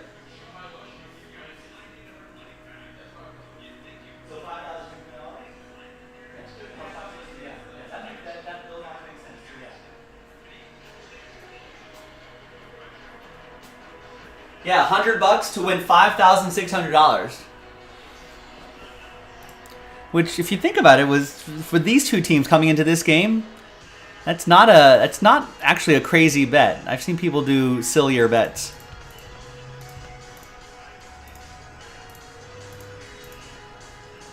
But if you look at these two teams, it kind of makes sense. These are all $6, right? That's a whole case.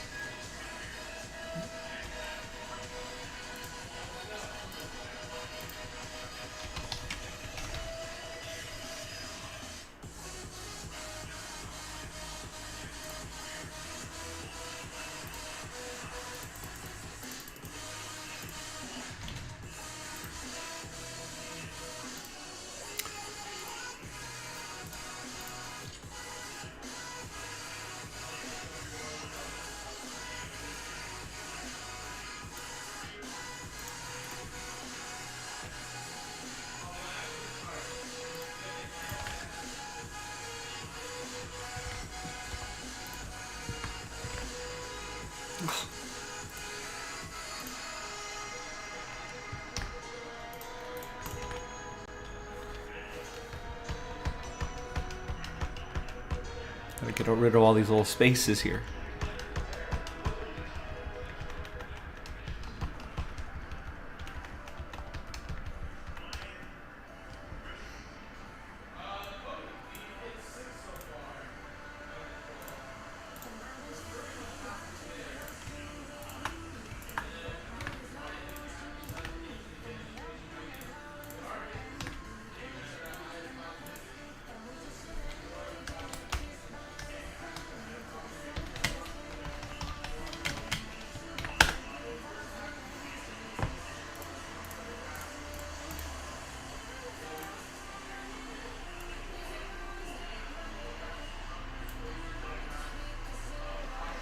Right, or just a game, or just no other scores the rest of the way. Chilo.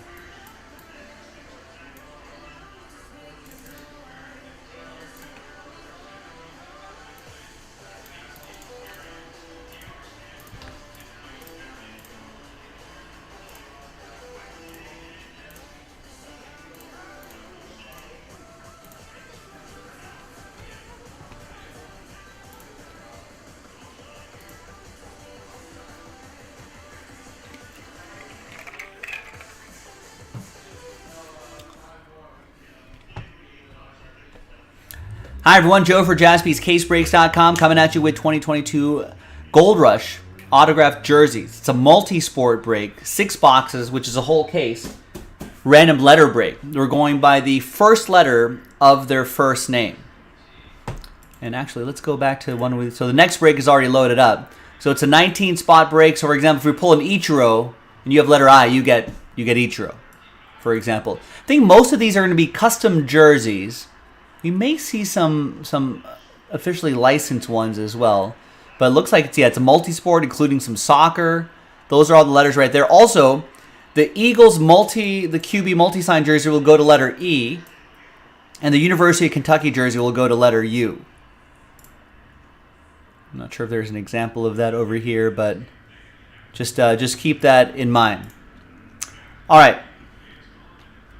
So this is break number 1. You can see that the next case is already in the store. Big thanks to this group for making it happen. Let's randomize you a letter. Let's roll it, randomize it. 5 and a 1, 6 times. 1, 2, 3, 4, 5, and a 1. 6th and final time. After 6, we got Tana down to Chad. 5 and a 1, 6 times for the letters.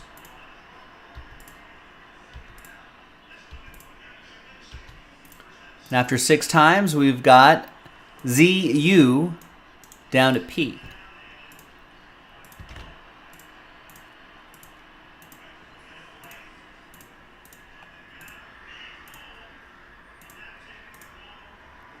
All right, Tana with Z and U, Chad with C, Jim with T, Chad with E, Adam with NV, James FH, Tana with B, Chad MS, Andy IK, Nancy L, Chad WY, and J, Jake with R, Ben with A, Chad with G, Tana with D, and Chad with P. So let's sort alphabetically. And remember, going first letter of their first name. Now we're going to pause the video. When we come back, we're going to see if there's any trades, and then we'll have the break. Stick around. We've got the case right here. Stick around. We'll be right back.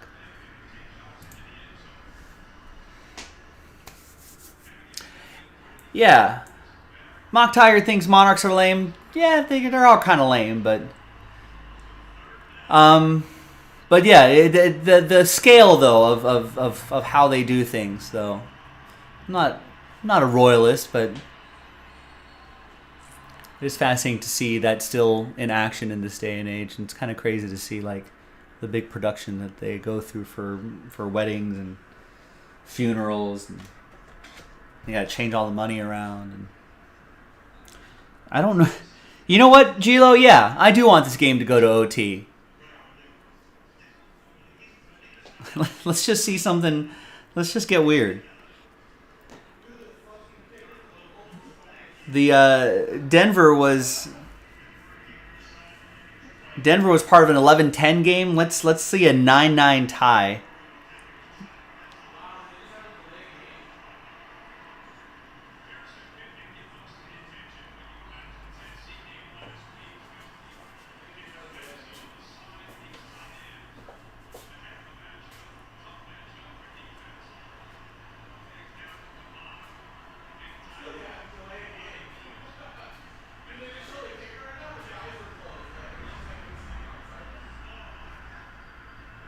Al Michaels can't believe it. He's just like, what a.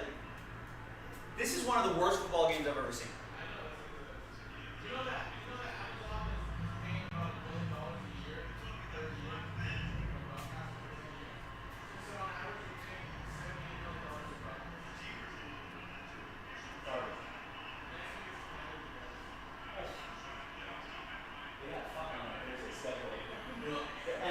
NFL schedule makers were just like. Actually, they probably did think this game would be like Matt Ryan on the Colts, Russell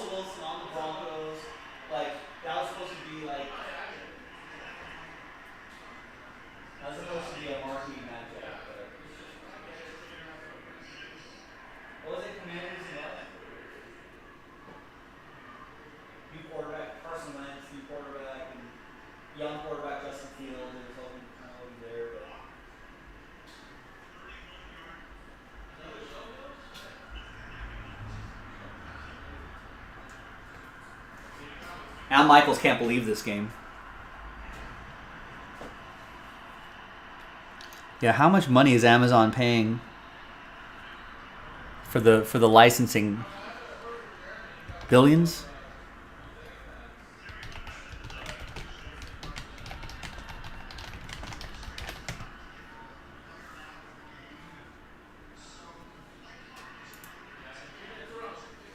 Yeah, they paid $1 billion for 11 years.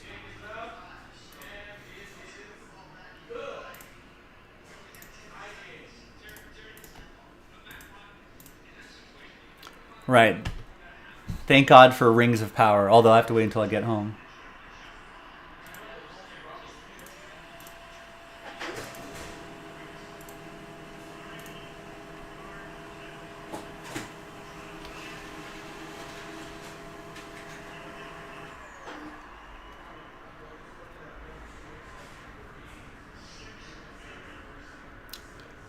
Mock Ty, are you asking the guy with the Star Wars shirt if I watched The Mandalorian?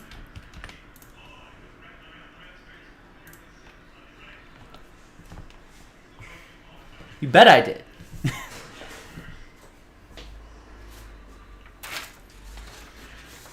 one of the biggest Star Wars series in the Disney Plus world.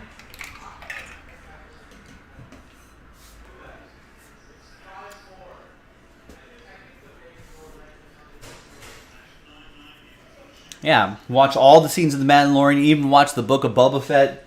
Been enjoying the Cassian Andor series.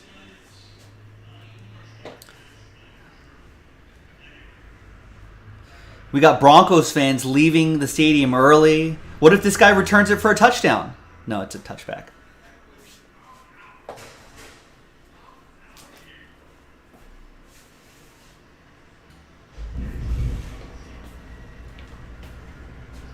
It's not just Dodgers fans that leave games early. They get a bad rap. All right. Good luck, everybody. All right. Welcome back, everyone. Oh, I forgot to write TWC in the chat. TWC trade window closed. Big thanks to everybody here. We're going first letter of their first name. That should make this break pretty easy. We got 6 jerseys in here. We got the Gold Rush seal right there.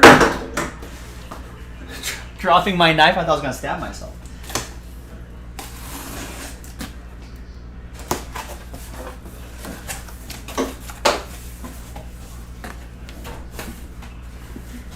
If it's Pele, it'll go to P. Let's just make that easy on ourselves.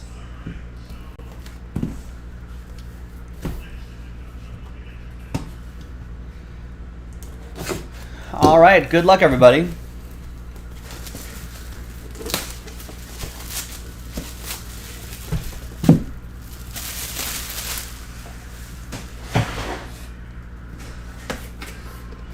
Oh man, Rex, I wish I had Stormtrooper gear to wear while I watch those shows, but that's not in the budget. I'm gonna turn off that top camera right over here just for a second because we're gonna take a look over here. We don't want to reveal it too early. Who are you? Do they have the names on? Do they have name on here? Oh, I know who this is. All right, we can play some quick rounds of Who Am I? Nothing else is sold out after this, right? Was everyone going to let me leave early without doing the double header? I hope so. It's my Friday. I'm Jason do the double header tomorrow. Brian.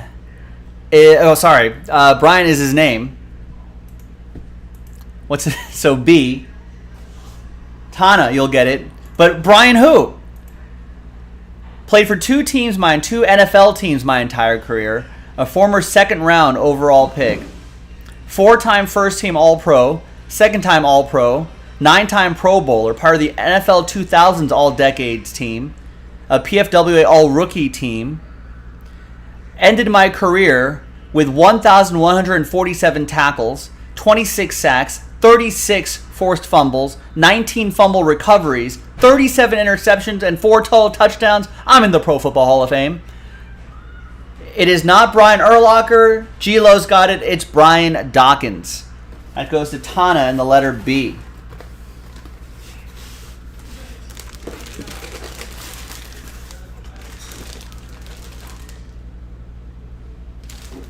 Got a cool auto. There's the Beckett sticker right there.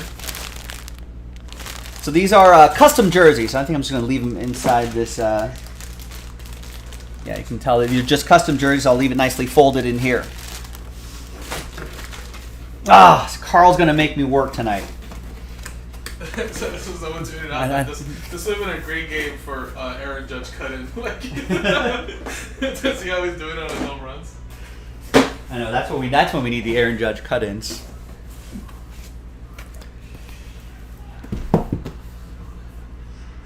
Alright, so I guess Carl's going to make me do the doubleheader tonight. On my Friday. Just trying to get out of here. But no, Carl's like, you got to work, Joe. Alright, oh, next you saw those colors right there, but who are you?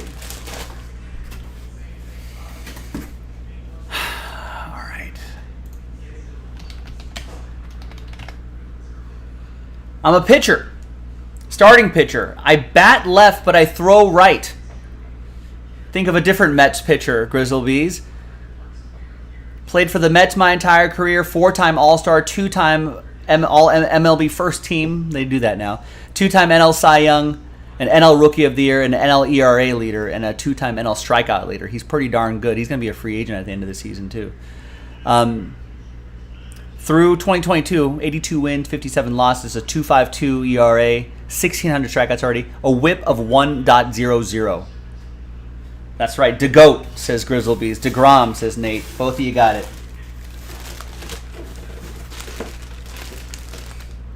Oh, this might be, yeah, this is an official jersey.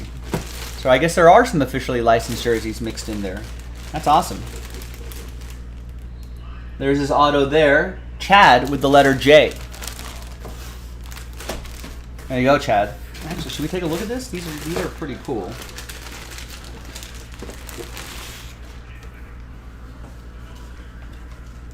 Nice. It's even got the even has the Nike retail tag still attached to it. Nike tag on the bottom as well.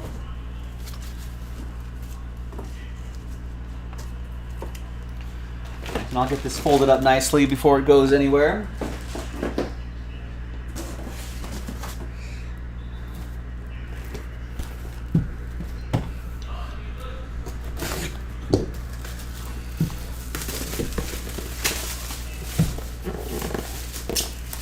All right, third one.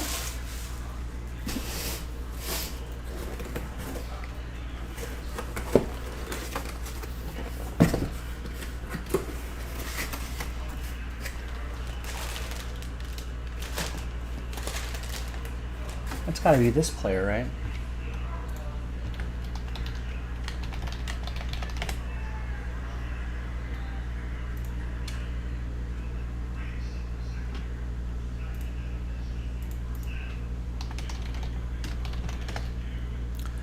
All right. I am a right fielder, 25 years old, bats left, throws right. There's a lot of bats left, throws right here.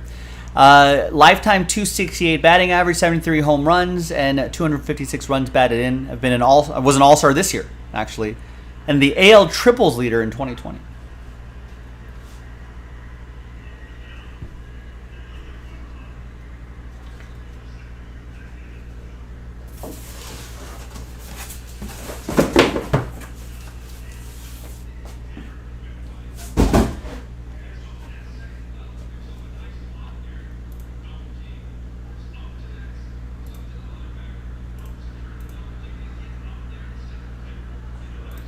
Not Benintendi, not Cedric Mullins.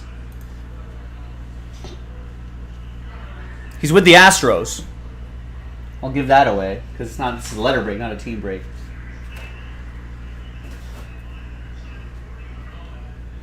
Maybe take one more guess.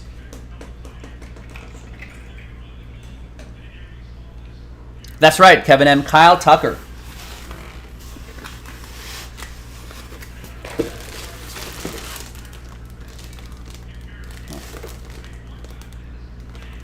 There's his autograph right there. Pretty highly touted prospect. Beckett card, Beckett sticker. It's right over there.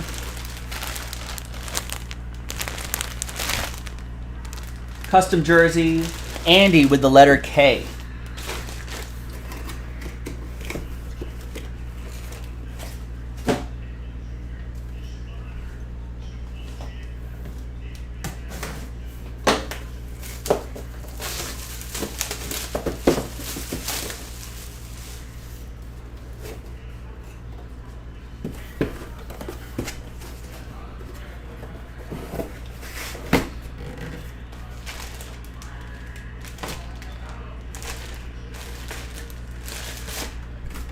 All right, we got a basketball player.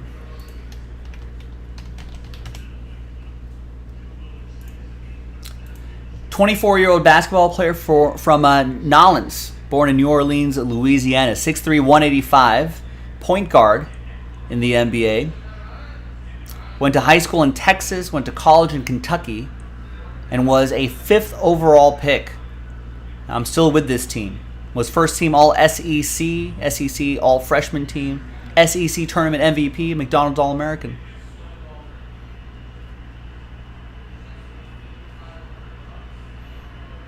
And what did he do last year? Had averaged about 23 points a game, 3.9 rebounds a game, 5.6 assists per game.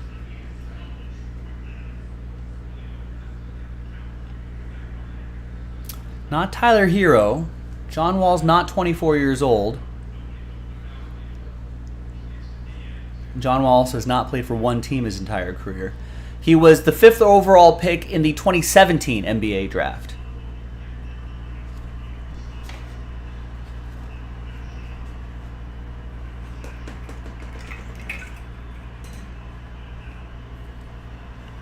Not Emmanuel Quickly. There you go, Kevin. It's a Fox in the box, De'Aaron Fox. There's the Beckett info right there. There's his autograph right in the middle of the 5. Another custom jersey. No like NBA logo man up there. Letter D. That's for Tana with the De'Aaron Fox.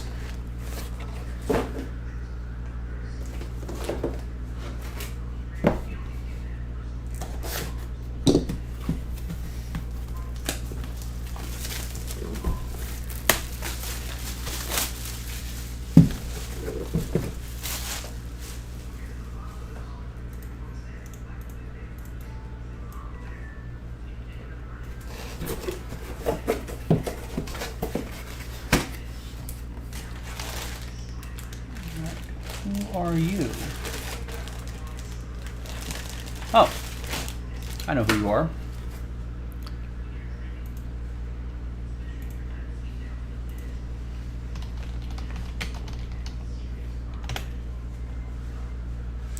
All right, I'm a retired basketball player.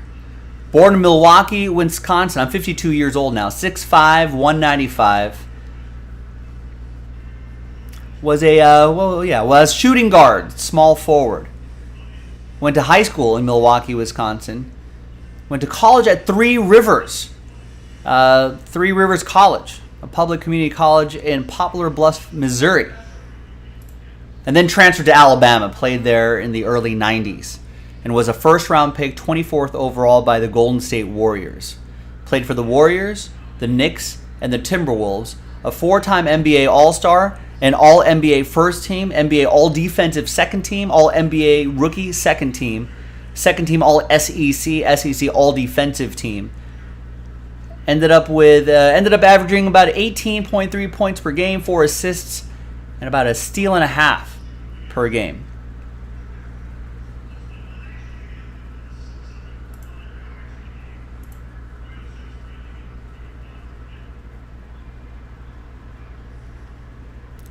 I also have a legal issues section in here, and there's a bit of a choking incident with a coach. That was unfortunate.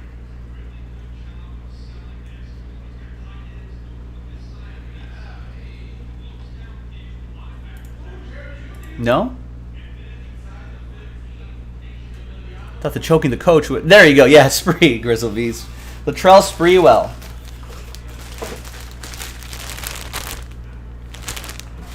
Another custom jersey here. You got the JSA card and all that information. There's his autograph right there.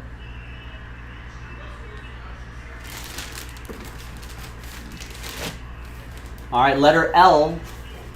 That'll be for Nancy, the letter L. All right, final one.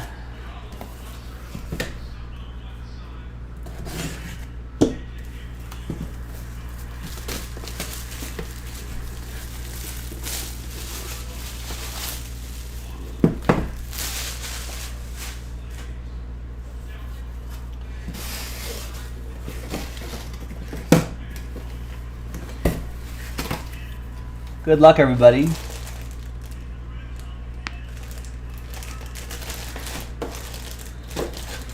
All right, we're going to end with a retired football player.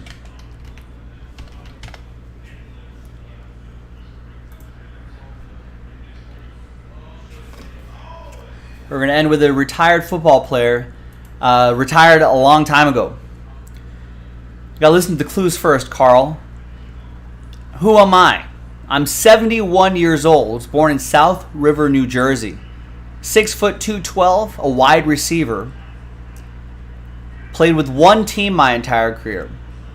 Went to college in Tulsa, went undrafted, and then ended up in the Pro Football Hall of Fame.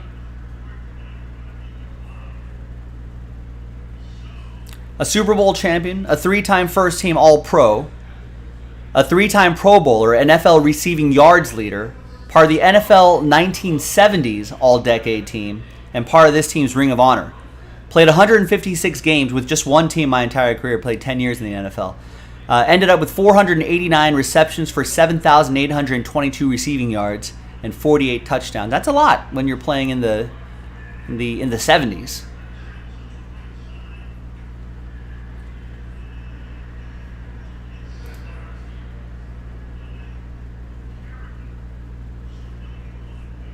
Cowboy. So think about Dallas Cowboys number 88 back in the 70s. Not Largent, not Blitnikoff.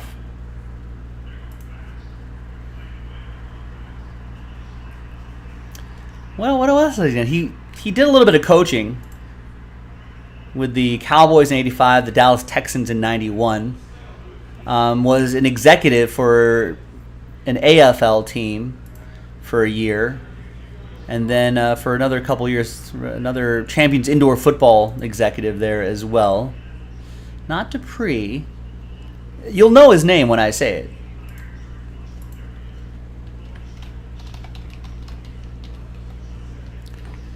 Dorsett is a running back, I want to say. This is a wide receiver, number 88. This was still the days when numbers meant something when you played a football position, Chad.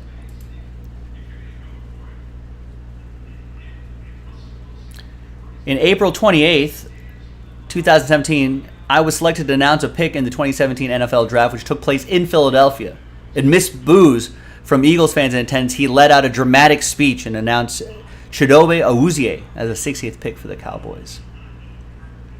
Cowboys Hall of Fame wide receivers in the 70s. Oh, no one's getting it, huh? This goes to Tana, and the letter D, it's Drew Pearson.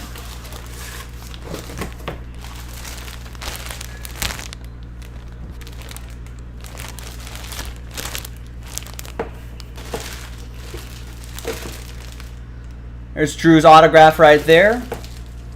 There's the Beckett sticker right there. And that goes to Tana once again and the letter D. That's it, folks. Thanks for watching. Thanks for breaking with us. Thanks for playing Who Am I? I'll see you next. There's another case loaded up, so I'll see you next time for the next one. Bye-bye.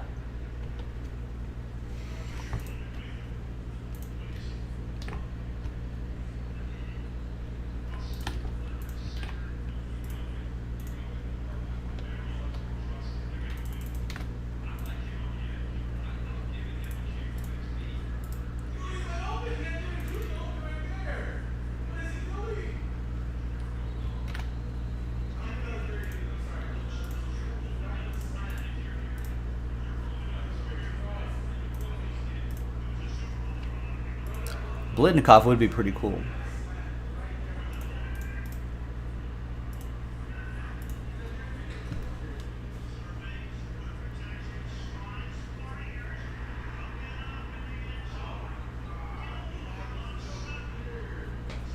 Man, Russell Wilson really struggling in the red zone, huh?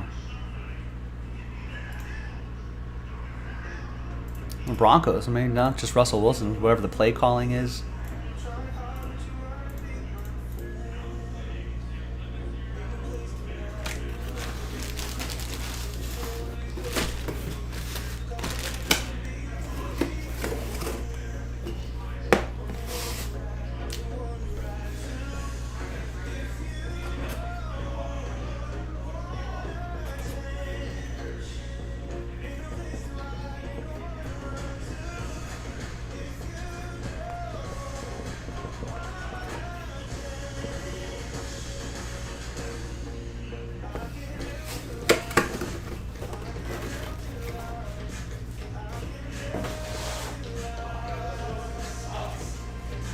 It's never the play calling sucks. I saw it, so I was watching it. No, yeah, KJ Hamler was wide open. It was just his bad play call. I don't know what he's going over here for. Look at this. Look at KJ Hamler right now. They're going to do an out to cut him right back in. If he looks this way, he's wide open. Look at right there. Oh my god. Right there, untouched. But he's looking on this side. Get him right through the little window. Did you see how pissed he was? He was slamming his helmet.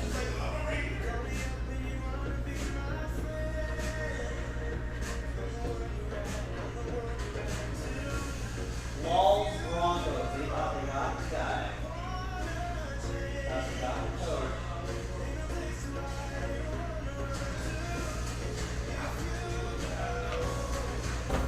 All right, folded nicely.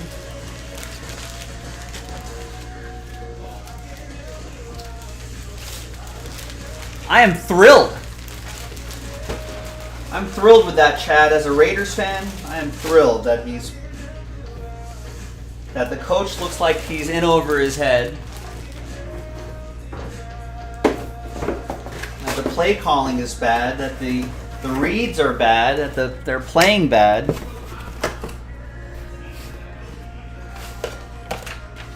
My Raiders are only 1-3. I'll take what I can get. I'll revel in AFC West losses.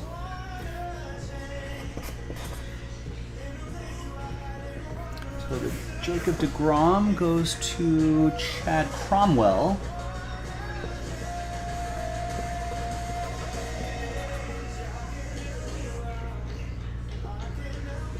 Random letter break number 1.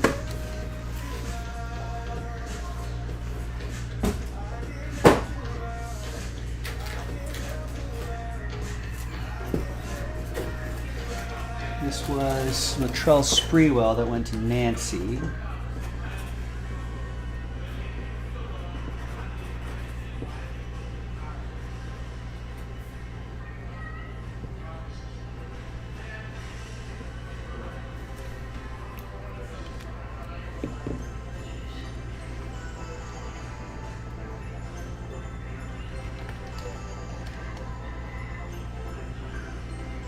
What a terrible game. 12-9.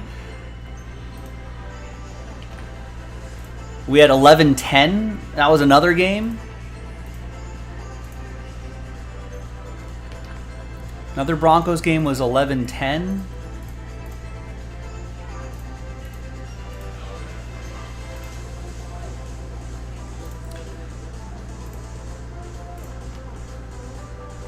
Well, looks like Denver may have just made my never bet again list. Never bet again this season list.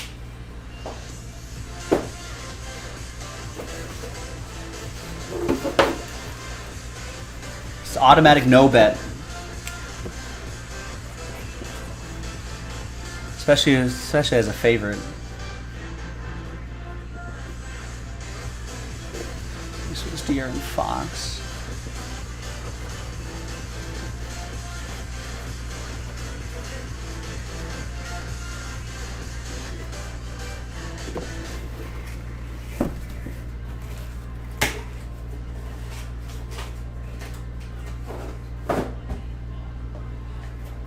Yeah, do they really have the worst offense? I mean, I guess they do. I don't know who else is worse.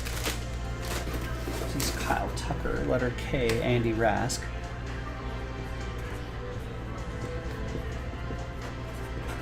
I mean, the way like Broncos fans made it sound was that Russell Wilson was just going to start lighting things up with Cortland Sutton and Jerry Jeudy and KJ Hamler and all those guys. And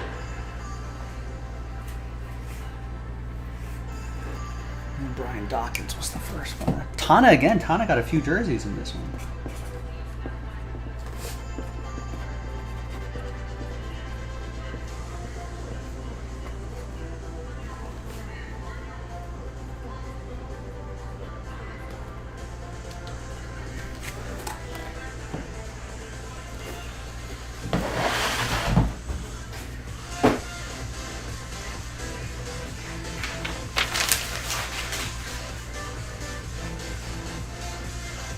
You're right. I should have taken the Colts +3.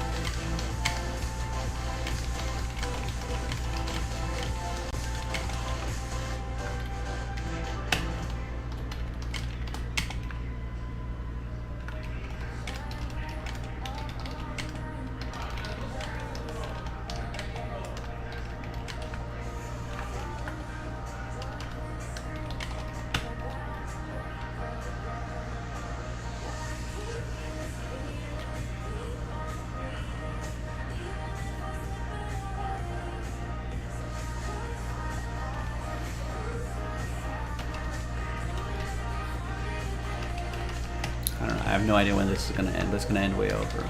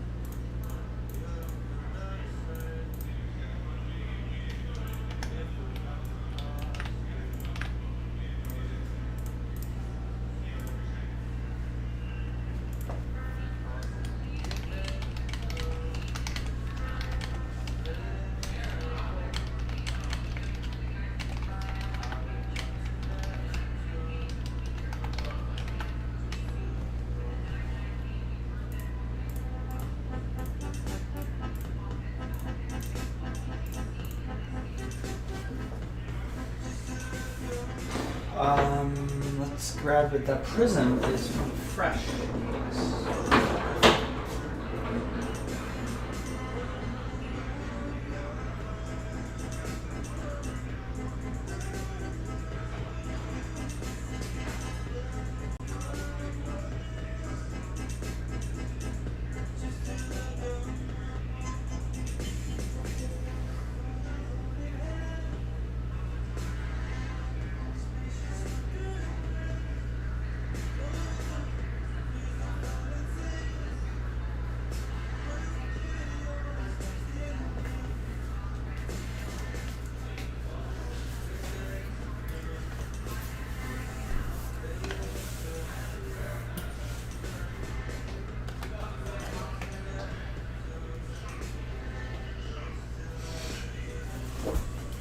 All right, Grizzlebees, I'll see ya. Yeah, I think it, for now it is. Russell Wilson on the Broncos is not hashtag good for the hobby.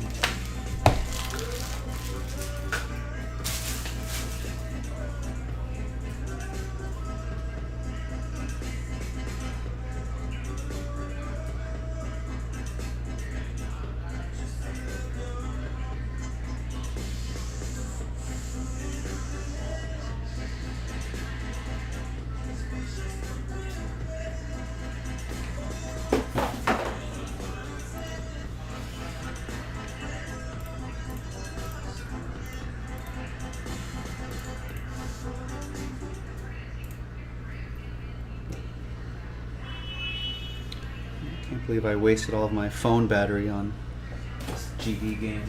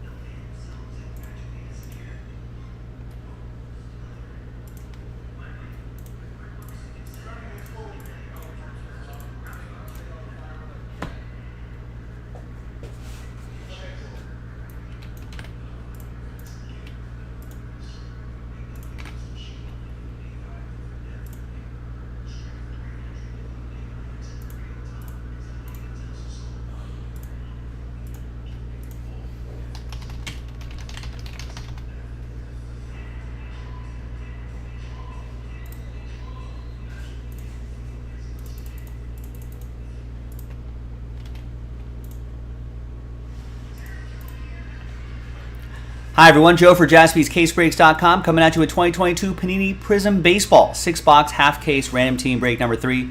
One spot gets you 2 teams. All card ship, a lot of fun stuff here, so let's do it.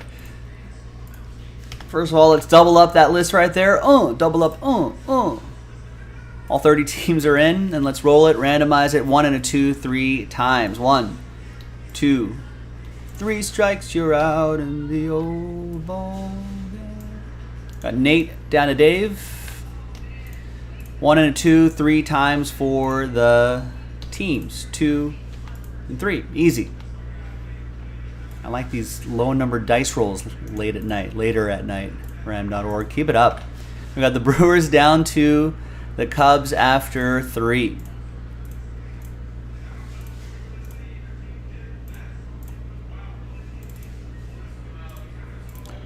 All right.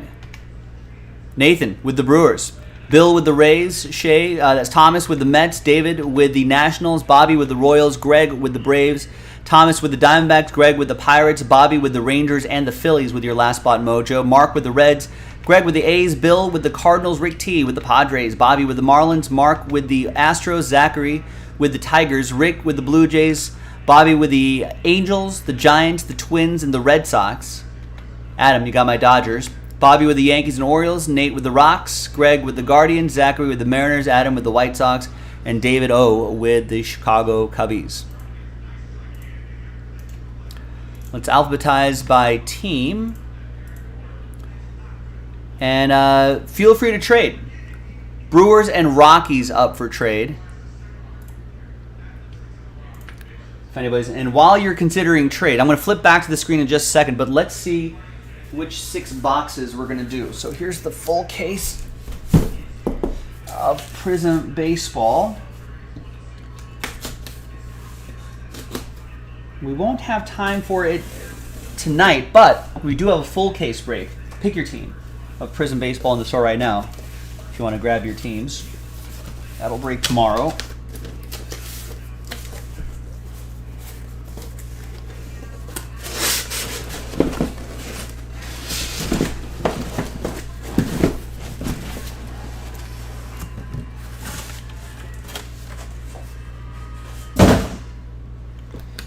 All right, we got 2, 4, 6 on the left side, 6 on the right side. And as you've seen me do dozens of times, we'll roll the die. 1, 2, 3 for the left side, 4, 5, 6 for the right side. And it's 2, 1, 2, 3 for the left side.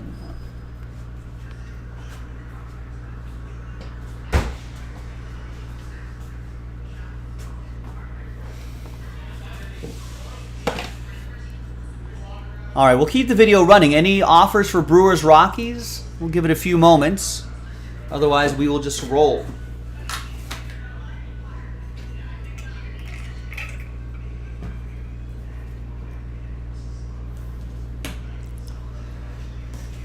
All right, trade window going once.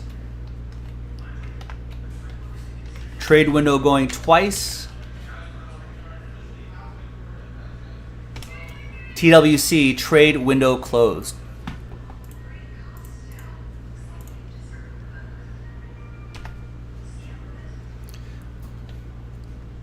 Let's print and rip.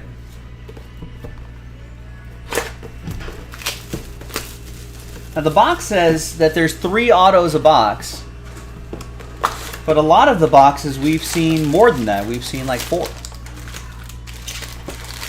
So there may be bonus autos. All right, so big thanks everybody here for making it happen. Appreciate it.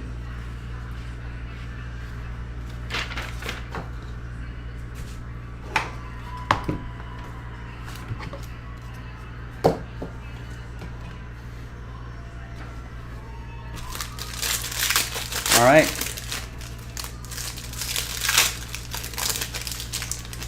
Good luck.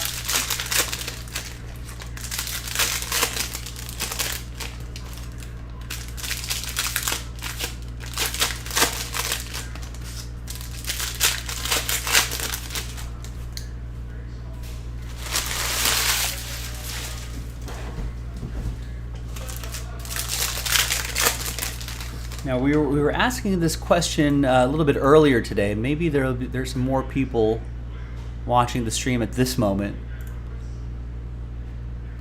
Who does everyone have in the playoffs? Let's start with Friday's 4 games. It's going to be really fun. Wild card weekend. So Friday, Saturday, and Sunday. So if necessary. Sunday's a if necessary. Tampa Bay at Cleveland. That's the for me. That's the morning game, the 9 a.m. game. Who does everyone have in that game? I know, Chad, you have your Mariners. We'll get to that game in a moment. Who does everyone have at Tampa Bay at Cleveland? It's the Shanes. Shanes are starting against you. Shane McClanahan versus Shane Bieber. We got Rodolfo Castro to 75. I'm Lucas and Chad have Tampa Bay. I'm kind of leaning Cleveland. Well, speaking of Tampa Bay, there's Shane Baz. That goes to Bill in Tampa Bay.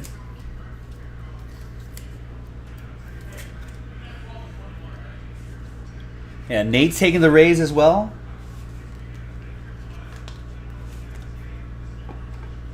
McClanahan, absolute beast, says Lucas.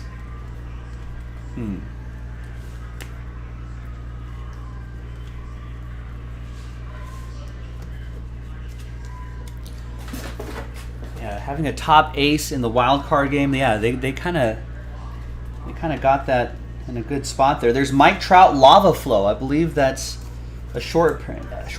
You don't see these too often. That'll be for the Halos. That's going to go to Bobby.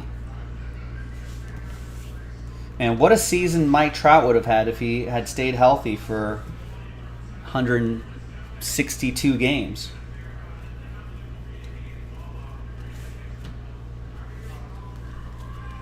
Got Alfonso Rivas for the Cubs to 199.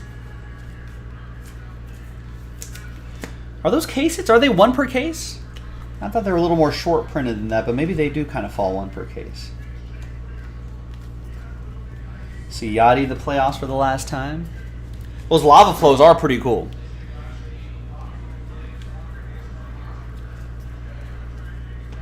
There could have been a situation. Those red and blue parallels, not numbered by the way, which is why I'm kind of breezing by them. There could have been a situation, there's Riley Adams, where Trout and Judge would have been chasing 60 down the stretch. Man, sports media would have melted down. 42 out of 75, that would have been incredible. That I don't know if there would have David O with the Nats. I feel like that would have been the same feeling. It's back in the late 90s. It would have been that kind of buzz. There's Luke Williams. Use the false, Luke. Giraffe print for the Phillies. That's for Bobby. Another short print there. That Torkelson, by the way, goes to Zachary and the Tigers. There's a lime green Juan Soto stained glass to 125. The stained glass in this Prism baseball is a little more, you can see right there, a little more common. Ooh, and a 1/1. Wow. 1/1 debut signatures autograph, Jorge Mateo, Orioles. Bobby Bursky with Baltimore.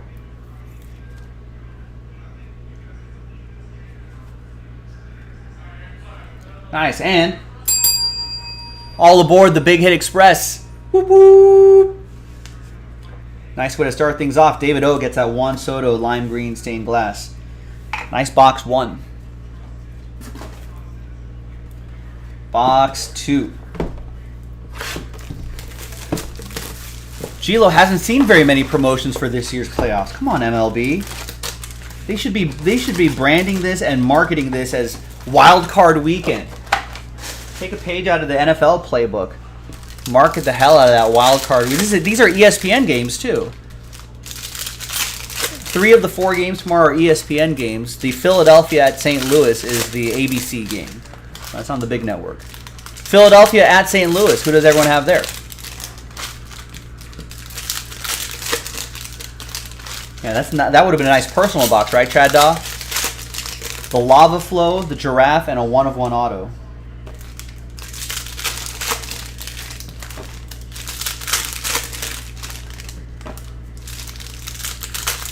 Zach Wheeler gets a start for Philadelphia, and Jose Quintana gets a start for St. Louis.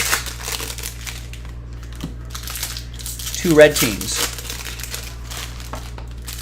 Who does everyone have, and why?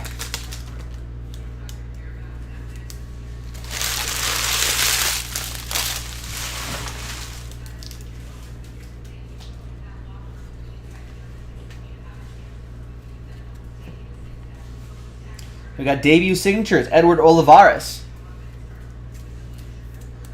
That's for Kansas City, Bobby, with the Royals. Bobby probably looking for some Bobbies.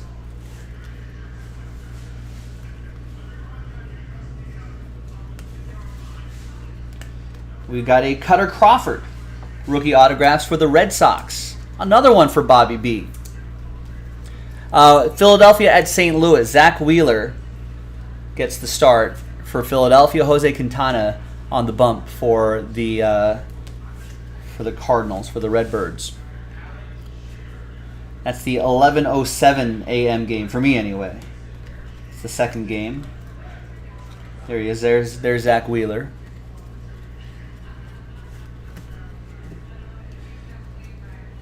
Nate says Cardinals. It's a pretty strong team there. That infield is pretty amazing. Goldschmidt and Arenado on the corners. It's not bad. A rejuvenated Albert Pujols. 65 out of 100, Sandy Alcantara. Possibly your NL Cy Young.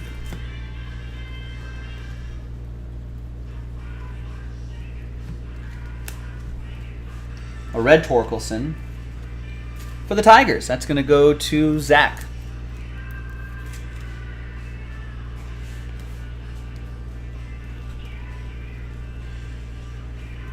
Cal Raleigh. Nice rookie season for Cal Raleigh. A lot of dingers for the catcher. 8 out of 25. Some clutch dingers. It's going to be helpful in the playoffs. Zach with Seattle. There's Bobby for Bobby. And there's Colton Welker for the Rocks. For Nate, tried to trade, couldn't trade Mojo. Gilo's thinking the Redbirds, big three, going to go out with a bang. As much as I'd hate to admit it.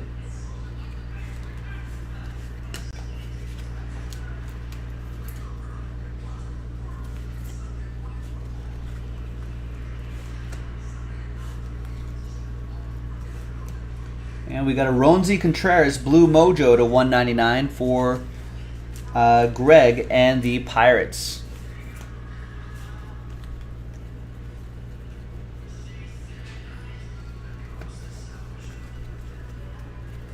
Dylan Coleman, rookie autograph for the Royals for Bobby B.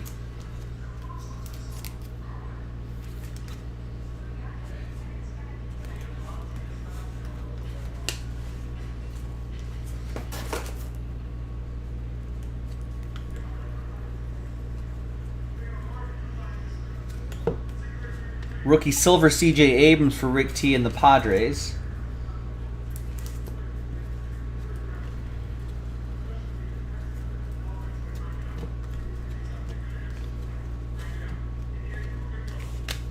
All right, another box in the books. Lucas likes the Phillies. Again, I'll take the better starter, he says.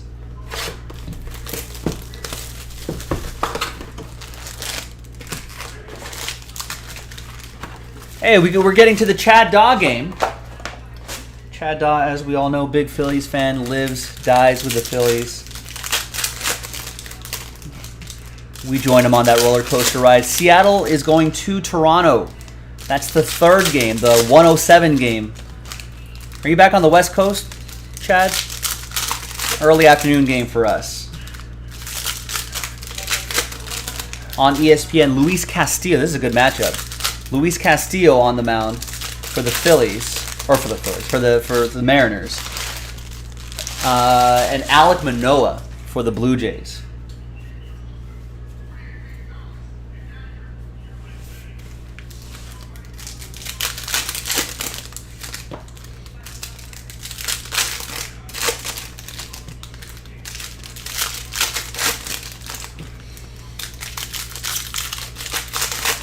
Yeah. Quintana could get bumped from that game pretty early. Now Chad Daw obviously on his is going to say the Mariners. Is it going to be the Mariners? We've got some pretty good pitching.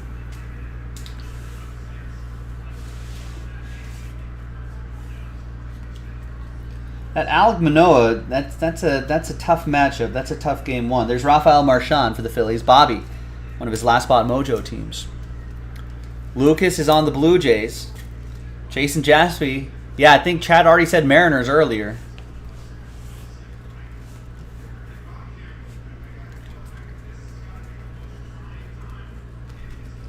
There's Matt Manning. M at symbol Manning. Tigers, that'll be for Zach.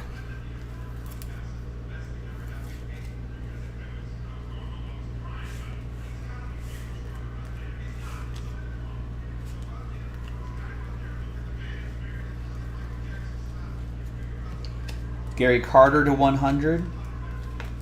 Now, it would be nice to see guys like Julio Rodriguez.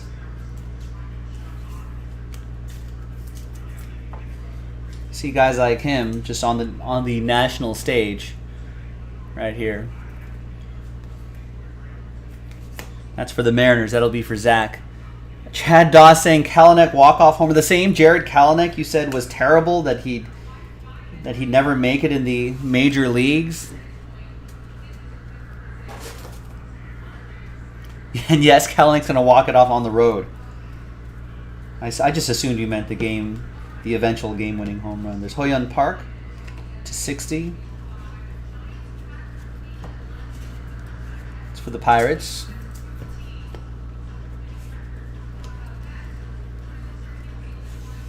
Oh, maybe you were saying that about Kyle Lewis? Maybe that was Kyle Lewis. I don't know. You were pretty down on Kellenick, too. Like he had one bad week early in the season and then got sent down or something and you were just all down on him. Drew Ellis to 149.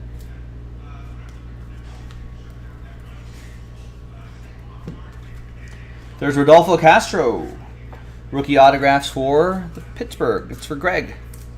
The Pirates. It's Kyle Lewis that's done. Got it. Pretty sure you've been down on Kellenick too.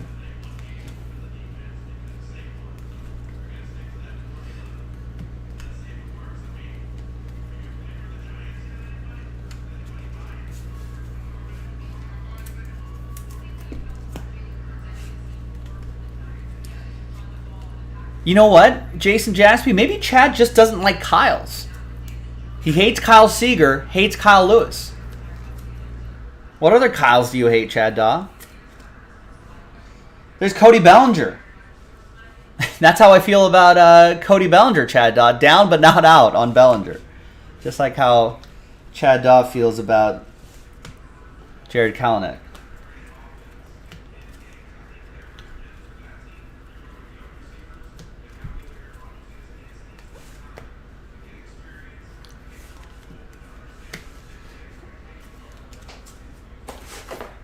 Jason Jaspy, yeah, he must not like Kyle Tucker. Jason, at what point of the game do you think Chad Daw gives up on the Mariners tomorrow?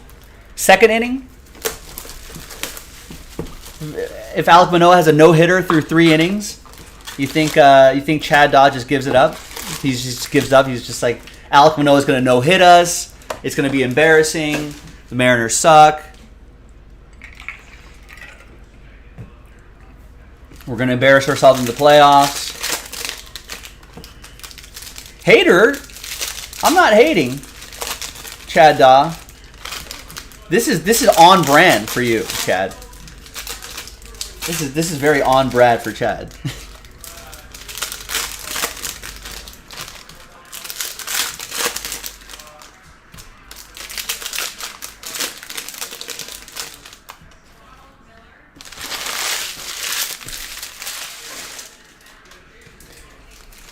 After the 6th inning, Jason Jaspy says, when the Blue Jays are blowing them out. Bottom of the 4th, says Tanner John.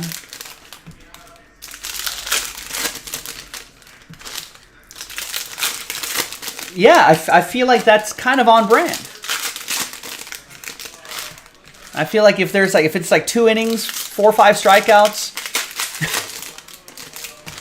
and you'll be like, that's it. The Mariners are going to go hitless the entire game. That sounds like Chad to me.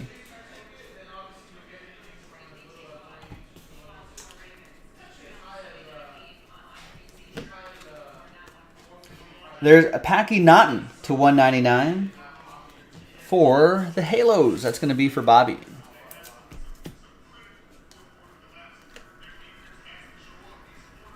Wait, am I wrong? We need some regulars to step up here. And where's Jimmy or Danny? They'll back me up. There's Thomas Eshelman for the O's. That'll be for Bobby B. And another Bobby for Bobby. Let's try to find some parallels for that. For him. For you. Of him. For you.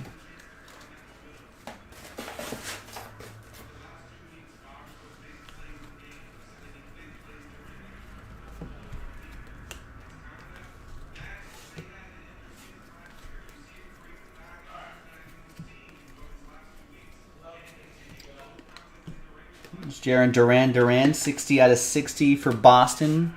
Bobby with Boston.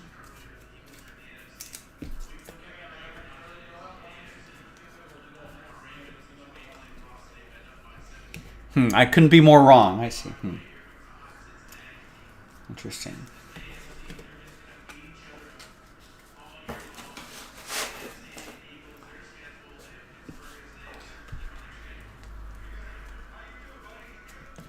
Tanner's got the under on 6th innings.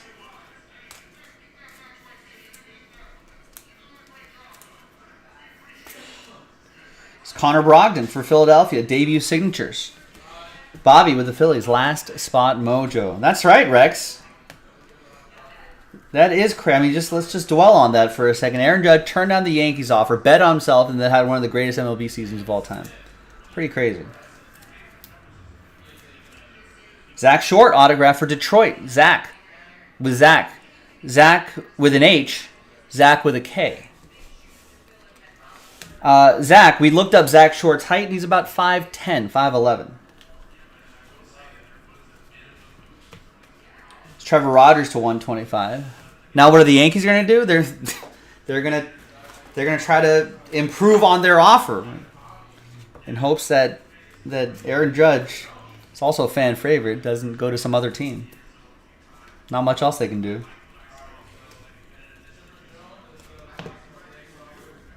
Right, yeah. I mean, he can go to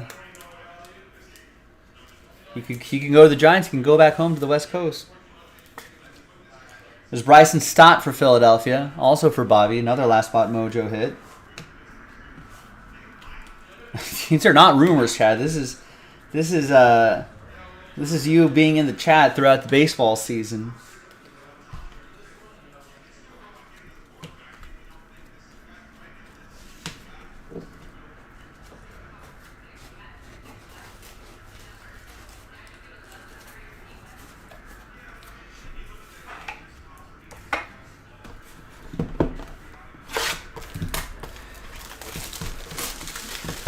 The fourth and final game tomorrow will be San Diego at New York Mets. That's the 5:07 game. It's Yu Darvish for the Padres versus Max Scherzer. Who does everyone have in that game? Tanner, has any of the top silver packs been good? Yes, the ones with the short prints in them have been pretty good. Those are few and far between. No, Chad's definitely not that. I will never accuse him of that. Far too passionate about his team.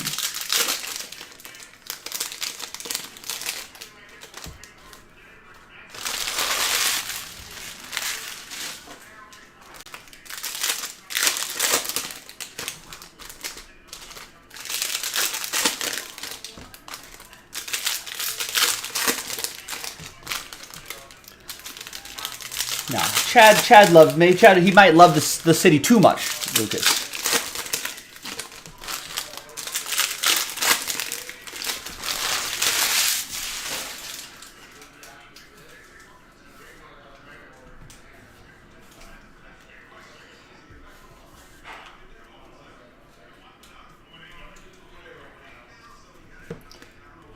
There's Peyton Henry or Peton Henry. It's possible. I don't know how he pronounces his name. That goes to Miami. That'll be for Bobby.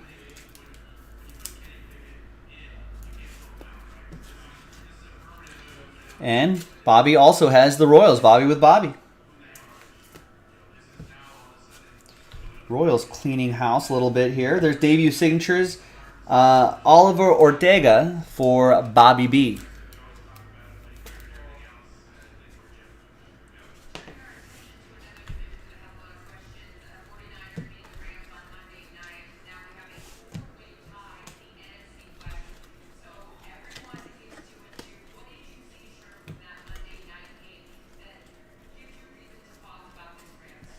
Miguel Cabrera, Blue Mojo 001 out of 199. First one ever printed.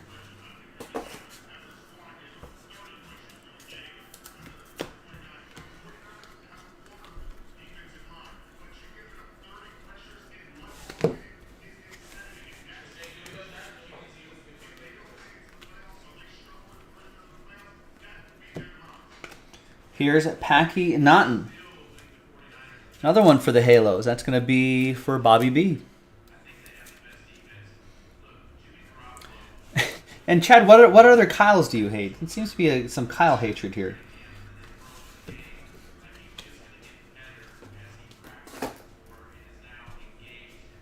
There's Kyle Lewis. And another Zach Short for Zachary.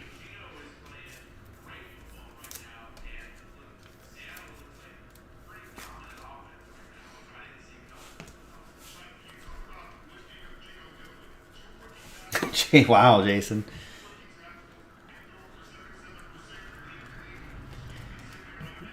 $19 out of $60. That's savage.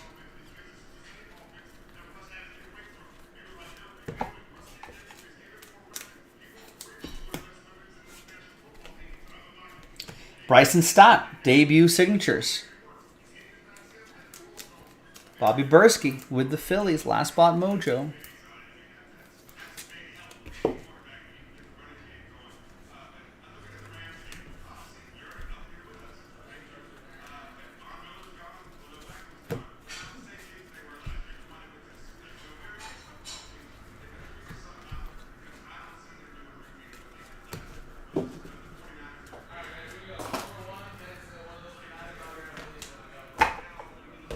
Final box.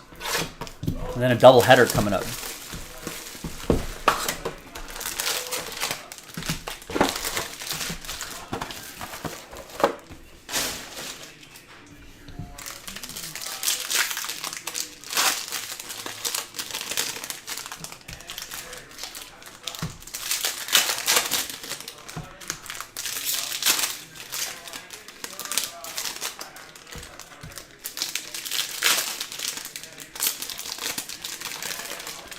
Starbucks. Oh, you're right. The owner of the Starbucks shipped the Sonics to OKC. Yeah, Starbucks is aight.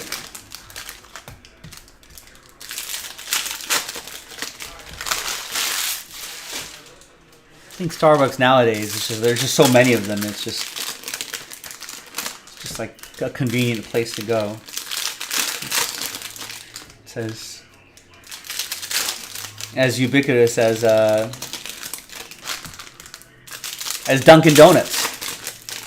It's West Coast Dunkin' Donuts, right?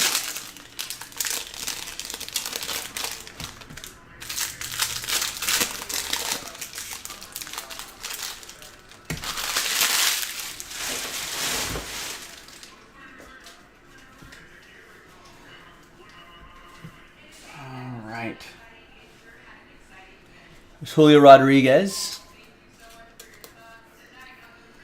for Seattle. I'm looking forward to that Seattle-Toronto matchup.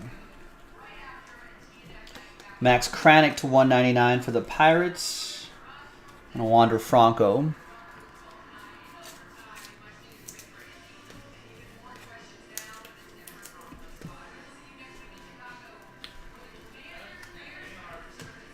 There's Ronzi Contreras.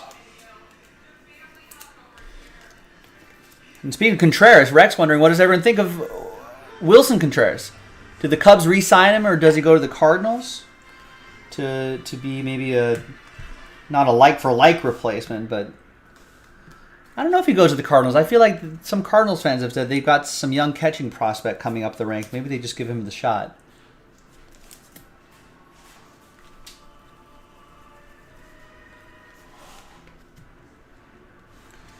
There's Spencer Strider, rookie autograph.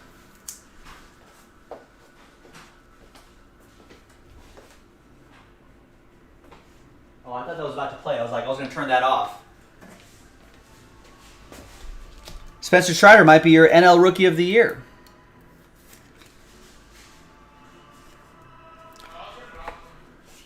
Greg with the Braves.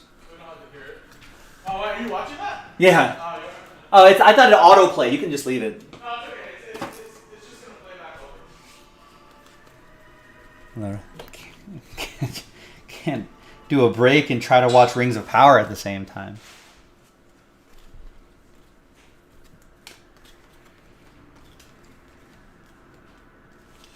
Cooper Criswell, rookie autograph for the Angels. Who do you consider basic, Gilo? People who don't collect?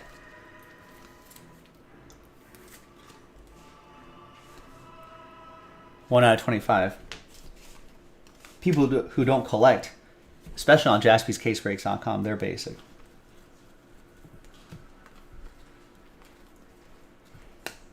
There's Kyle Muller.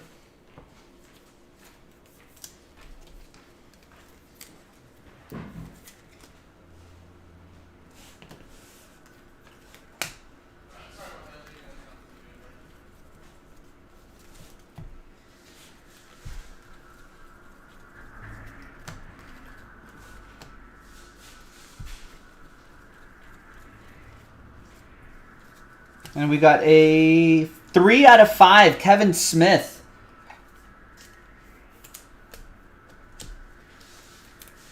And that green, what, shockwave? Shimmer? Shot? Something parallel, but it's out of 5. It's a train whistle. It's for Toronto. That'll be for Rick. Rick T. All aboard the Big Hit Express. Whoop whoop.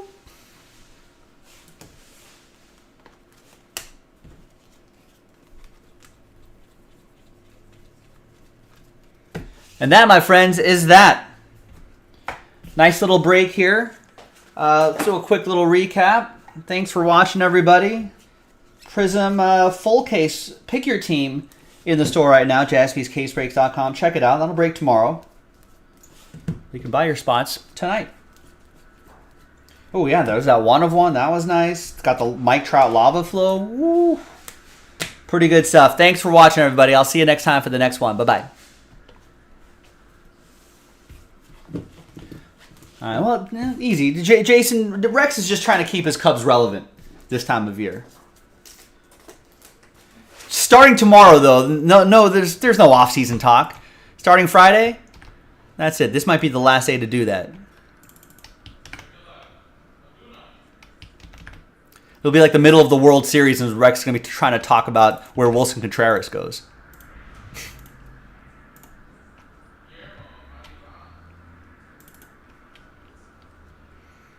It's like, let's talk Cubs off-season moves. I think the Cubs kind of did Wilson Contreras a little dirty by not putting him, not trying to trade him to a playoff team or something like that. And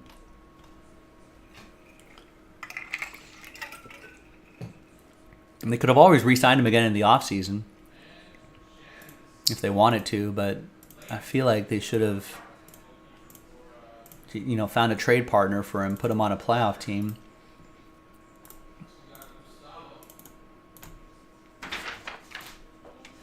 Get him out there.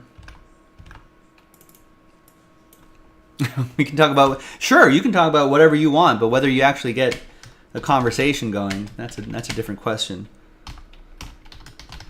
You gotta read the room, Rex.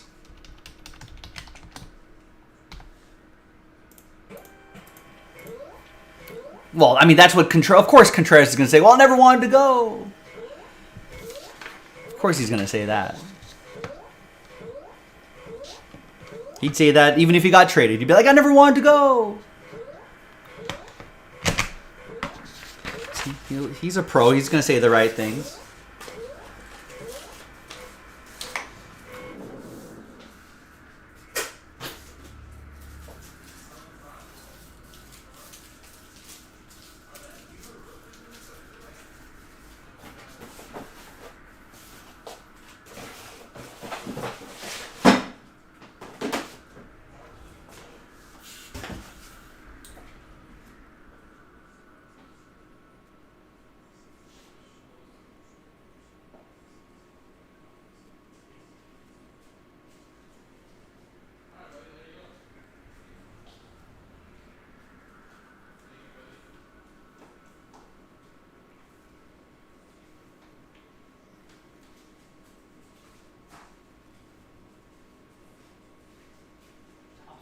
Chrome Jumbo, 13 cards.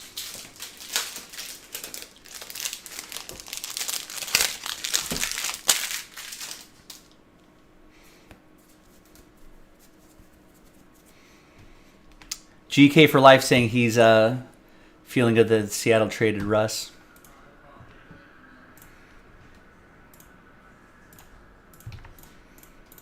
Yeah, I think a lot of Seattle fans are as well.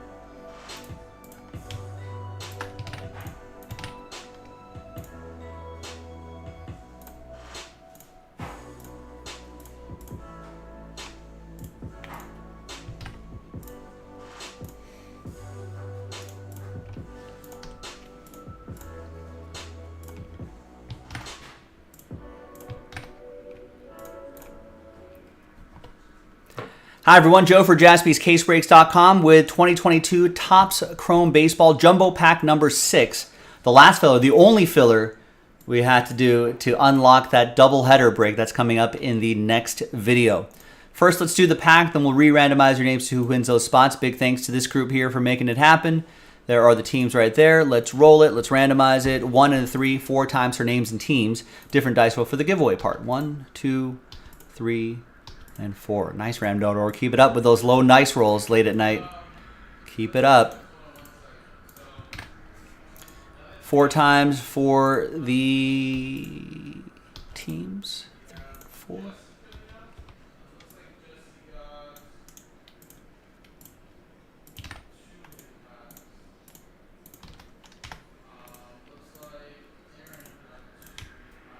All right, no trade windows here, but there's the first half of the list.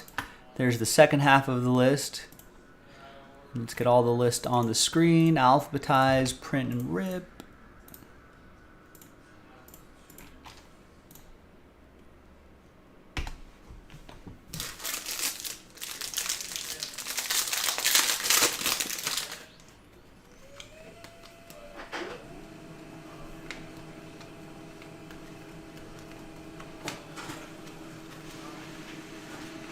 All right, nothing too crazy there in this jumbo, but let's flip back over here. Let's see who's going to win those spots in that dual case. Or let's gather everybody's names.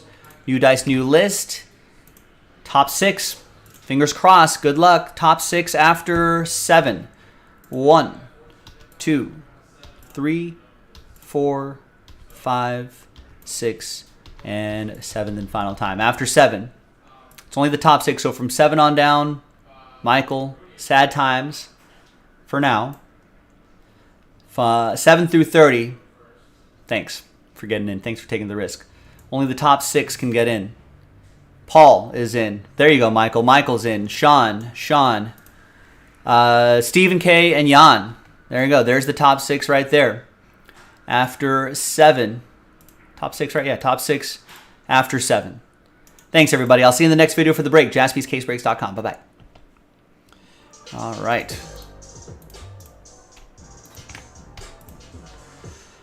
Okay, now let's prepare ourselves mentally for this double header here.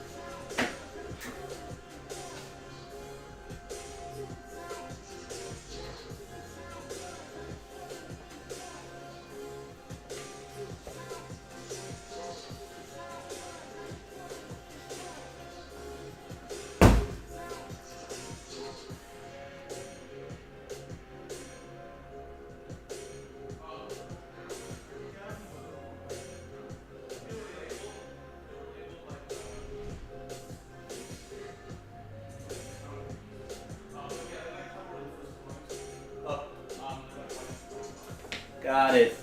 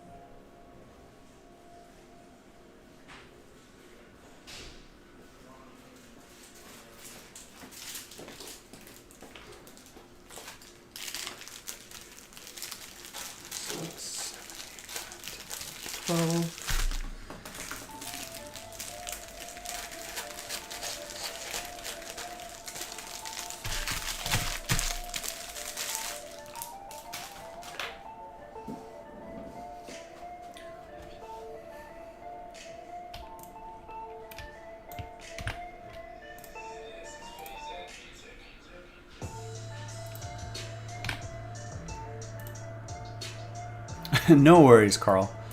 Never apologize for filling up a break.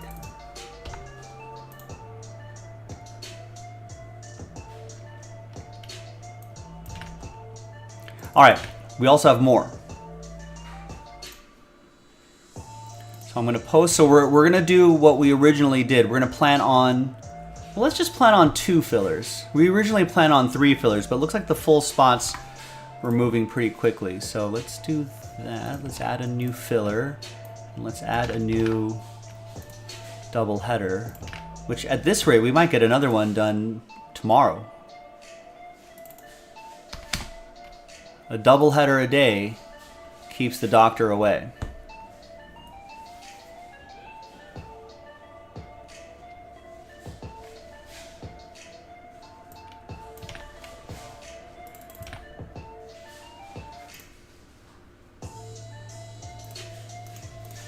How many are we giving away each? 6? So 30 minus 12.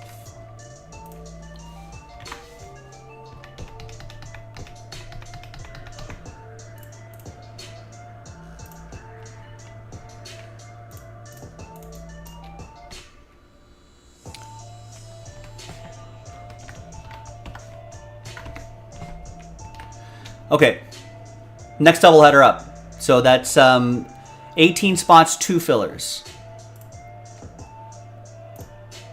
We only have to do 1 filler. So my guess is we'll be able to do at least 2 fillers. Maybe we might be able to even cancel one if that's the case.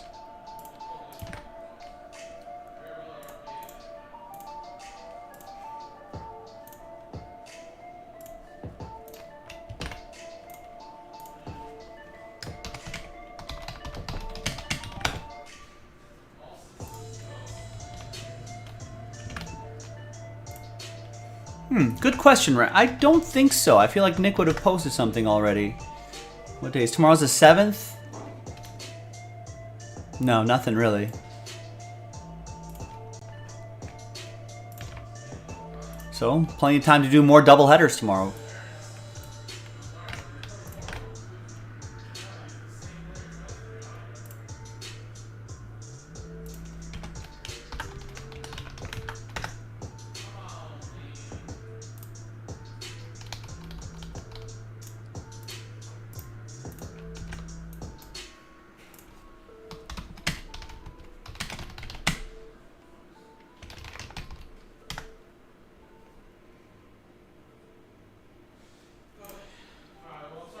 Alright, so 2022 Topps Chrome Baseball box. Let's take out 24 boxes here.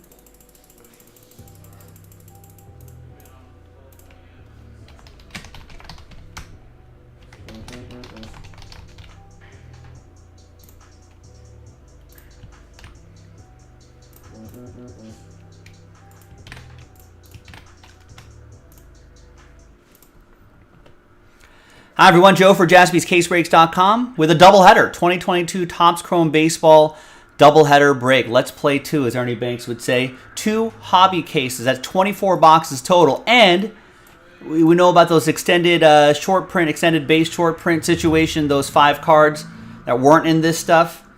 They're now been distributed inside the silver packs. You saw us do those silver packs earlier today for the new release breaks, for the breaks we did earlier. So at the end of the break, we'll do a pack per box. And obviously, if there's any of the short prints in there, that'll go to the respective teams, the 5 teams that have those special short prints. All right, so we'll do those silver packs at the end of the break. All the other base cards that are in there will be distributed to the teams as well. So it'll be just like, it'll be part of the break. It's a break. Big thanks to nobody. No, that's not true. Big thanks to this group right here for making it happen. Thanks to the people who bought their spots straight up. And we only had to do 1 filler for this. Thanks to the people who took a risk on those fillers. Congrats to the winners. And there are all 30 teams in. Let's roll it, randomize it. Names, teams, 1 and a 4, 5 times. 1, 2, 3, 4, and 5. After 5, we got Michael down to David.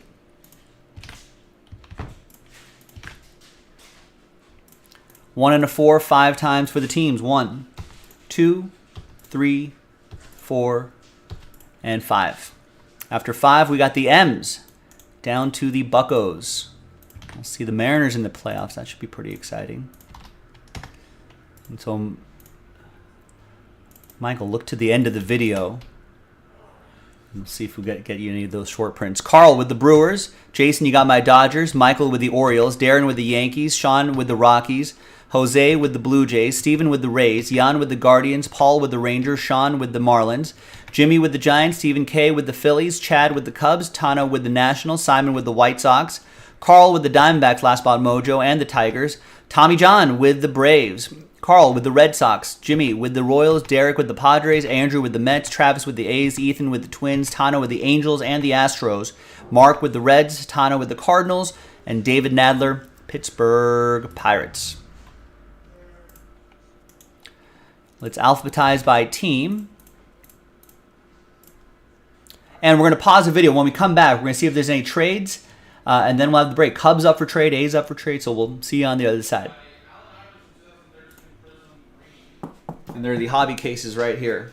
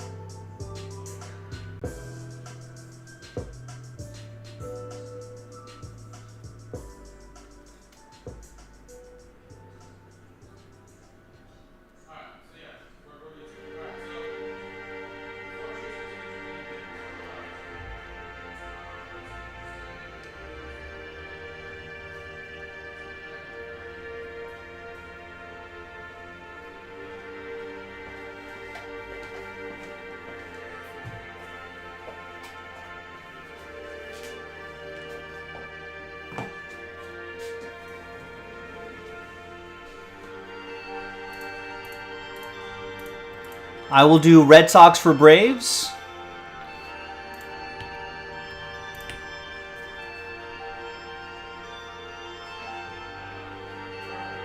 Or Cubs Braves. I don't know if that moves the needle for you.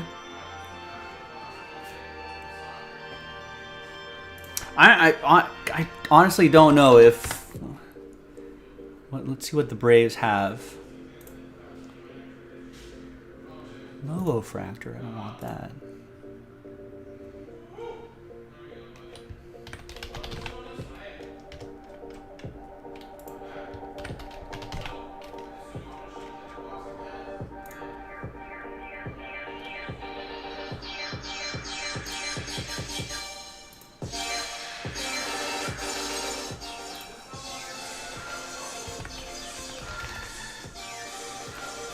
So, the Braves have Spencer Strider. Plus other autograph opportunities, but Spencer Strider is your rookie auto. He may be your NL Rookie of the Year, the starting pitcher.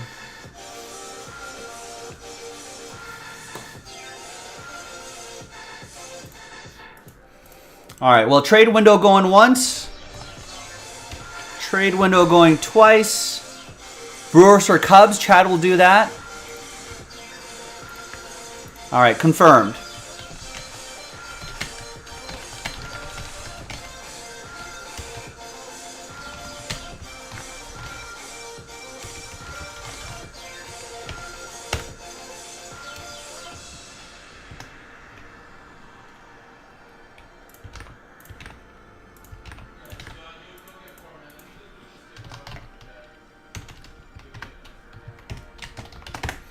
All right, TWC trade window closed. Let's roll. This break's going to be long enough.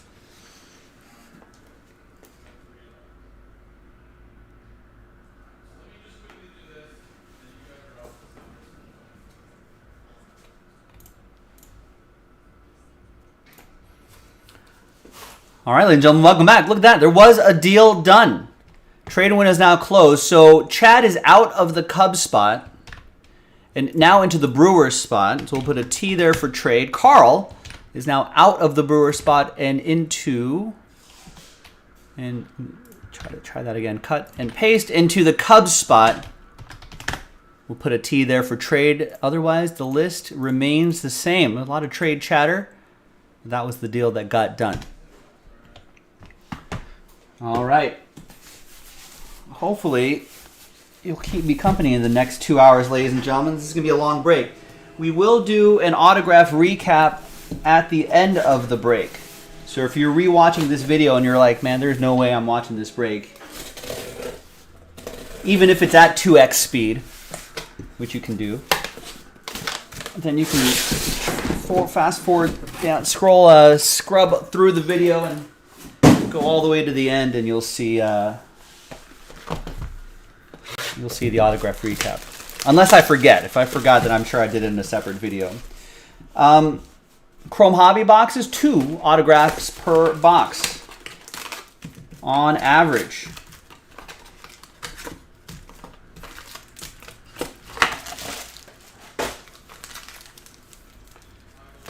A little slippery here. Good luck, everybody. Box number 1. Oh, let's get the list. Again, let's show you that list just one more time. Topps Chrome Baseball, doubleheader, 2 hobby cases. Thanks, everyone.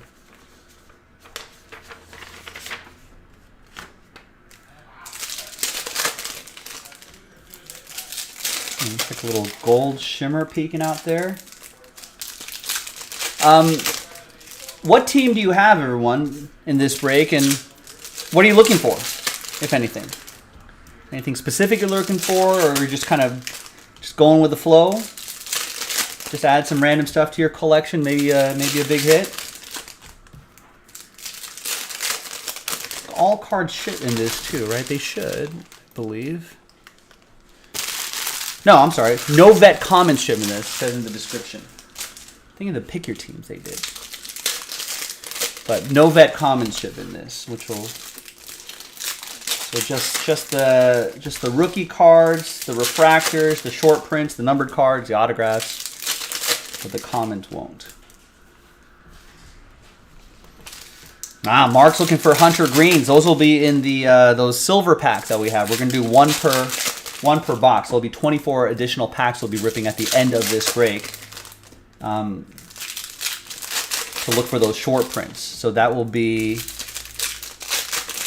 I think, yeah, Mark, you and the Reds will have potential short prints. Right? Who else is it? Julio Rodriguez is one. That's for the Mariners. Michael G. Let's look to the end. Jimmy K with the Royals. Bobby Witt Jr. short prints. I think C.J. Abrams is also one of those missing short prints that are now in those silver packs. It's Derek and the Padres. So some possibilities there. Chad looking for a Yelich auto. That'd be pretty cool. All right, and away we go. Just in the interest of time, I'm going to be breezing through these a little bit more quickly than I normally would. It's going to be a long break already. There's Jake Cousins for the Brew Crew. Chad drawing first blood in the trade. 474 out of 499.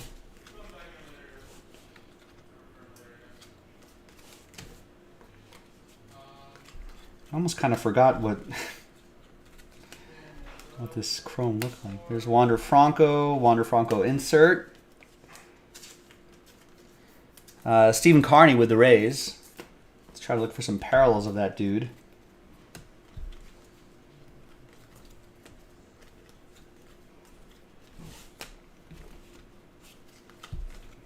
And there's that gold wave I was looking at.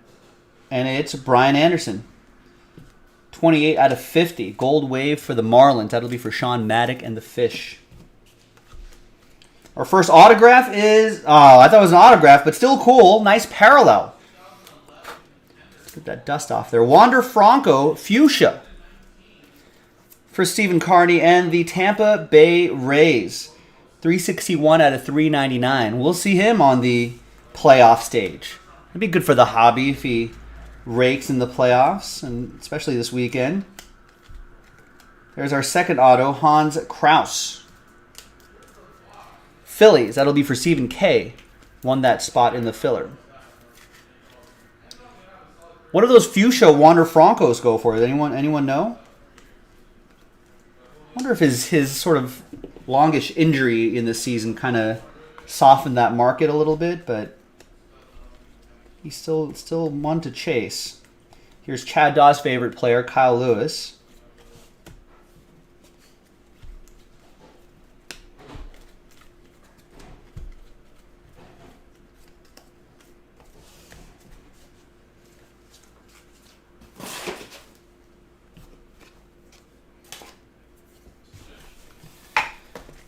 Simon, what's going on? Don't follow baseball as closely as football. Can anyone tell me how the White Sox rookies Gavin Sheets and Berger did?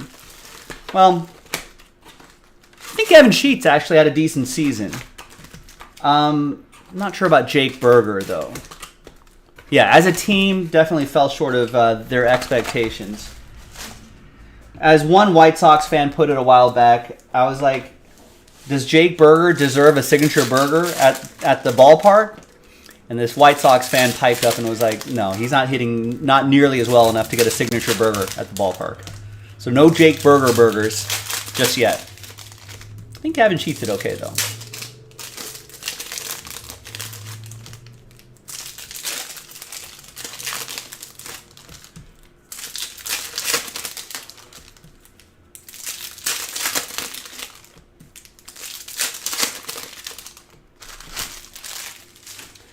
Well, I guess this might be one of our last times that we're going to have a chance to talk about the off season, because this is an off day, and we're going to be pretty much talking playoffs the rest of the way through.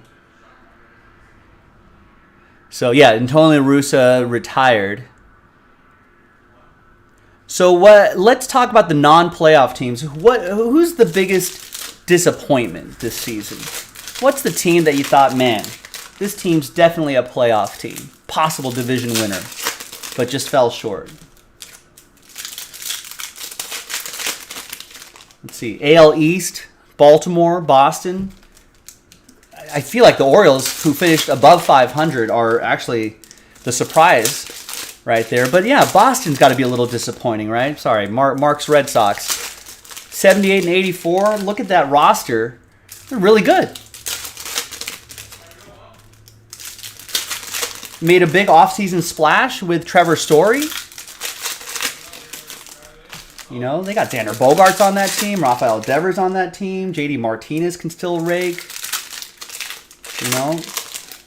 And just my Dodgers bias. I'm a fan of Verdugo, fan of Kike Hernandez. Those guys are solid players, but more Chris Sale troubles and some starting pitching issues, and then that's all she wrote. In the AL Central, it's got to be the White Sox, right? We were just talking about the White Sox. It's got to be the White Sox. Tony La Russa's out. You know, maybe they'll find like a younger voice, I don't know, to lead that sort of younger team. They're pretty disappointing too. On paper, they're really good. They've got a good pitching staff. They got good hitting. They got Luis Robert. But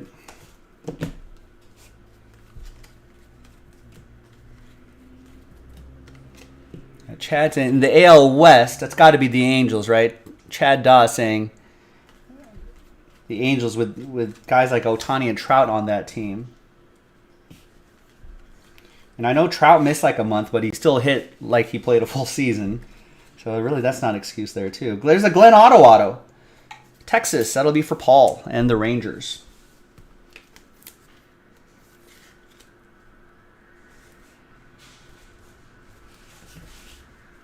There's Jake Burger.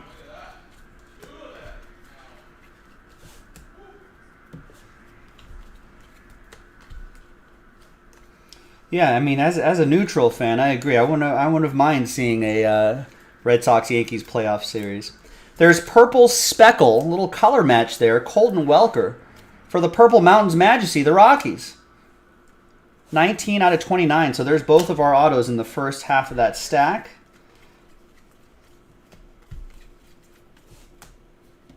Looks like maybe a little orange peeking down there.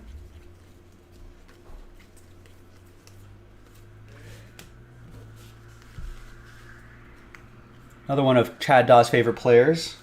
Another Kyle. It's Austin Meadows. 12 out of 25 for the Rays.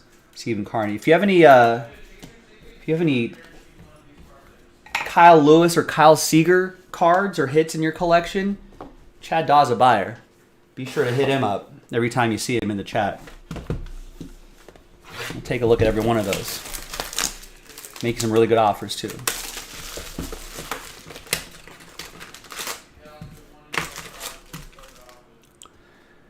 What about in the NL? Miami, a little disappointing, I think. I don't know if they were going to make the playoffs. But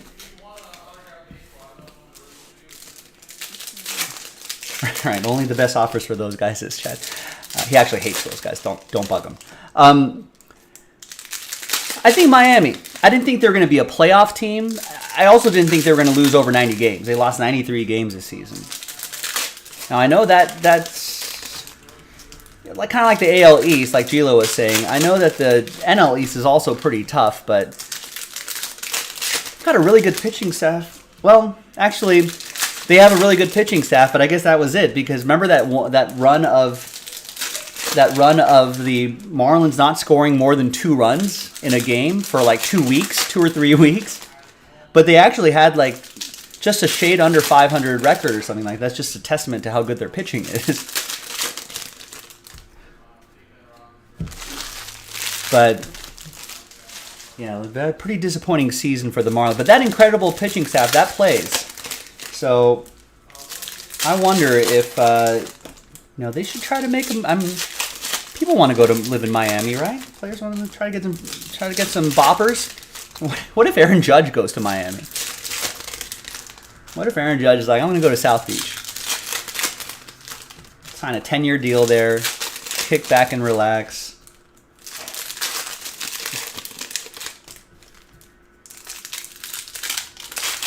Have the Marlins bring in the fences.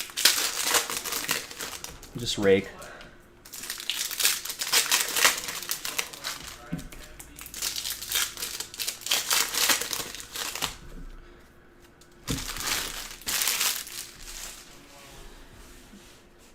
Yeah, Aaron Judge, the decision. That's going to be the big decision. We'll have plenty of off-season to talk about that. Or I guess as soon as the Yankees are bounced from the playoffs, whenever that may be, they'll be that the talks will start. Cutter Crawford, Boston. That's going to go to Carl and the Red Sox. Yeah, Simon's asking. Yeah, well, let's start it. Where is Judge going to go? Where what does everyone think? And if you're feeling spicy, it's Casey Mize, Fuchsia Speckle for the Tigers. That's for Carl. If you're feeling spicy, what are the terms of his deal? Maybe $350 million right there to $350.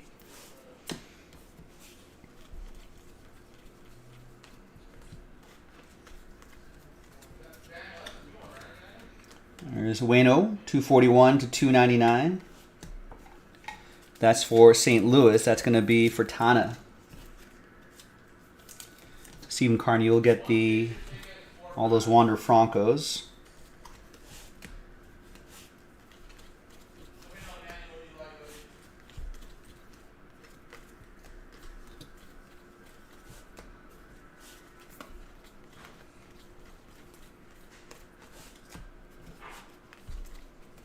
And Mason Jar Thompson. Rookie autograph for Tana and the Nats.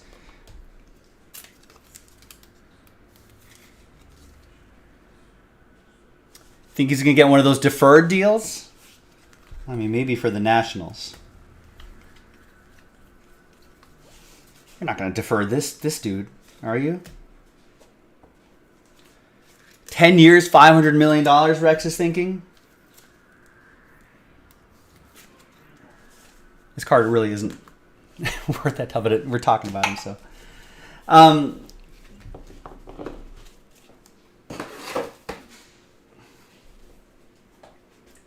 Is someone really going to give him 10 years, you think? He's a little bit older than you think.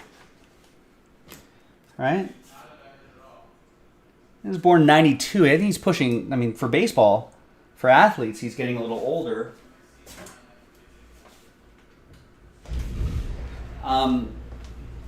10-year deal pushes him into like his early 40s or something like that.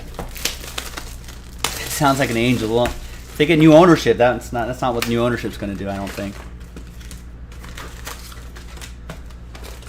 But what if you did but is that average annual value right? Maybe $50 million a year? Could he get $50 mil a year?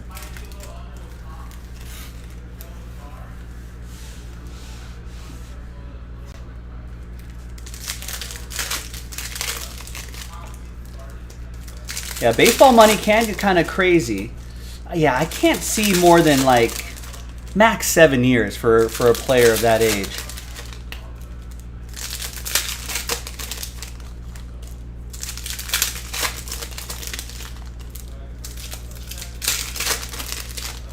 Pujols is 42. I mean, not everyone's Albert Pujols. It's like, Rex, when you're like, you know, Nolan Ryan used to throw 110 pitches a game. You know, it's like, well, not everyone's Nolan Ryan. And as special as Aaron Judge is, he's been pretty healthy the last couple seasons, but he has had, you know, some injuries.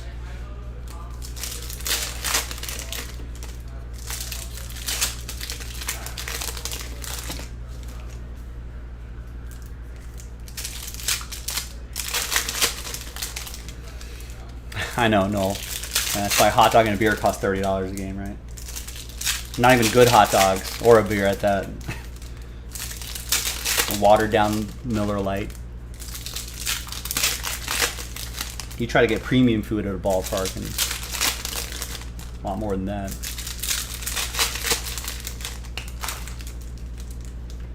Yeah, I could see clubs wanting 5 years, but I think Judge will probably want like 7, 8 years, maybe 10 years. They're gonna have to meet somewhere in the middle.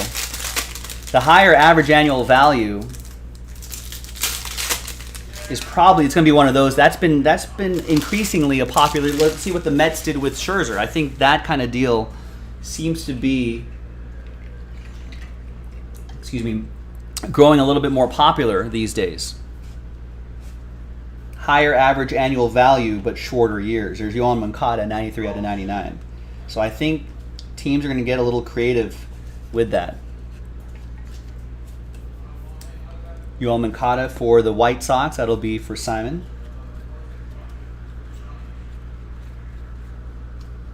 There's a hyper O'Neal Cruz. I like that for the Pirates. That's a Wander Franco. I thought that was someone else. 8 years, $320 million, thinks Lucas.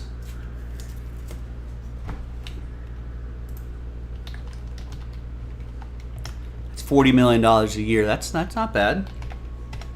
That's a fair offer. But is someone going to give him more than that? Aaron Judge is 30 years old, turns 31 next April. By the beginning of the baseball season, he'll be 31 years old. Now, here's a fun thing that I like to look at. If you go to Fangraphs.com, you search a player, you scroll all the way down to the bottom to the value section. They kind of calculate based on WAR, based on salaries of players in the league. They try to calculate the dollar value of someone's season. There's Trey Mancini, nice Trey Mancini, $2.99 for the Orioles. Michael Locia with that. So based on WAR and average salary per WAR, per point in WAR, there's JT Realmuto for the Phillies, Stephen K. Aaron Judge in 2022 had a season that would have been worth $91.6 million.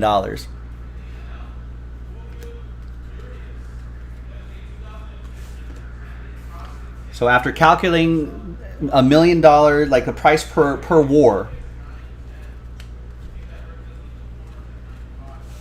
wins above replacement, and he finished with 11.4 according to Fangraphs. It would have been now no one's going to pay him $91 million, obviously, because he's had a season with one WAR where he was only worth $8.2 million. Last year he had a good season, 5.5 WAR. That was a $43 million season. TJ Friedl right here. So you kind of have to get somewhere in between there, right? You're paying $40 million a year of real dollars. Sometimes you'll get $90 million value. Sometimes you'll get $8 million value. So it'll be interesting.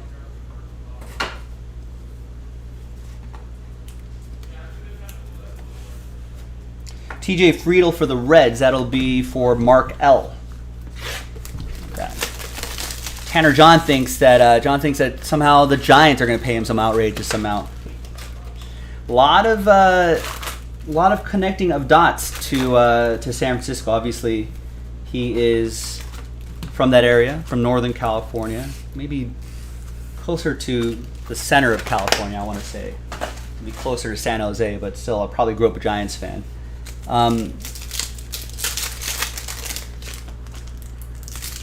And the Giants have been, you know, I've been reading some articles. Giants have been,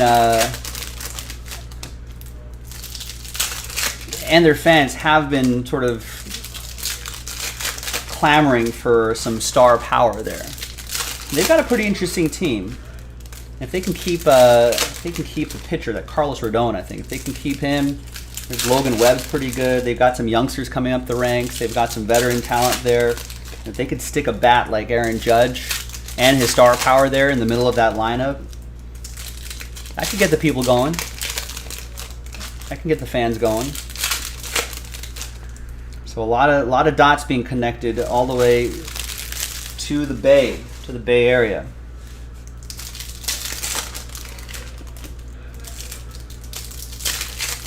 There you go. Okay, yeah. So John, you know exactly where that area is. Yeah, watch you play at Fresno State with your dad when you were little. You grew up around where you're at. Yeah. So not exactly the Bay. Not like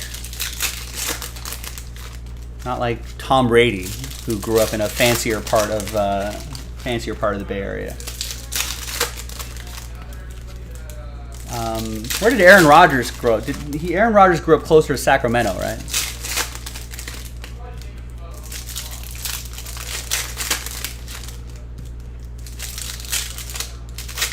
Simon Meyer has a hot take. Pujols this season might have been more impressive than Judge, just given Albert's age.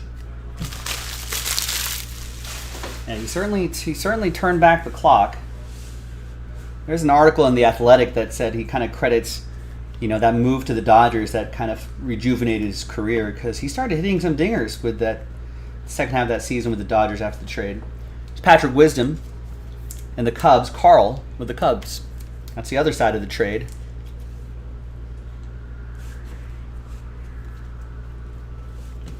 So one auto each for the trade, if you're keeping score. I thought Aaron Rodgers grew up in Chico, California, which I want to say is closer to Sacramento. And I think Tom Brady's from Marin County, right? So just north of the Golden Gate Bridge, wine country. And a nice Nate Pearson, purple refractor autograph for the Bluebirds. Jose with the Blue Jays. 95 out of 250. Tradiac, what's going on? I did not see the Cristiano Ronaldo miss as a non-United fan. It was pretty hell. No, I got to look that up. I'm sure I'll take some delight in that as well, as a Liverpool supporter.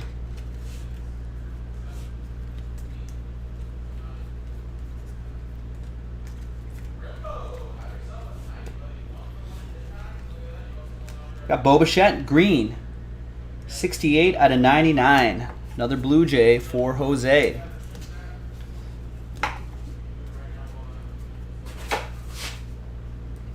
Oh, links don't work in the chat. I'll look it up. I'm sure I'll run into it.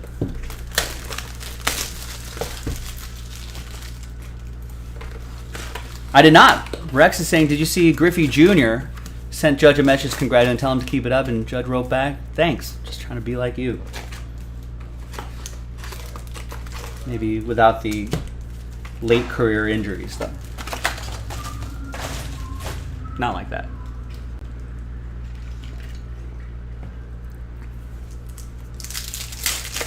All right, 6 boxes of 24. So we got another half an hour left in this break, and we've got another hour after that. So let's see who makes it with me to the end.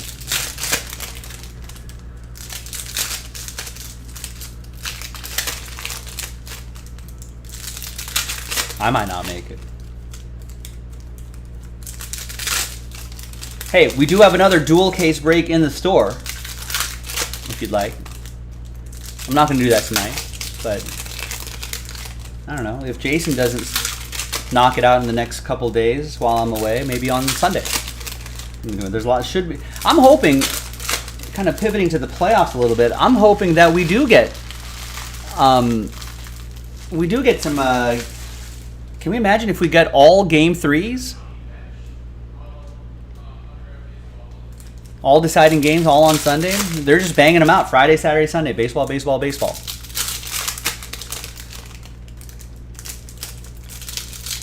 Playoff baseball is pretty exciting.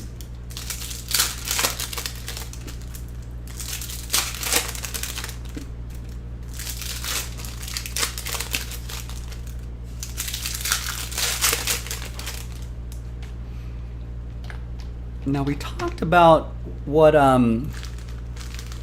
people personally thought. What they personally thought who would win their respective series, but let's see what Vegas thinks.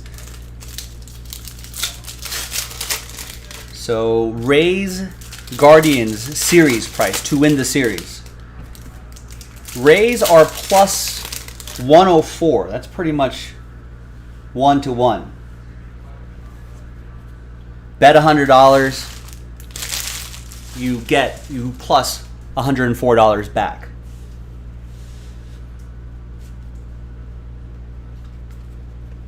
So if it's $10, and you can kind of see, you can kind of do the math there. So, but pretty much even. The Guardian are slight favorites at minus 124, which means you got to minus $124 from your bank account to plus $100. So you got to lay a little more to win $100. There's Anthony Rizzo, $259 at $399, but ostensibly, you're taking a bigger risk because it's a bigger chance, I guess. There's Juan Yepes, Blue Lava for St. Louis. They're in the playoffs. Tana. 55 out of 150.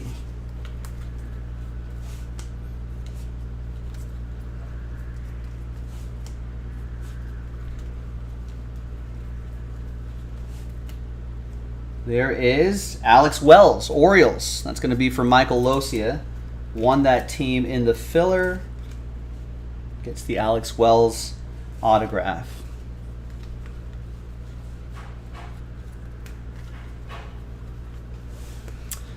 Not yet. We got that blue lava for the Cardinals, but nothing. Got that purple Nate Pearson autograph. Nothing too crazy though. Maybe that Fuchsia Wander Franco may still be one of the bigger hits of the break thus far. There's Nolan Arenado to 99. Green speckle for the Cardinals for Tana. Halfway through this first case, first of two.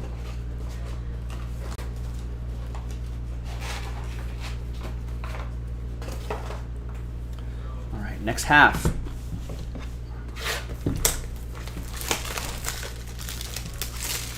These are the box with the tops. Yes, that is correct, Tradiac. So we did get those silver packs in today.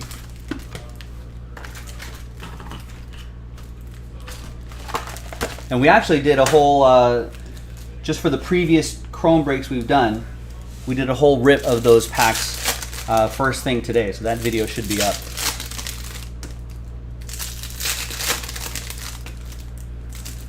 Basically, they gave us silver packs, and we're just pretty much, so at the end of this break, there's 24 boxes, right? So at the end of this break, we're doing 24 of those silver packs.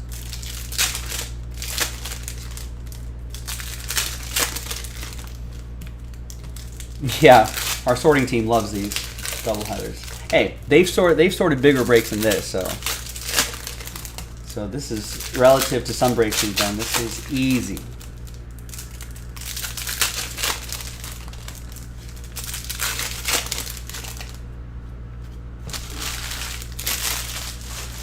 No worries. Listen, this is a long break, Tanner. I need as many things to talk about as possible.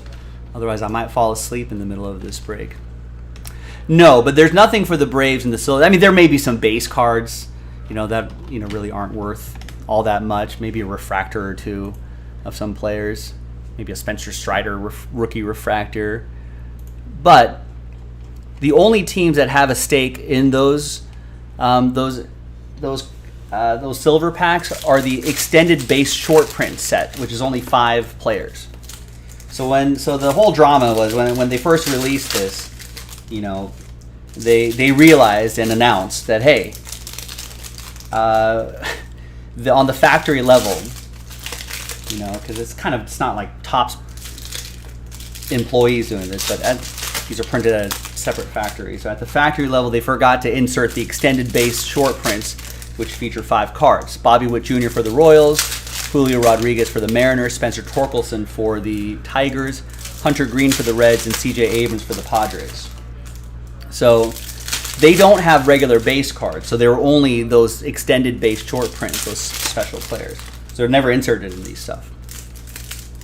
So what they said as a, you know, we're like, well, I mean, obviously we have to give those to the people, right? So they created these silver packs.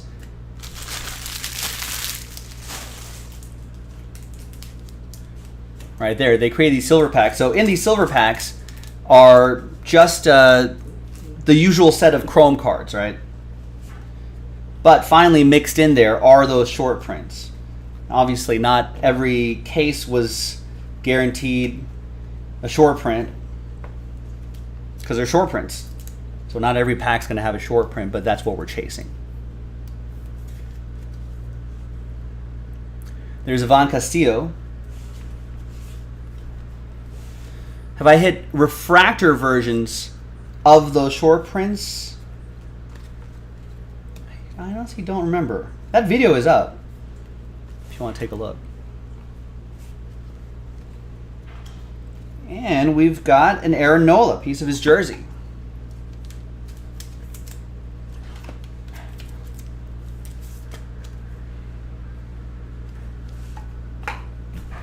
So yeah, for most of you, you're just going to get maybe, I mean, vet commons don't ship anyway. For most of you, you might just get like an extra base rookie or something random like that.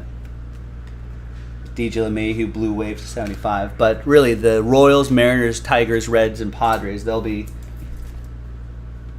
a little, their ears will be perked a little bit more because of the possibilities of those short prints. Got an Alexander Wells, photo negative.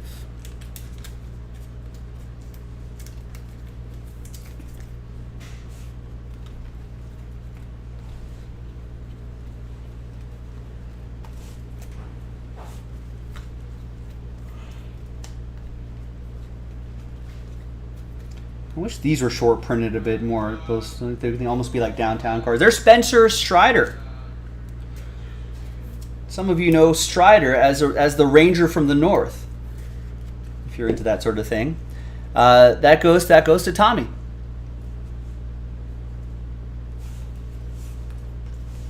And the Braves. That's your possible NL Rookie of the Year. He's had a pretty great season. I think he's a little banged up, though, for the Braves. I think he's working through some sort of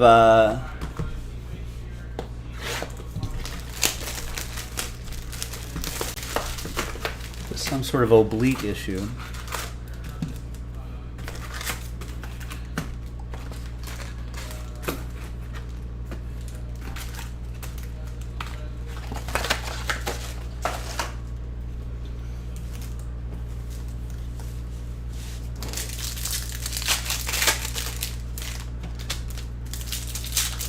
Oh, I see. Per box thing? Yeah. I mean, I'm glad they addressed it. They could have given us nothing at all.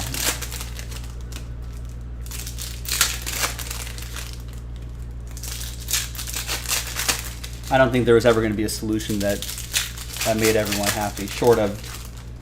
But I mean, you can't even guarantee short prints for everybody. People would say there's no really perfect solution. It's not like you were assured these super short prints anyway, so. So it's not like we can just give everybody a short print.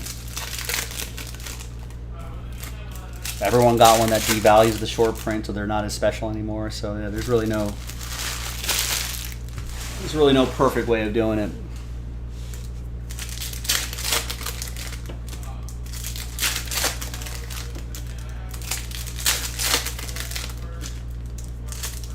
Yeah, it is early. But yeah, I mean, this is a long break. We can definitely shift sports conversations too. For whatever it's worth,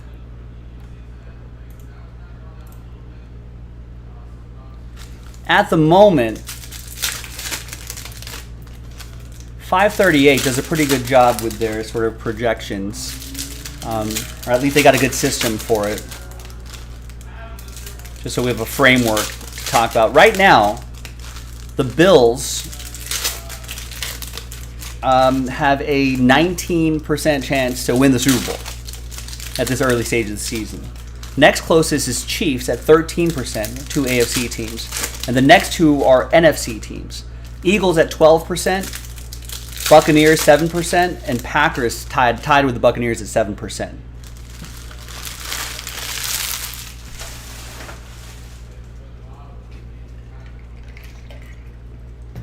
So now, obviously, with only 17 games, those percentages could drastically change with a short winning streak or a short losing streak from any of those teams here and there, and that's that, right? There's Luis Gil for the Yankees, Raiders. Not as bad as you think. They are at 0.6% to win the Super Bowl. Their playoff odds, though, are 21%. I think when they were 0-3, I think it was like 12%. Yankees, Darren. Not that I've been looking. Not that I've been keeping track of that obsessively.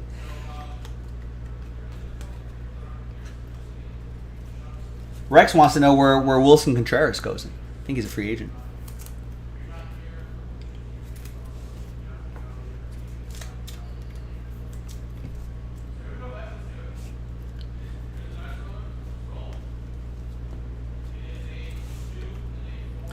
But yeah, Bills are pretty scary this year. Mark's still on AFC East, still on the Bills. Patriots making the wild card. That's bold. Without Mac Jones, how long is Mac Jones out? There's Francisco Lindor to $2.99. Bailey Zappi.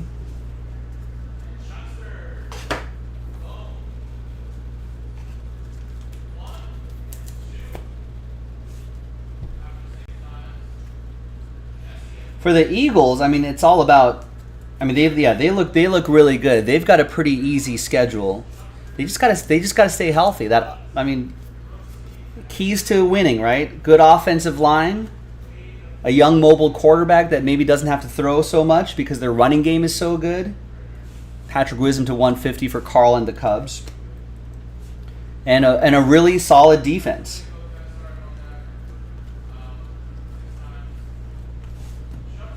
If not great defense. It's a pretty easy NFC East, although Cooper Rush and the Cowboys have been pretty surprising.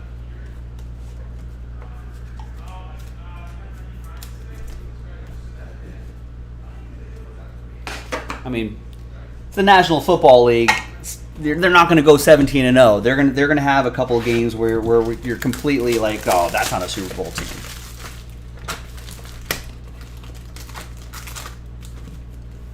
But so far, 4 games in, they're looking good. Who do they play this weekend? Jaguars, maybe?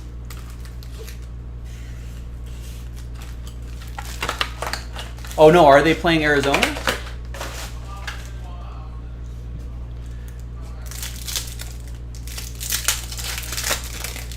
Lucas still has hope for his Bolts.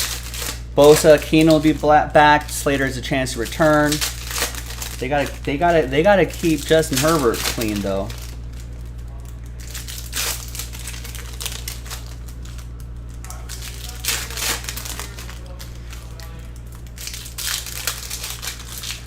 Arizona's the first playoff team. Is Arizona a playoff team? First playoff team the Eagles will face this year. The 2-2 Cardinals, are they making the playoffs? They've got a good chance. They got a 37% chance of making the playoffs, 2% chance of winning the Super Bowl. Yeah, that Bills defense though is pretty electric. Von Miller just opens the door for everybody else on that team. Ed Oliver, Rousseau, great offense. You could, you want a little bit more. I guess if you're nitpicking, maybe you'd like to see a little more of a running game there, but yeah, they're still pretty good.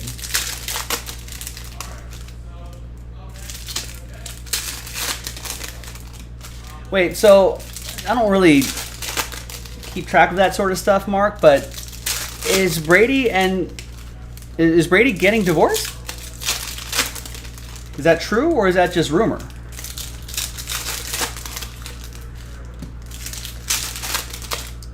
Because that probably means we might see Brady for the next 5 years. That guy's never going to retire, huh?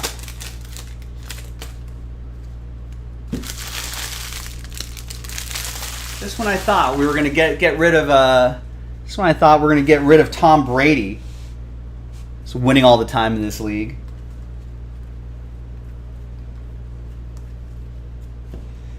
There's Reaver San Martin for Mark and the Reds. They got lawyers. Yeah, Simon also confirmed that it's rumored they got lawyers. Wow.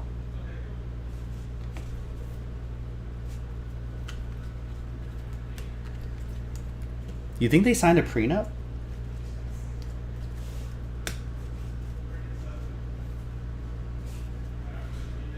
Like, she makes a ton of money.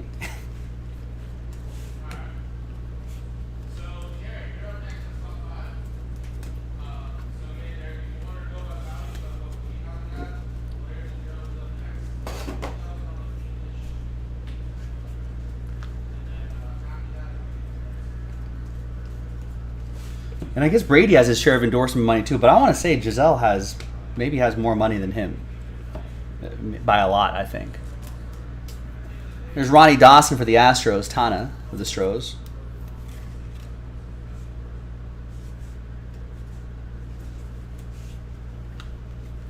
I think she does, Simon. That's what I was asking. Did he sign a prenup? Did she make him sign one?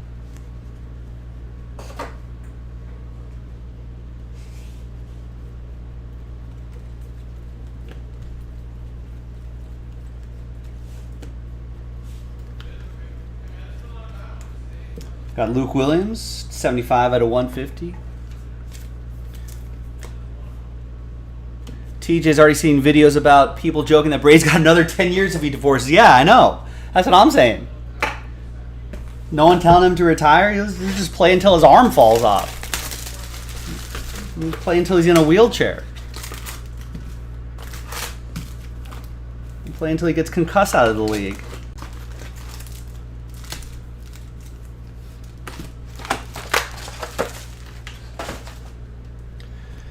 She does have more than him, Rex says, but does he really care?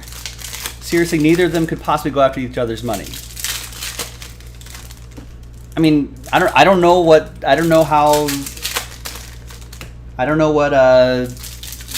divorce law is in Massachusetts. I don't know where they got married. I don't know what state they have their marriage license in. Every state I feel like is different. I think California, is 50-50.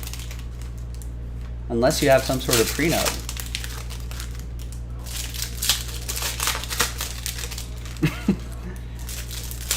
I had a funny image, Mark, of Gronk and Edelman living in the Brady household's basement. You know, Uncle Gronk, Uncle Edelman, Uncle Julian. You know, Uncle Gronk, Uncle Julian playing with the kids, taking care of the kids, doing babysitting, letting them eat ice cream for dinner. And not that avocado ice cream or whatever he eats. Like real ice cream.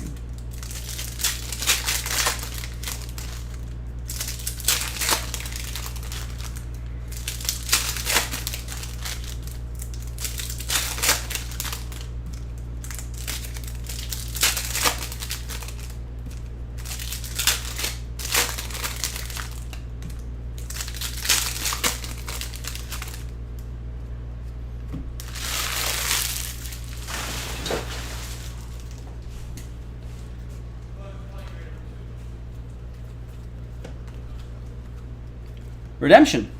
It's Beer.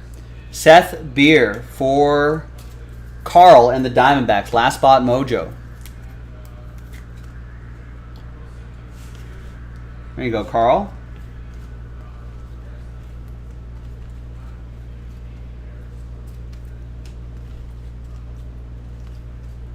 Oh, an O'Neal Cruz refractor. Pirates. David for the Buccos.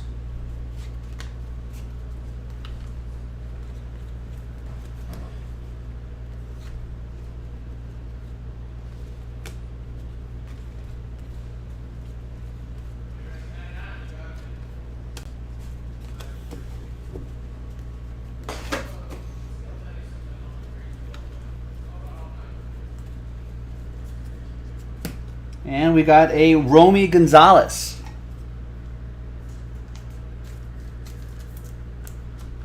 Romy and Michelle's high school reunion. Isn't that a movie? That is for the White Sox. That's going to go to Simon Meyer.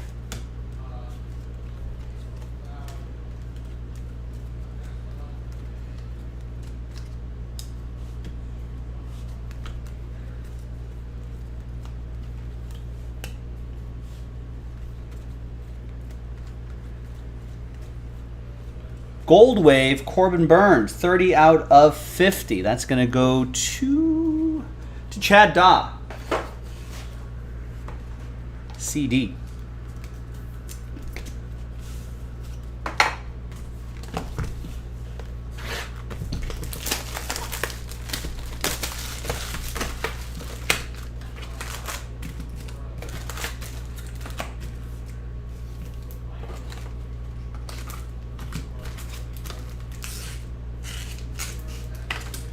What do you think? What do you think Chad Daw's baseball nickname would be? That'd just be CD, maybe. He gets a CD. Maybe Dawes, Dawsy, Dawsy. I don't know if Dawsy works. Dawes, maybe just add an S to there. Attaboy, Dawes. Yeah, Dawes sounds. Dawes rolls off the tongue. Good eye, Dawes. Good eye.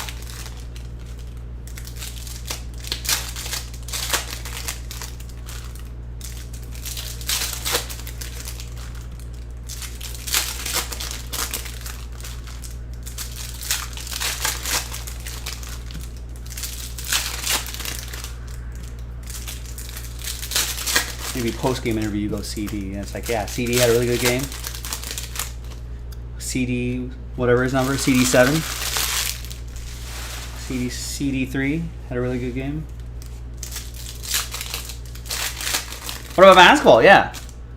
We got basketball preseason starting up. Who does everyone have in hoops?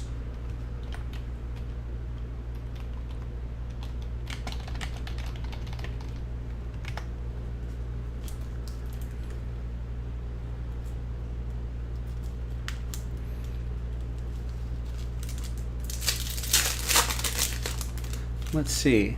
Do we have some more recent odds on here? Maybe late September, according to Action Network.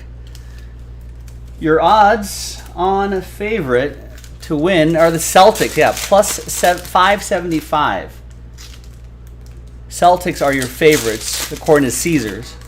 Maybe a week ago.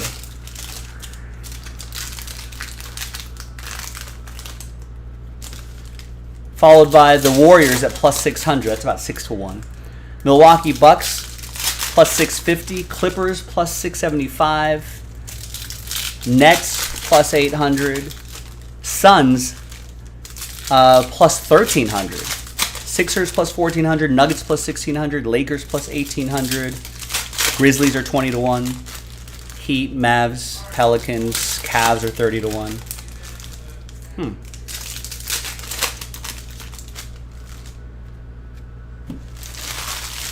Yeah, Mark and John, Celtics fans. I'm a Lakers fan, so I really don't need to see the Celtics win a championship, but I can respect that team, though. That's a really good team. And here's another rival of mine, the Giants. Kervin Castro for the Giants. That's going to go to Jimmy K.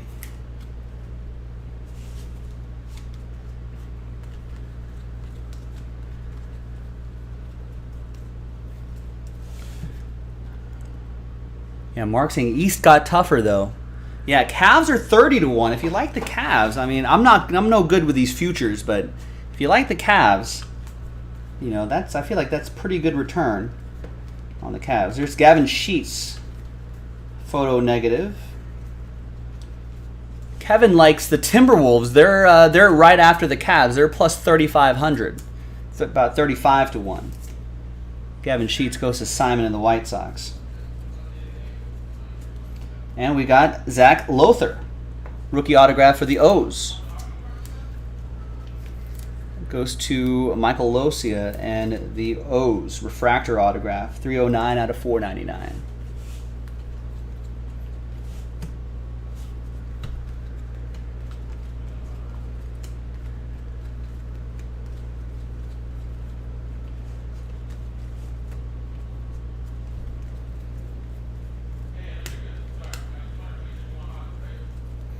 And there is Dodgers edition of Albert Pujols, 35 out of 299.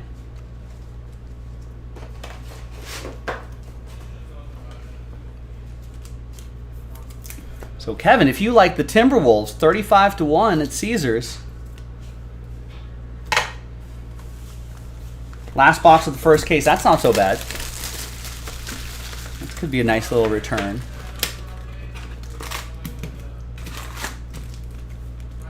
I don't know, any super long shots here that's worth something? The Jazz are the Rockets, Spurs, Pacers, Jazz are the longest odds. I think they're plus 100,000. They're 100 to 1. Those three teams. I don't know if there's too much value in any of those teams. Orlando Magic and the Thunder are 50 to 1 or 500 to 1. There might be 500 to 1. I think the Rockets, Spurs, Pacers, Jazz are 1,000 to 1. Magic and Thunder are 500 to 1. Pistons are 400 to 1. Kings 300 to 1. Wizards 300 to 1. Charlotte 175 to 1. Knicks 150 to 1. Trailblazers 125 to 1. I don't know if I'd take any of those. Just for a value play. Bulls are 70 to 1. Is that an interesting value play? You know, if you're just throwing $50 on something, just to keep the season a little spicy. Hawks 50 to 1. Raptors 45 to 1. I do like that Timberwolves 35 to 1.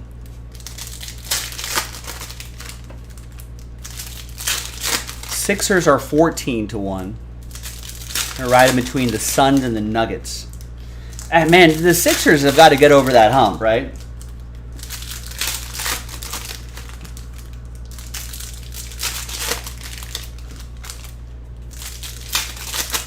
I mean, if it's not going to be my Lakers, 18 to 1. If it's not going to be my Lakers, you know, it'd be good for the hobby. Get Joel Embiid, an MVP, get him a chip. You know, get that locked in.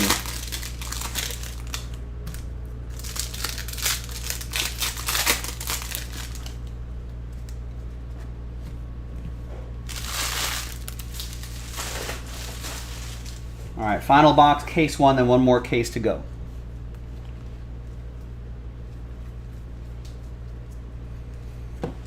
There's Anthony Bender for the Fish. That's going to go to Sean Maddock and the Marlins. Yeah, Bulls, 70 to 1. I do like that team as well. I don't like that Lonzo Ball may not start the season. He's got that foot injury, something like that. If he was healthy, they might not be 70 to 1.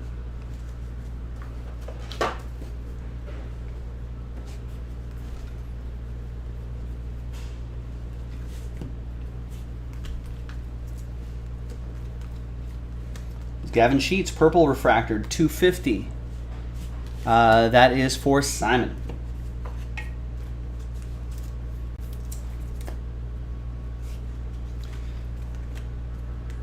And there's Joe Musgrove, San Diego kid, El Cajon.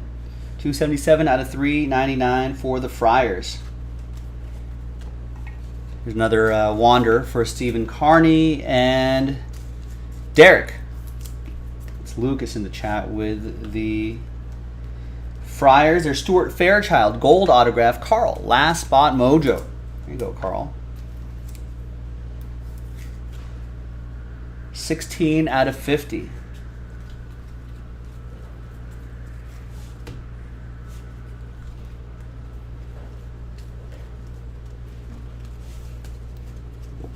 Yeah, John's thinking, feel like, man, are the Sixers wasting Joel Embiid? Yeah, I mean, they got a...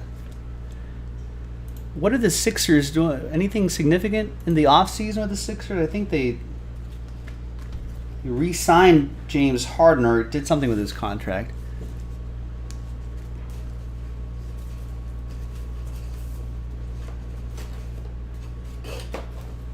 I don't see any new faces. All right, so that was case one. Next case.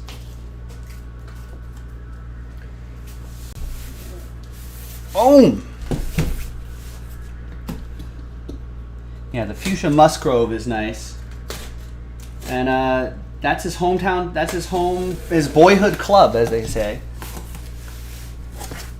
The Padres. And it's fitting that he delivered the Padres' first no-hitter in franchise history last year.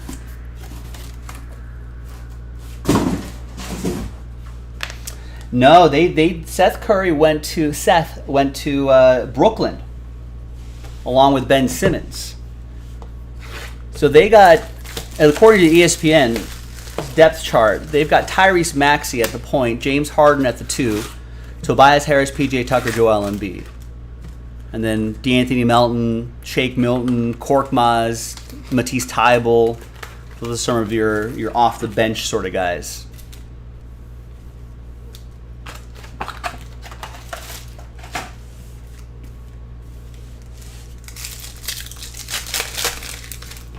Yeah, I have to refresh my memory on all of the roster changes from this year. It might take me a month or two.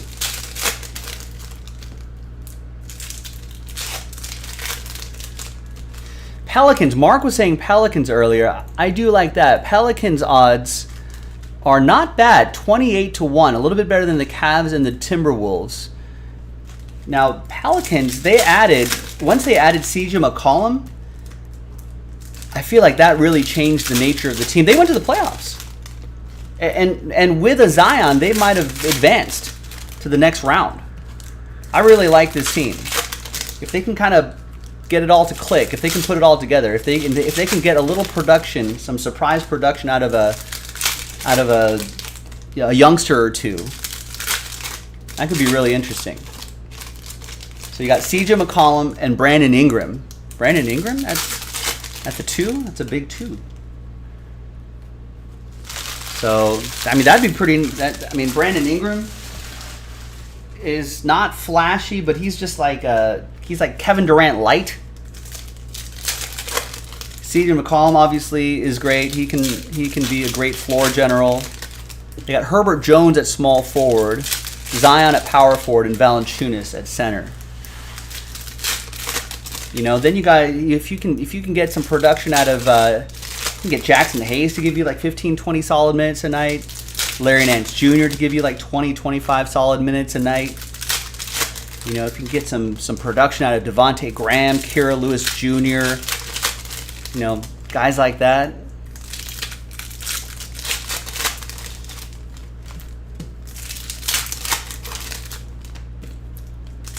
That could be...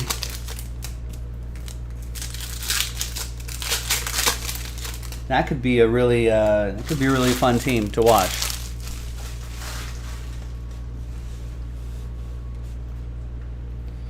All right. There's another fun case to watch. Second case of our doubleheader. First auto is Jansen Junk. You think he's a junk ball pitcher? Tana with the Angels.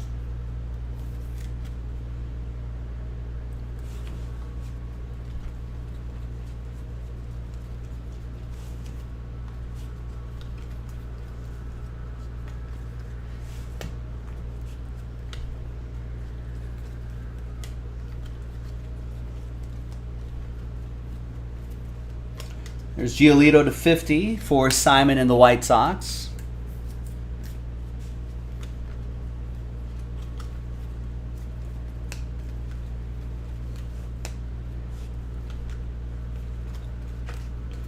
Wander base card.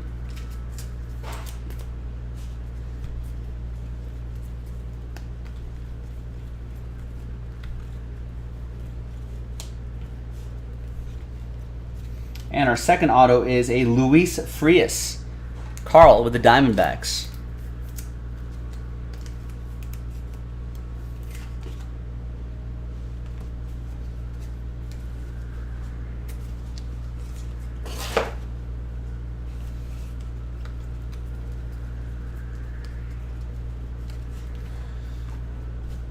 And once again, I'll do an autograph recap at the end here. Next box.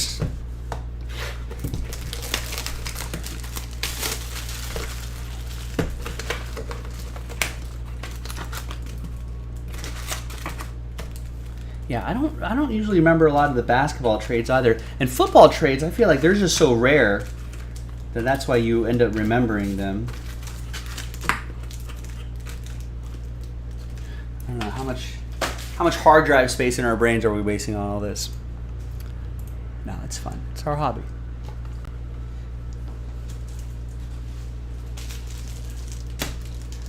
How are the Lakers going to do, ladies and gentlemen? What do you think about Joe's Lakers? My Lakers.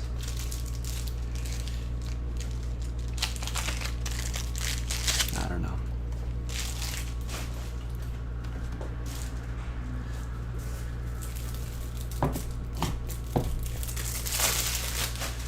It's all a moot point. It's all pointless if LeBron and Anthony Davis can't stay healthy, especially if they're in the playoffs, especially playoff time. Our Lakers are in trouble. Yeah, it's not going to matter if LeBron James and Anthony Davis are out for a lengthy bit of time. One bright spot though is that I do like that the anything's going to be better than last year. That the team's younger. You know. Like, we're finally getting Kendrick Nunn back on the floor. Dennis Schroeder back with the Lakers. He's still pretty young. Austin Reeves I love. Juan Toscano-Anderson. Damian Jones. Thomas Bryant are still pretty young. Wenyen Gabriel. Guys like that. Lonnie Walker are still relatively young. And I'm glad that... Because last year they were like, oh, let's get savvy veterans and let's put them on. It didn't really work. You know?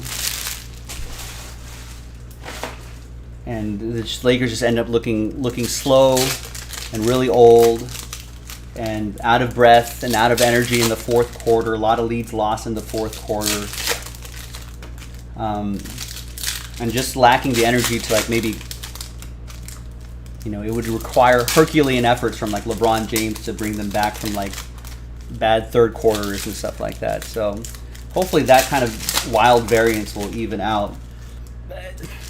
Obviously, you know, you can't really put too much stock into win-loss record in the preseason, but you kind of want to just see how players are rotating together, all the different rotations. For the preseason's worth, you know, Westbrook has actually looked a little more active on defense. Doesn't mean he's good, but he seems to be a little more of a willing participant.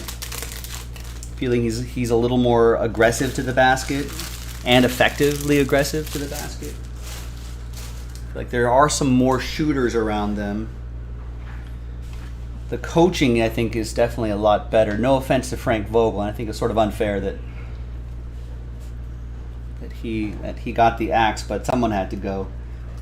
But I think they made the right coaching decision. I think Darvin Ham will be a great coach for the Lakers now and in the post LeBron era, whenever that will be, in 3 to 5 years. So there's something to be said about, like, maybe kind of keeping consistent coaching and, you know, philosophies on a team. So I'm hoping that that'll be the case for Darvin Ham, that he'll be here for a while.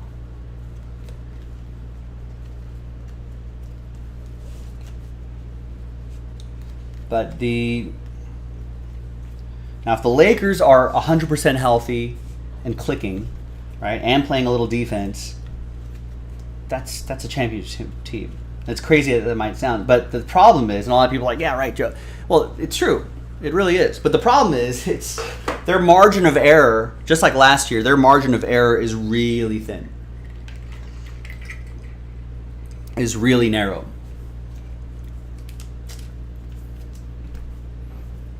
You know, so if one little injury from Anthony Davis that knocks him out for a couple weeks, and next thing you know, they're sliding out of a playoff spot, and the whole rotation collapses because everyone's trying to fill that Anthony Davis size hole. There's Mike Bowman, 13 out of 199. Orioles, Michael, with Mike.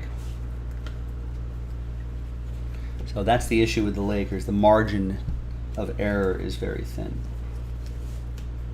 They can't afford to have lengthy injuries or can't afford to slack on defense. And it's Kyle Lewis to 199. That'll be for Seattle. Michael G with that one.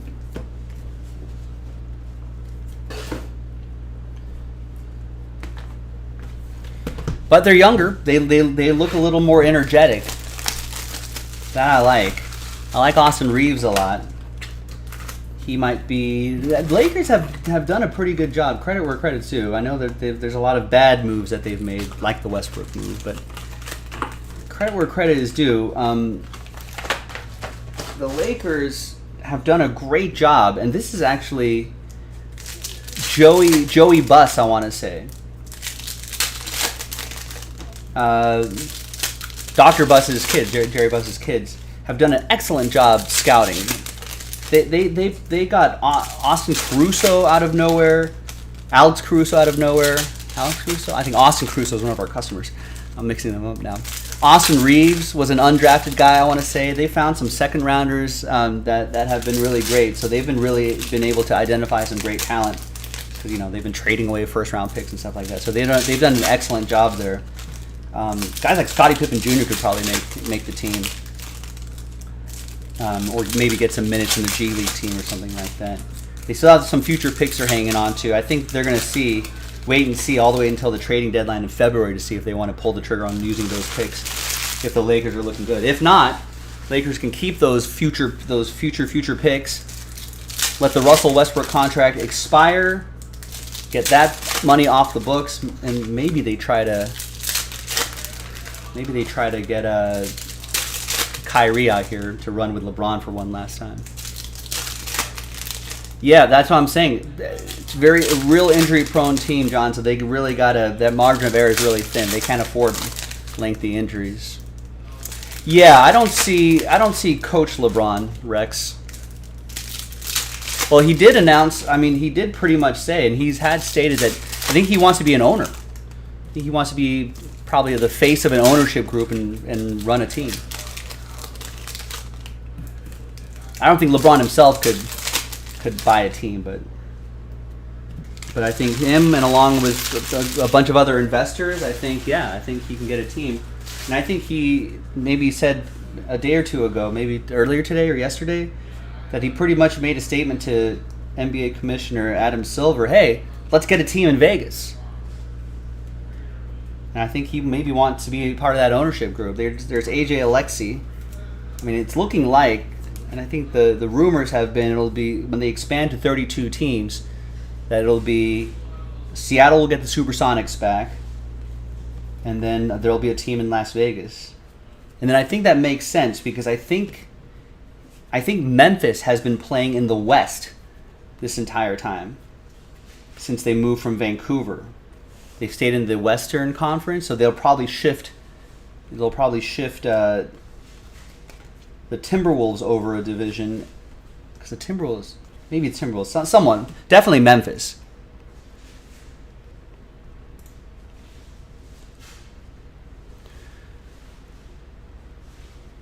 Right, because maybe Memphis and Timberwolves slides over, or maybe the Pelicans slides over to the Eastern Conference or something like that. I'm trying to look at these teams right here in the West. I think those two teams might be it. So then that kind of geographically kind of balances things out. But yeah, the Las Vegas LeBrons, Yeah, he definitely wants to be part of an ownership group, sort of Michael Jordan style. There's Hoy Park.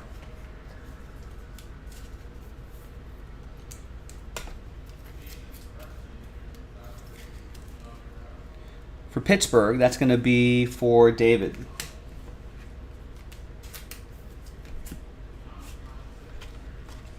And they'll probably... There's Trevor Rogers to 350, Fuchsia Speckle.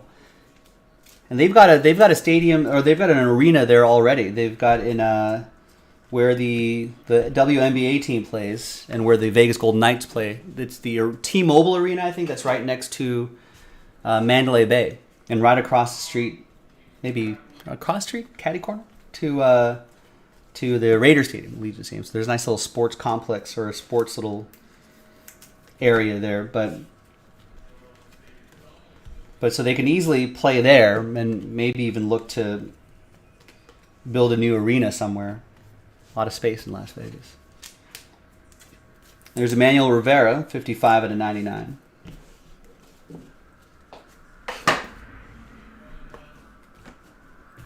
Oh, here's a fun question that we haven't talked about in a little bit. I think Major League Baseball, if we want to circle this back to baseball, I think MLB has been kicking around the idea of 32 teams. Where do those two teams go? I feel like there's been a lot of like sort of academic type studies done on like various baseball blogs about like what market do you need to sustain a baseball team? You know, what's the demographics that go to baseball games and blah blah blah blah blah, and you know what areas have like a sort of empty space where that could be filled with a baseball team. Where does expansion team 31 and 32 go?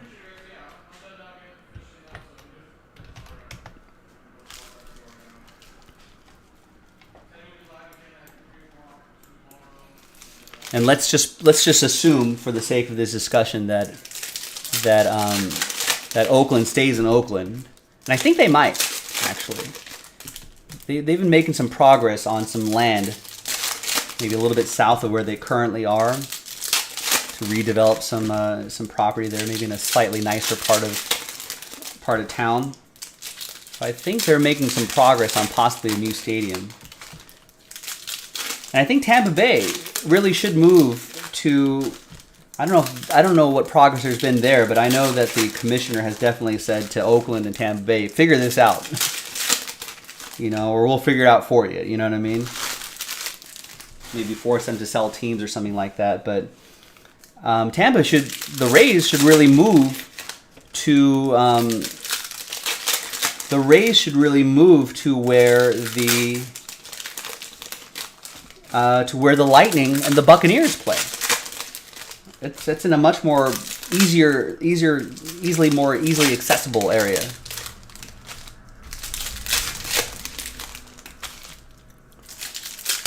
You have to decide what two divisions get an extreme. No, you would change divisions, Rex. That's what you would do. If you go to 32, then you're redistricting divisions like the NFL. 8 divisions, 4 teams each.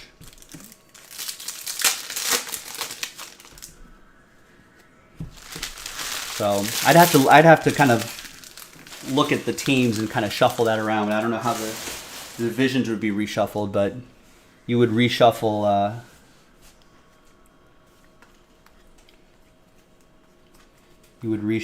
The division teams. Oh, we moved to baseball now. But yeah, you would move like Memphis. If we're going back to NBA, you'd move like Memphis, right, Jay? You'd move like Memphis and like OKC to the east, and then put the new NBA teams in Vegas and Seattle.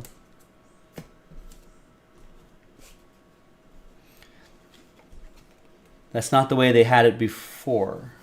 What, with 32 teams? Oh, well, just because that's the way they had it before, we can't change it, Rex? That's it? We're locked into what we did before? Now look forward, Rex. There's Royce Lewis, purple. 41 out of 250. It's a chance to, when you get 32 teams, it's a chance to redistrict redistrict divisions.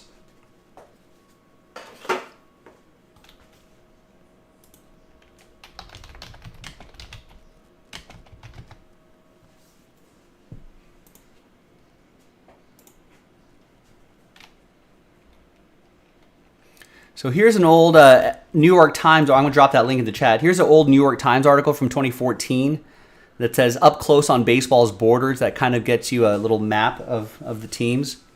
So you can kind of get an idea of where another baseball team could be.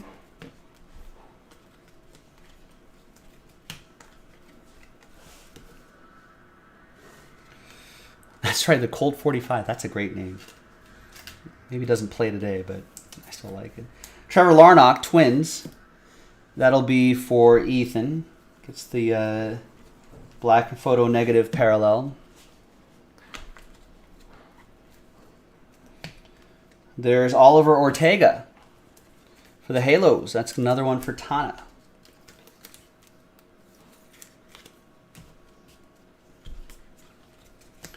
I think one of the suggestions I've heard for a baseball team is, well, people have said Vancouver, but I don't know. I think Toronto Blue Jays is like Canada's team. I don't know if that's going to happen. If anything, you'd put a team in Montreal. But obviously Montreal, putting a team back there, has been talked about.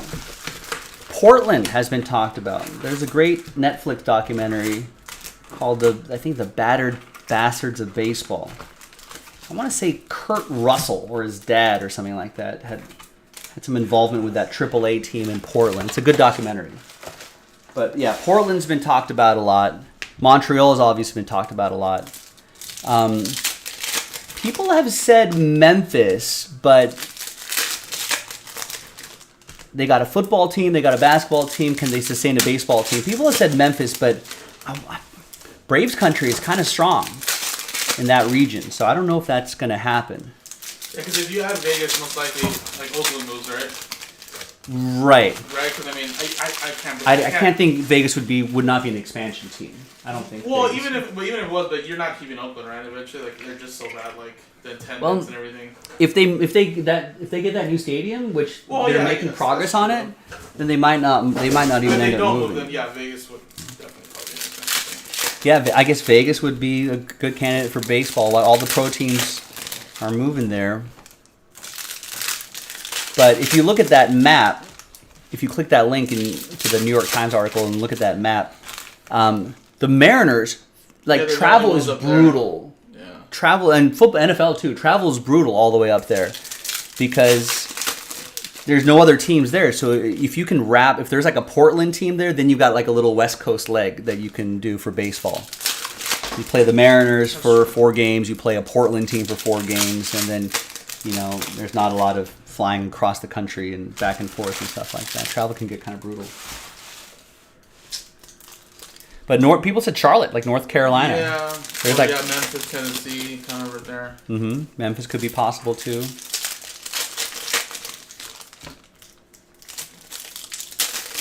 Yeah, Braves country's pretty big. You can't put. See, that's pretty tough to. It's either Cardinals or Braves, right? Yeah. Memphis would have a hard time getting people in there. New Orleans. Yeah, that's what I was thinking. There's a lot of baseball players that come out from Louisiana. They go to LSU has a big baseball program, so it might be a little too slow for that crew there. I don't know. It's the Big Easy, right? New Orleans. Yeah. Kick back and drink and eat some delicious shrimp. Yeah, I do like that. And watch some baseball. I do like Portland actually, especially if they bring back Blazes. Yeah, Portland actually could be good. Create a natural rivalry, like a geographic rivalry with the Mariners. Did the dude sell? The dude that still owns the Seahawks in Portland still there, right? Or did he sell? I think so. He's still there, right? I think Seahawks ownership is still there, yeah. Something I forget. Tanner thinks Mexico City would be. That'd be wild.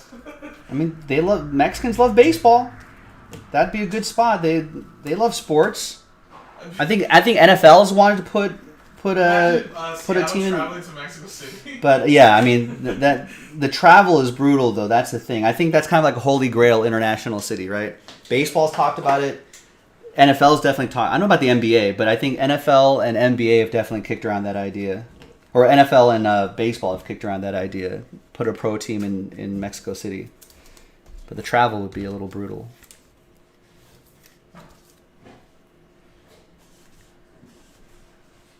There's Kevin Smith. What's the time zone in Mexico City? Time? It's only 2 hours ahead. So it's not like it's London where you have to go east and west. Yeah, no, You're it's still actually- going north and south. Yeah. So like it's hours basically on wise, Central Time. it's miles wise it doesn't kill you, or No. miles wise it kills you, but Yeah. hours wise No, it it's doesn't. only 2 hours. So yeah, I mean, I think it's 3 hours if you get to like Cancun down there, Right. the Caribbean area. But That might not be. It 2 might be hours. possible someday. There's Darvish to 199.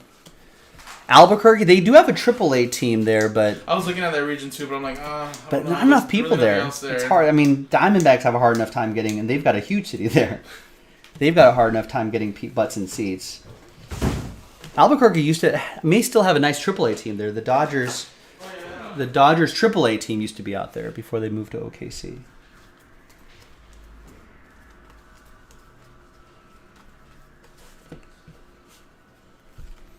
Indy, I feel like that's too much Cubs country, right, Rex? Looking at that map, maybe a little bit of what baseball teams do people follow out there, Rex? Is it mostly Cubs? There's Michael Brantley for the Astros. That'll be for Tana.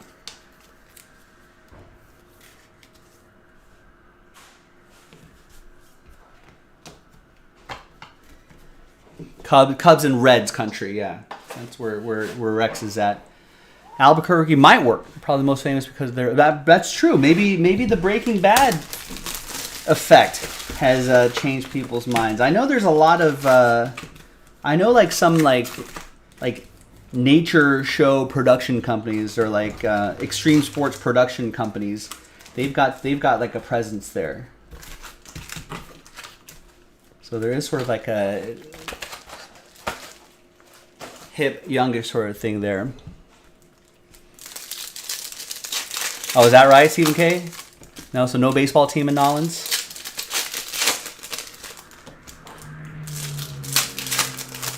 I have a friend who recently moved to New Orleans. No horror stories just yet.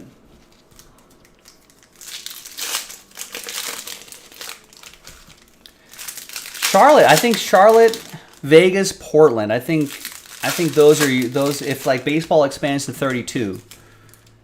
I'm thinking Charlotte, Portland, or Vegas. I thought Nashville as well. They got the Grizzlies, they got the Titans, they got the hockey team. So they got major sports there. Why not baseball? Baseball seems like it would be a fit, but is that too much Braves country? Because Braves pretty much dominate that region.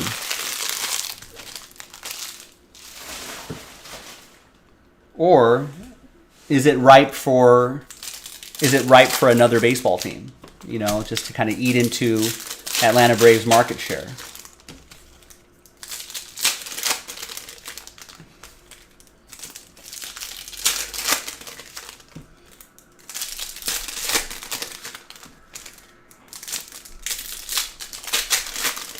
But again, I'm going to flip screens just for a second. But I'm looking at that map right there, right? Little Braves country out there.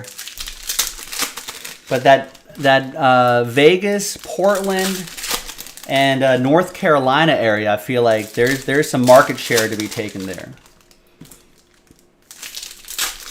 I wouldn't say too much Braves. You put it right dab in the middle of Nashville. Right. You'd have to make it like you have to put it downtown. Wait, so that actually has me curious. Where do the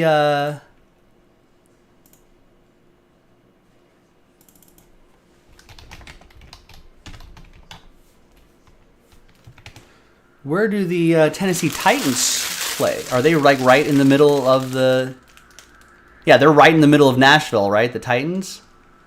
I'm assuming, do the Grizzlies play around there too?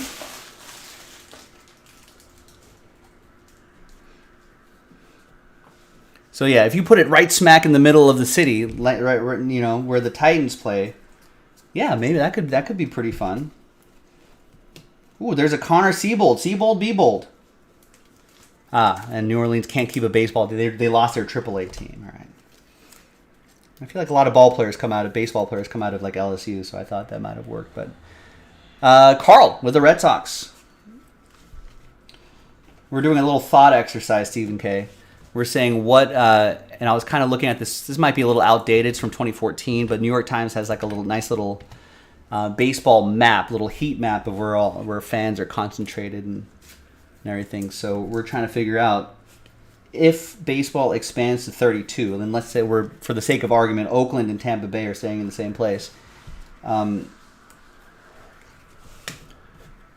What's a good spot? What are the good spots for expansion teams? I'm thinking Charlotte, North Carolina. I'm thinking Portland, Oregon. Las Vegas. And I think maybe John's kind of twisting my arm, kind of convincing me maybe, yeah, you do try to challenge that Braves market share. Pop a team in Nashville. You already got major sports there. Why not a baseball team? There's Brian Dela Cruz, Sean Maddock, and the Marlins. Why not put a baseball team there? I mean, I feel like there's probably numbers that say that Nashville, one of the fastest growing cities, and blah, blah, blah, blah. I'm sure they're on one of those lists. There's Garrett Cole, Fuchsia, Speckle for the Yankees. That will be for Andrew Mark. Nope, that's going to be for Darren McKenzie to 350. We got our 2 autos. We're just looking for special cards here. Low numbered cards. We still got those silver packs. Don't forget about those. Keibert Ruiz to 199. Former Dodgers prospect going to Tana and the Nationals.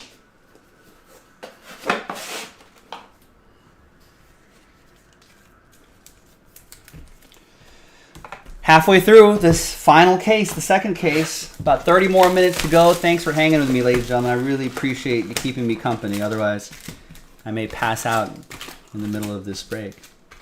Where's Carl? Is Carl still here? He's the one that really kickstarted all this. He's sleeping. He got the last 4 full spots, which made everyone get the filler. Carl, are you still here? The Carl check. Yeah, that's right, John. The Braves had that spotlight for too long. They've been comfy, eating that market share down there, building generations of Braves fans. Let's challenge them a little bit. You know, let's get Nashville in there. They already got major teams there. You know, Titans have been pretty successful. They've been in the playoffs and stuff. I feel like the Nashville Preds have been pretty successful. You know, Memphis Grizzlies are on the up and up.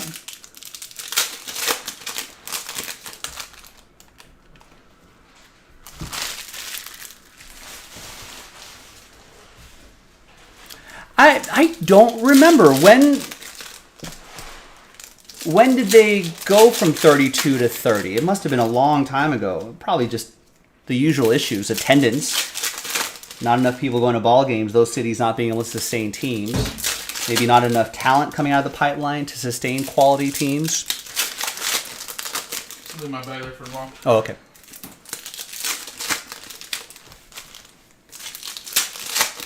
But, you know, expansion is,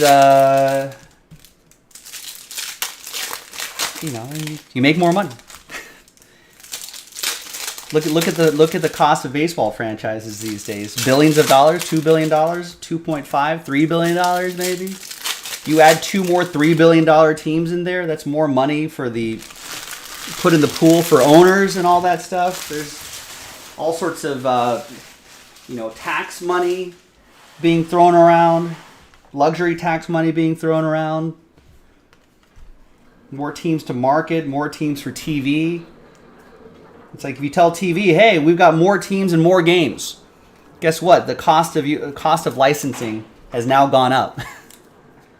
It's always money, Rex. Especially in pro sports. Royce Lewis to 199 for the Twins. Ethan. Although I think baseball is not as close to 32.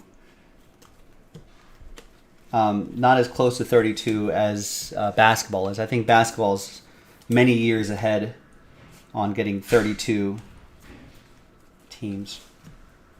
You have to write a quick email. Can we pause the break? No, you can pause this video though, Lucas. If you're watching the live stream, either on Twitch or YouTube, you should be able to pause the video and they can get right back into it when you're done with the email.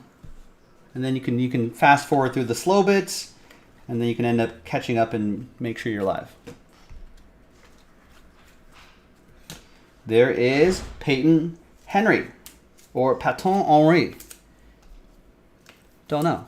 Marlins, Sean Maddock with the fish.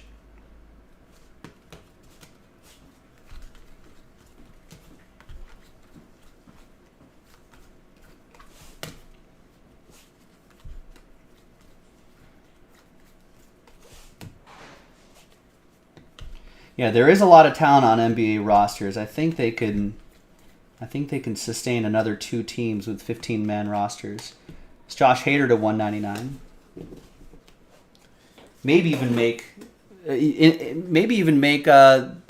league a little less top heavy too. Might create a little more parity that we see in like the NFL.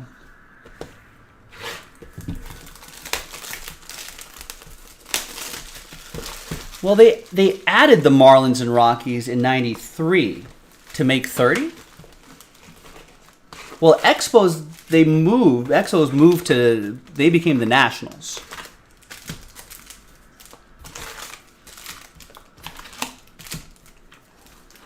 I think it's been 30 teams for a long time. It's just that there's been some moves here and there, hasn't it?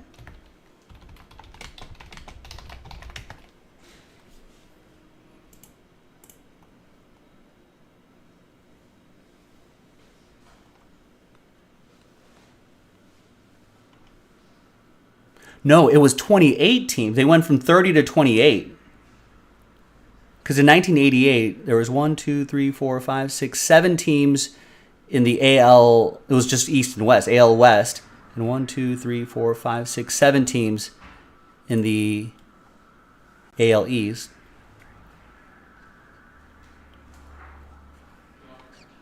There was only 12 teams in the NL West.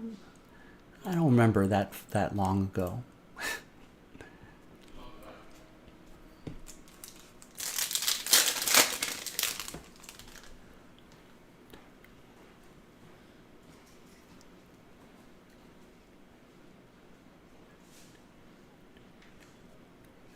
There was only 26 teams in 1988? Oh, that can't be right. Yeah, there were only 26 teams.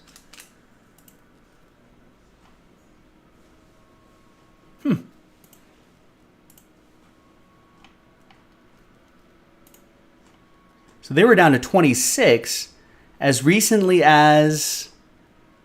So in 93, that's when they added the Marlins and Rockies to make 28. Right, and then Diamondbacks and Rays were 29 and 30. That's what it was. And then they moved Montreal to DC. There you go. All right, thanks, man. See you guys. Bye. So that's what it was, Rex. It was only 26 teams as recently as 93. So Marlins and Rockies, once again, got us to 28. Hey, Joe, I don't know if Evan announced the dumpster's full. Okay. If you want to just leave your trash can on here, he said he would take care You of would it. take care of it. Okay, cool. Sounds good. Wait, they didn't pick up today? That's what I said. It's Thursday trash pickup, right? I feel like they'd be coming Thursdays and Fridays, depending on... All right, depending on when they feel like it. All Yeah. right.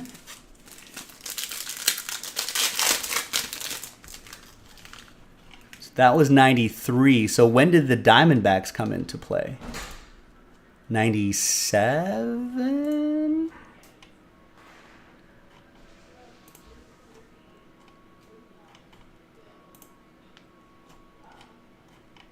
98. So in 98, they added the Diamondbacks and the Devil Rays.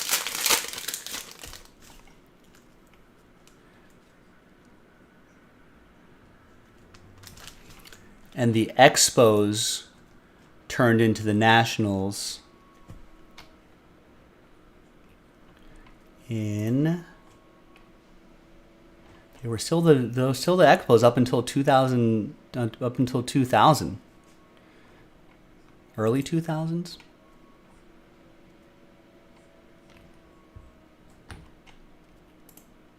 Yeah, so I don't think they turned into the Nationals until a little bit, maybe 2005. Really, there were Expos until 2005. Oh no, Nationals was 2005. Yeah.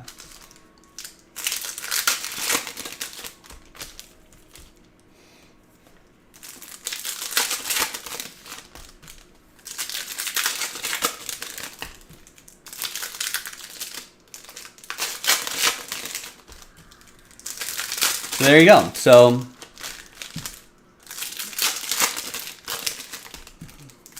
now they're going to try to add 32. I don't know. Probably not, like I was saying before, the impression that I get is that unless something drastically changes in the MLB market, it's most likely we'll see Oakland and Tampa Bay either move, and if they move, that might slow down expansion talk for a while. But if they get their stadiums in order and they stay, then I think expansion talk may start to increase. And all this could happen in the next 10, 15 years.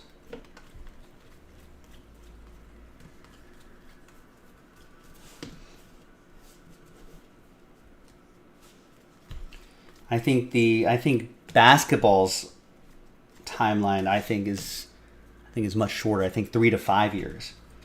I think they might want to try to announce maybe in the next couple years, if not sooner. It's Griffin Jacks for the Twins. That'll be for Ethan. And then get those wheels in motion and have new teams within a couple years after that to get all that stuff figured out. That probably means, like, will there be an expansion draft? There might be an expansion draft, which would be kind of fun.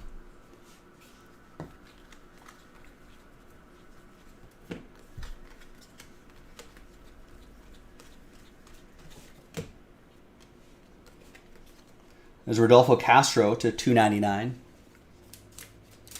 Purple speckle for the Pirates. That'll be for David. An NBA team in Paris. I did hear some of that as well. There's Ernie Clement to $3.99. It might be easier. You think that might be easier to put a NBA team overseas? Because if you think about it, NFL is tough, right? You're taking 52, 53 players nowadays, right? Plus a coach for every position, plus equipment, all that sort. It's like a huge undertaking. There's Matt Vierling, purple speckle for Stephen K. Here's Ernie Clement to $3.99 for the Guardians. That's going to be for Jan. So there's a lot of moving parts there. Baseball too. 26 men on a roster, 25, 26 men on a roster, a lot of coaches, bullpen catchers, gloves, bats, baseballs, extra gloves, bats, baseballs, uniforms, this and that. But it's basketball, much smaller rosters. All right, there's only 15 men on a roster. So you can carry less, I think. And just a lot less gear. Shoes, uniforms, basketballs. Right? Maybe, trainer, coaching staff, maybe a few people on a coaching staff, a couple trainers, couple press guys, PR people. Really not that much compared to a football team.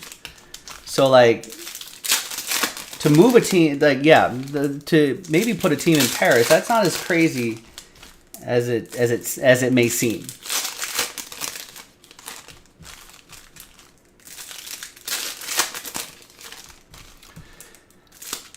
Yeah, well, no, you could not put a team in Japan.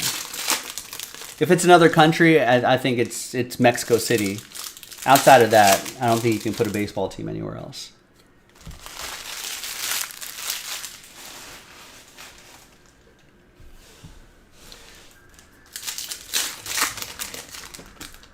Look up how long it takes for a flight from New York to Tokyo.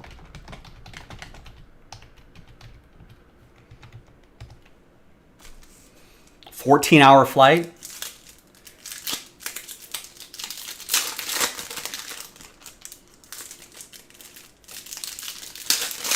So when do you want them to go to Japan and play? I mean, in that Japan team,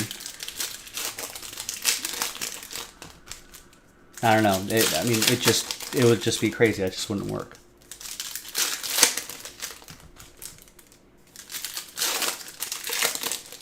And players already don't like traveling across the country.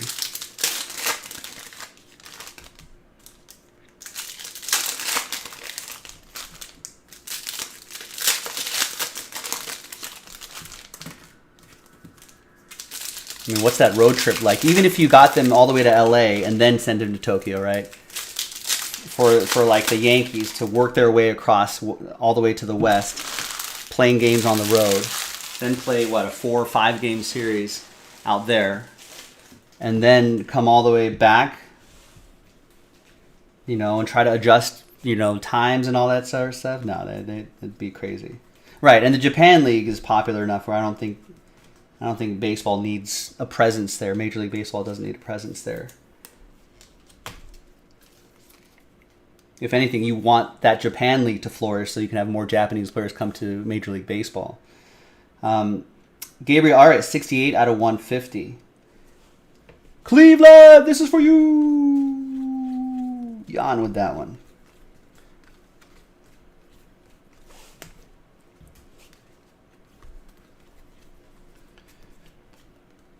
So yeah, if anything, Major League Baseball will put in money to support the Japan League out there just to make sure that they continue to thrive. Yeah, well, basketball, I've made a lot of comparisons, Tanner, to basketball and soccer. And I think that's why basketball cards sell so well on a secondary market. Because of the global audience. Basketball is huge in China, basketball is huge in Australia, basketball is huge in Europe. Obviously, United States, you know, so it's a lot more it's closer to soccer than people think, you know, and I think some of the terminology kind of translates too. You know, you hear a lot about, like, the vocabulary is somewhat similar. You hear a lot about, like, hey, here's a soccer striker who can play with his back to the goal. Where have we heard that? We can hear here's a center who can play with his back to the basket, you know. There's the triangle offense in basketball, and in soccer they talk a lot about passing in crisp little triangles. You know, there's wing positions in basketball and in soccer. So I think, and the sort of the movement of the game too, the free-flowing movement of the game, I think is also, and the creativity and imagination you need, I think is also pretty similar in baseball, or in basketball, that is. So I think there's a lot of comparisons that are there, and in terms of global expansion, I think that's there too. That's why basketball is trying to think about, what do you guys think about the in-season tournament? It's a lot like what European soccer leagues do. They have their regular league, then they have a mini tournament in the middle of the season or something, or throughout the season. You know, so yeah.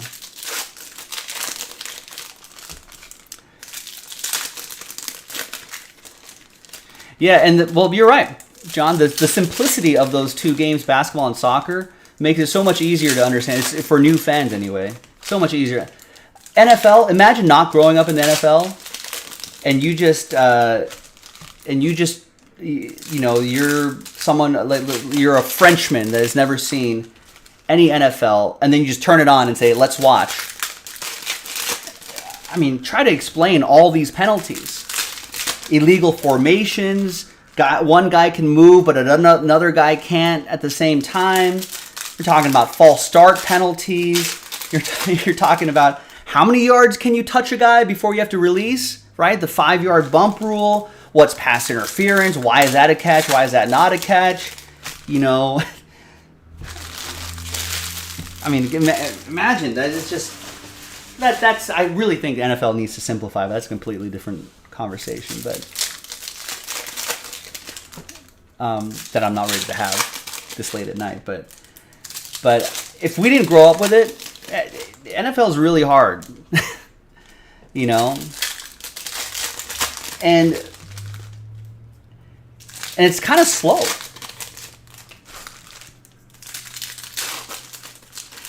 If you kind of think about it.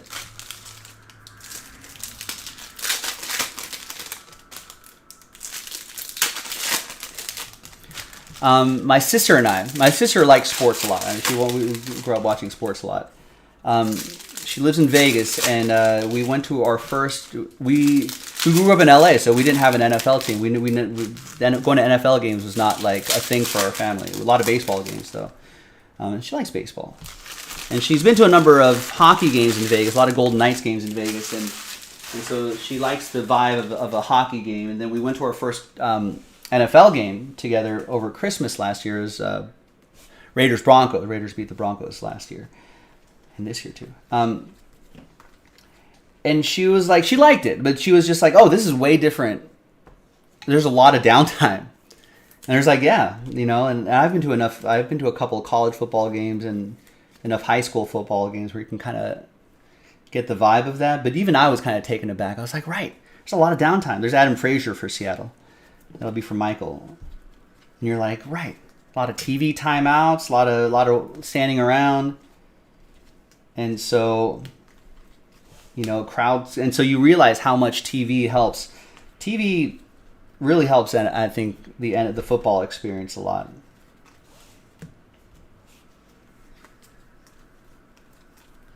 It's Joe Adell, orange, 12 out of 25. Stephen K., you did the Packy one-chip challenge. My advice to anybody thinking about that is a clear no. It was so painful. Is that like a super spicy chip, I'm assuming? I'm not into the super spicy chip competitions. I like my stomach lining. I like my esophagus. I like being able to have my taste buds intact. I enjoy tasting things. There's Trey Mancini.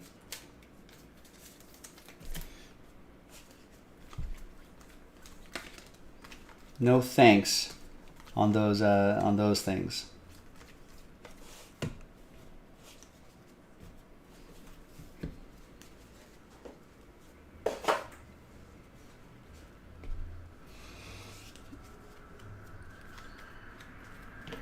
And we've got Spencer Watkins.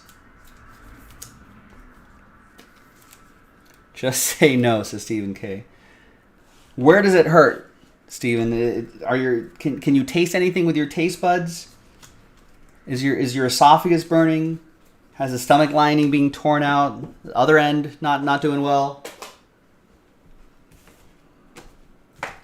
I mean, maybe if I was doing some sort of dietary cleanse, a system cleanse, maybe I'd try to do that. Maybe fast for a couple days afterwards. Just drink liquids.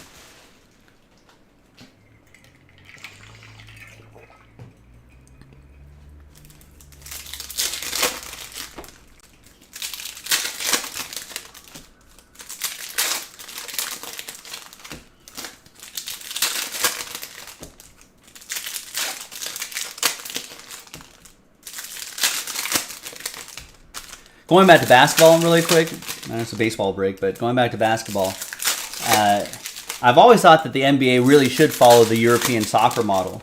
So in the Premier League, there's only 20 teams in the English Premier League, and they play each other once, home and away. So they end up, playing 38 games, I think, in a season. I really think basketball should do the same thing. Can you imagine if the NBA really just tightened up their season and just did one home and away game? Which would probably be 58 games, I want to say. Right? There's 30 teams, home and away, but they can't play each other. 60 minus 2. They can't play themselves home and away. So 30 times 2, 60, 58 games, as opposed to an 82. It's still a lot of games, but cut it down to a 58-game season. You don't mess with records because, you know, the basketball is not really like a sport where you're counting like 60 home runs in a season. It's just because there's so many volume of points. But it won't change the averages, so you're not messing with records. Maybe total point records. I don't think American sports. I don't think we can go that far in terms of relegation and promotion. I don't think you know how many. There's barely any teams in the G Leagues. It's just hard to kind of do that. But in terms of scheduling, if they just play one game home and away, so that's 58 games for each team. You have the in-season tournament like a FA Cup or something like that, like a Copa del Rey in La Liga, stuff like that. Here's Mitch Haniger for Seattle. That'll be for Michael. And then you just do the playoffs, which is what most casual basketball fans want to watch anyway. Playoffs. And you still have 7-game playoffs.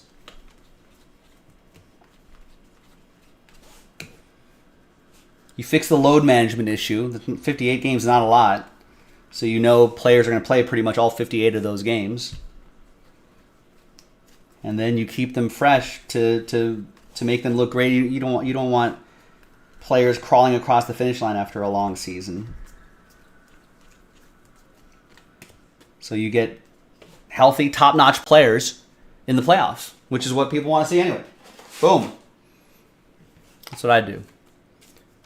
Owners may cry about loss of revenue, but just raise the prices. You know, put 82 games worth of revenue divided up into 50 some odd games.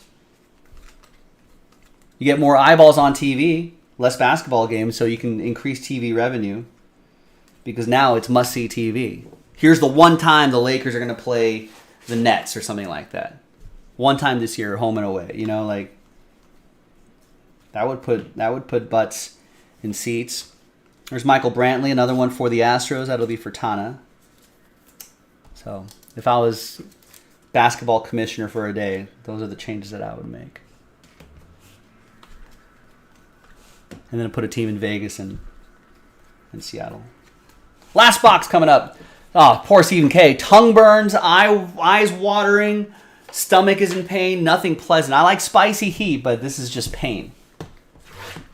Yeah, I like spicy stuff too. I can handle spice pretty well, but there's a point.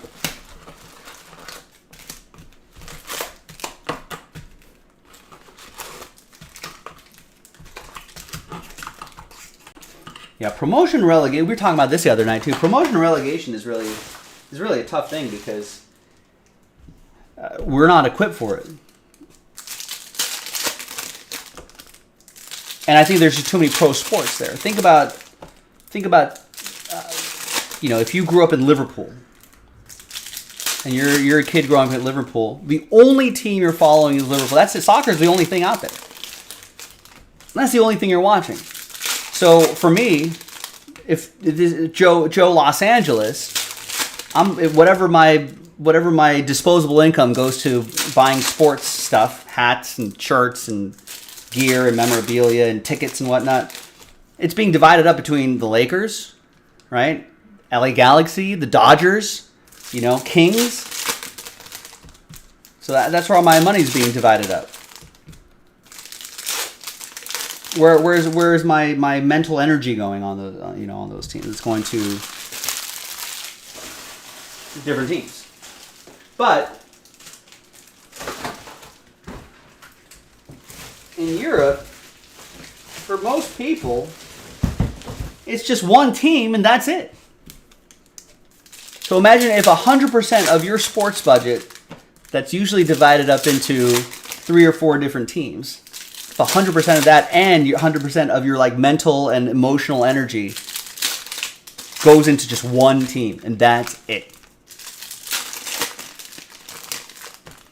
Without even any other options. I know some people are like, well, I kind of do that already. I'm like big baseball fan. I really don't watch a lot of basketball.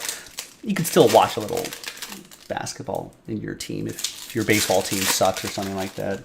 You were like, well, at least I can look forward to the NFL season or something. Watch a little bit of that. Not in Europe. I mean, you have access to other sports, but not at a big professional level. It's a level. So because of that one sort of monopoly on sports, every town has a club, a semi-pro club, a club that can be part of the tiers and the division system that they have out there. And that's decades and decades and decades, so over 100 years in the making. And from the get-go, they agreed to that when it was not really a professional sport. There's Hunter Green for the Reds. Nice. That's going to be for Mark. There you go, Mark. Orange parallel as well. Should be to 25. And we're going to open up those silver packs too, so you got a chance at maybe finding some of his base cards, which are short prints.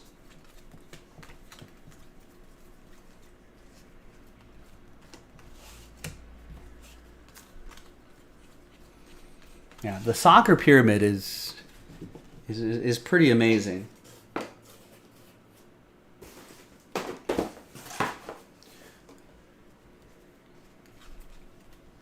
The only way it works because it's just been in the system for so long. Can you imagine telling, like, you know, I don't know, Mark Cuban, that your team finished in the bottom 3, so you have to go down to a lower division and get rid of, not get the same TV rights money, not be able to get the same budget, not be able to get the same, not play the same teams. That could bring you the game day revenue and all that sort of stuff. No way. He could be like, F off. That's not going to happen.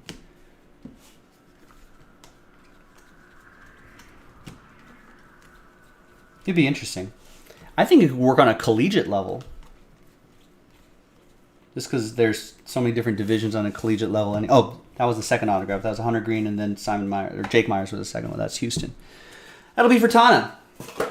But wait, ladies and gentlemen, there's more. 24 boxes, 24 silver packs.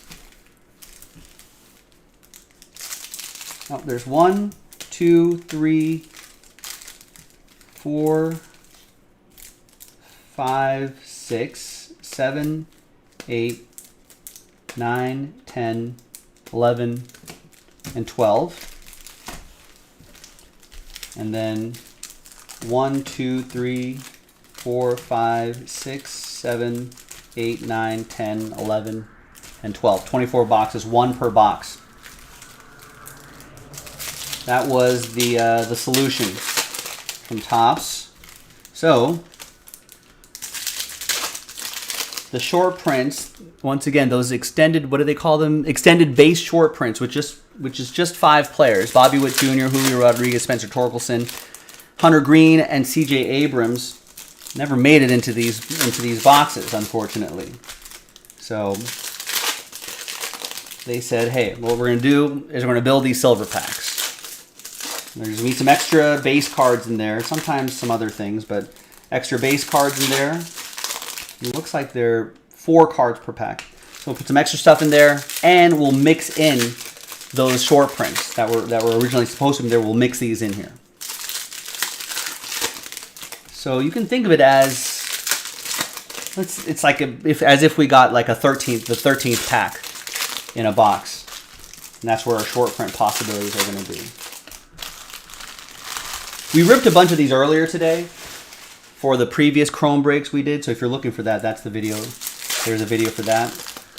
So all the hobby breaks we did, all the jumbo breaks we did, and the other double header break we did, we opened up a pack per box for each of those.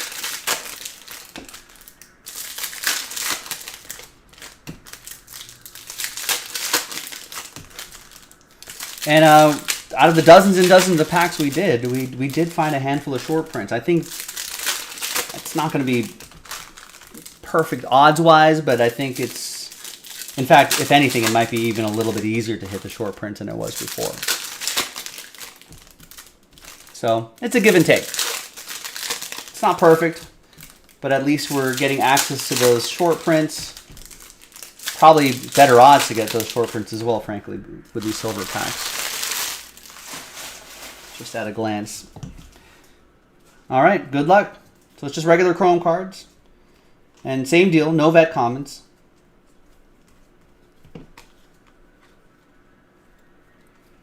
But we're looking for those players.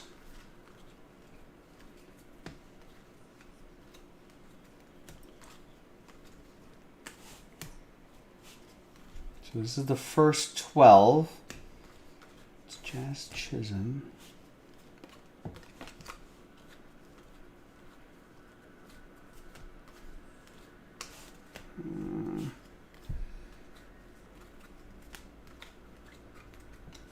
All right. Nothing in the first 12. Second 12.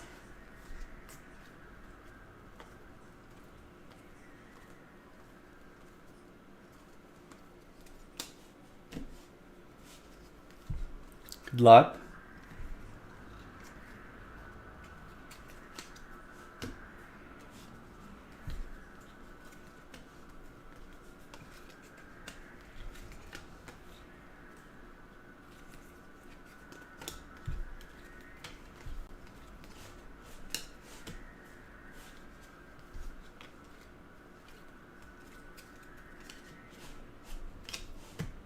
Let's see, one at least, no? I mean, they were never going to be easy to hit in the first place. But I would love to see one, but none. Thanks for watching, everybody. We made it. This is the end of the doubleheader break, random team number 2. Here's a quick little recap. We got another doubleheader up on jaspyscasebreaks.com, and that also includes a silver pack per box. So this was the first case. Had a relic in there, Aaron Nola. Not bad. Colton Welker. Wander Franco Fuchsia was pretty cool. And here was the second case, the one you saw more recently. Got the Hunter Green. That was nice. Some nice color there. Blue, purple speckle. That sort of aqua, cyan. Wave, orange to 25. Some purple. Some more wave right here. And we started off with some junk right there. And there you go. And then tons of parallels that will top load and get out to you. That's it, boys and girls. We did it. That was the 2022 Topps Chrome Baseball doubleheader break. 2 hobby cases, random team 2, break 3 in the store. Check it out on jaspyscasebreaks.com, and let's knock out another couple cases. I'm Joe. I'll see you next time for the next one. Bye-bye. Woo! All right, we did it.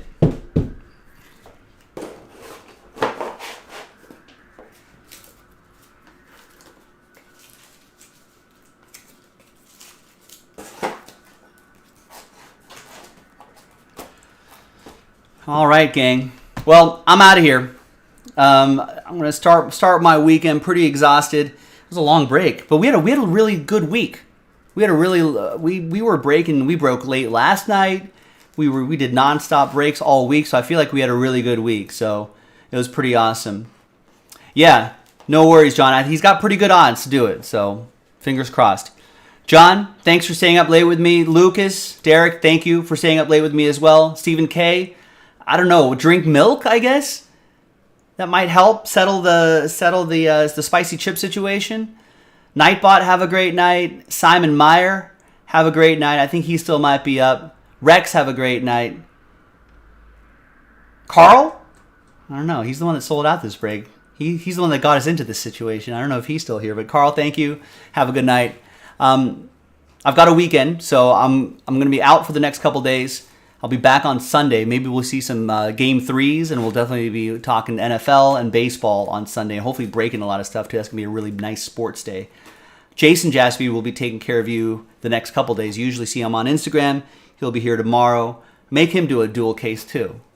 So these are actually really great, especially with the silver packs included as well. I like these long breaks, too. It's a good excuse for us to chat. We can get into a lot more conversational sort of things, so I don't mind it. All right. Thanks, everybody. Have a great night, everybody. We'll see you tomorrow.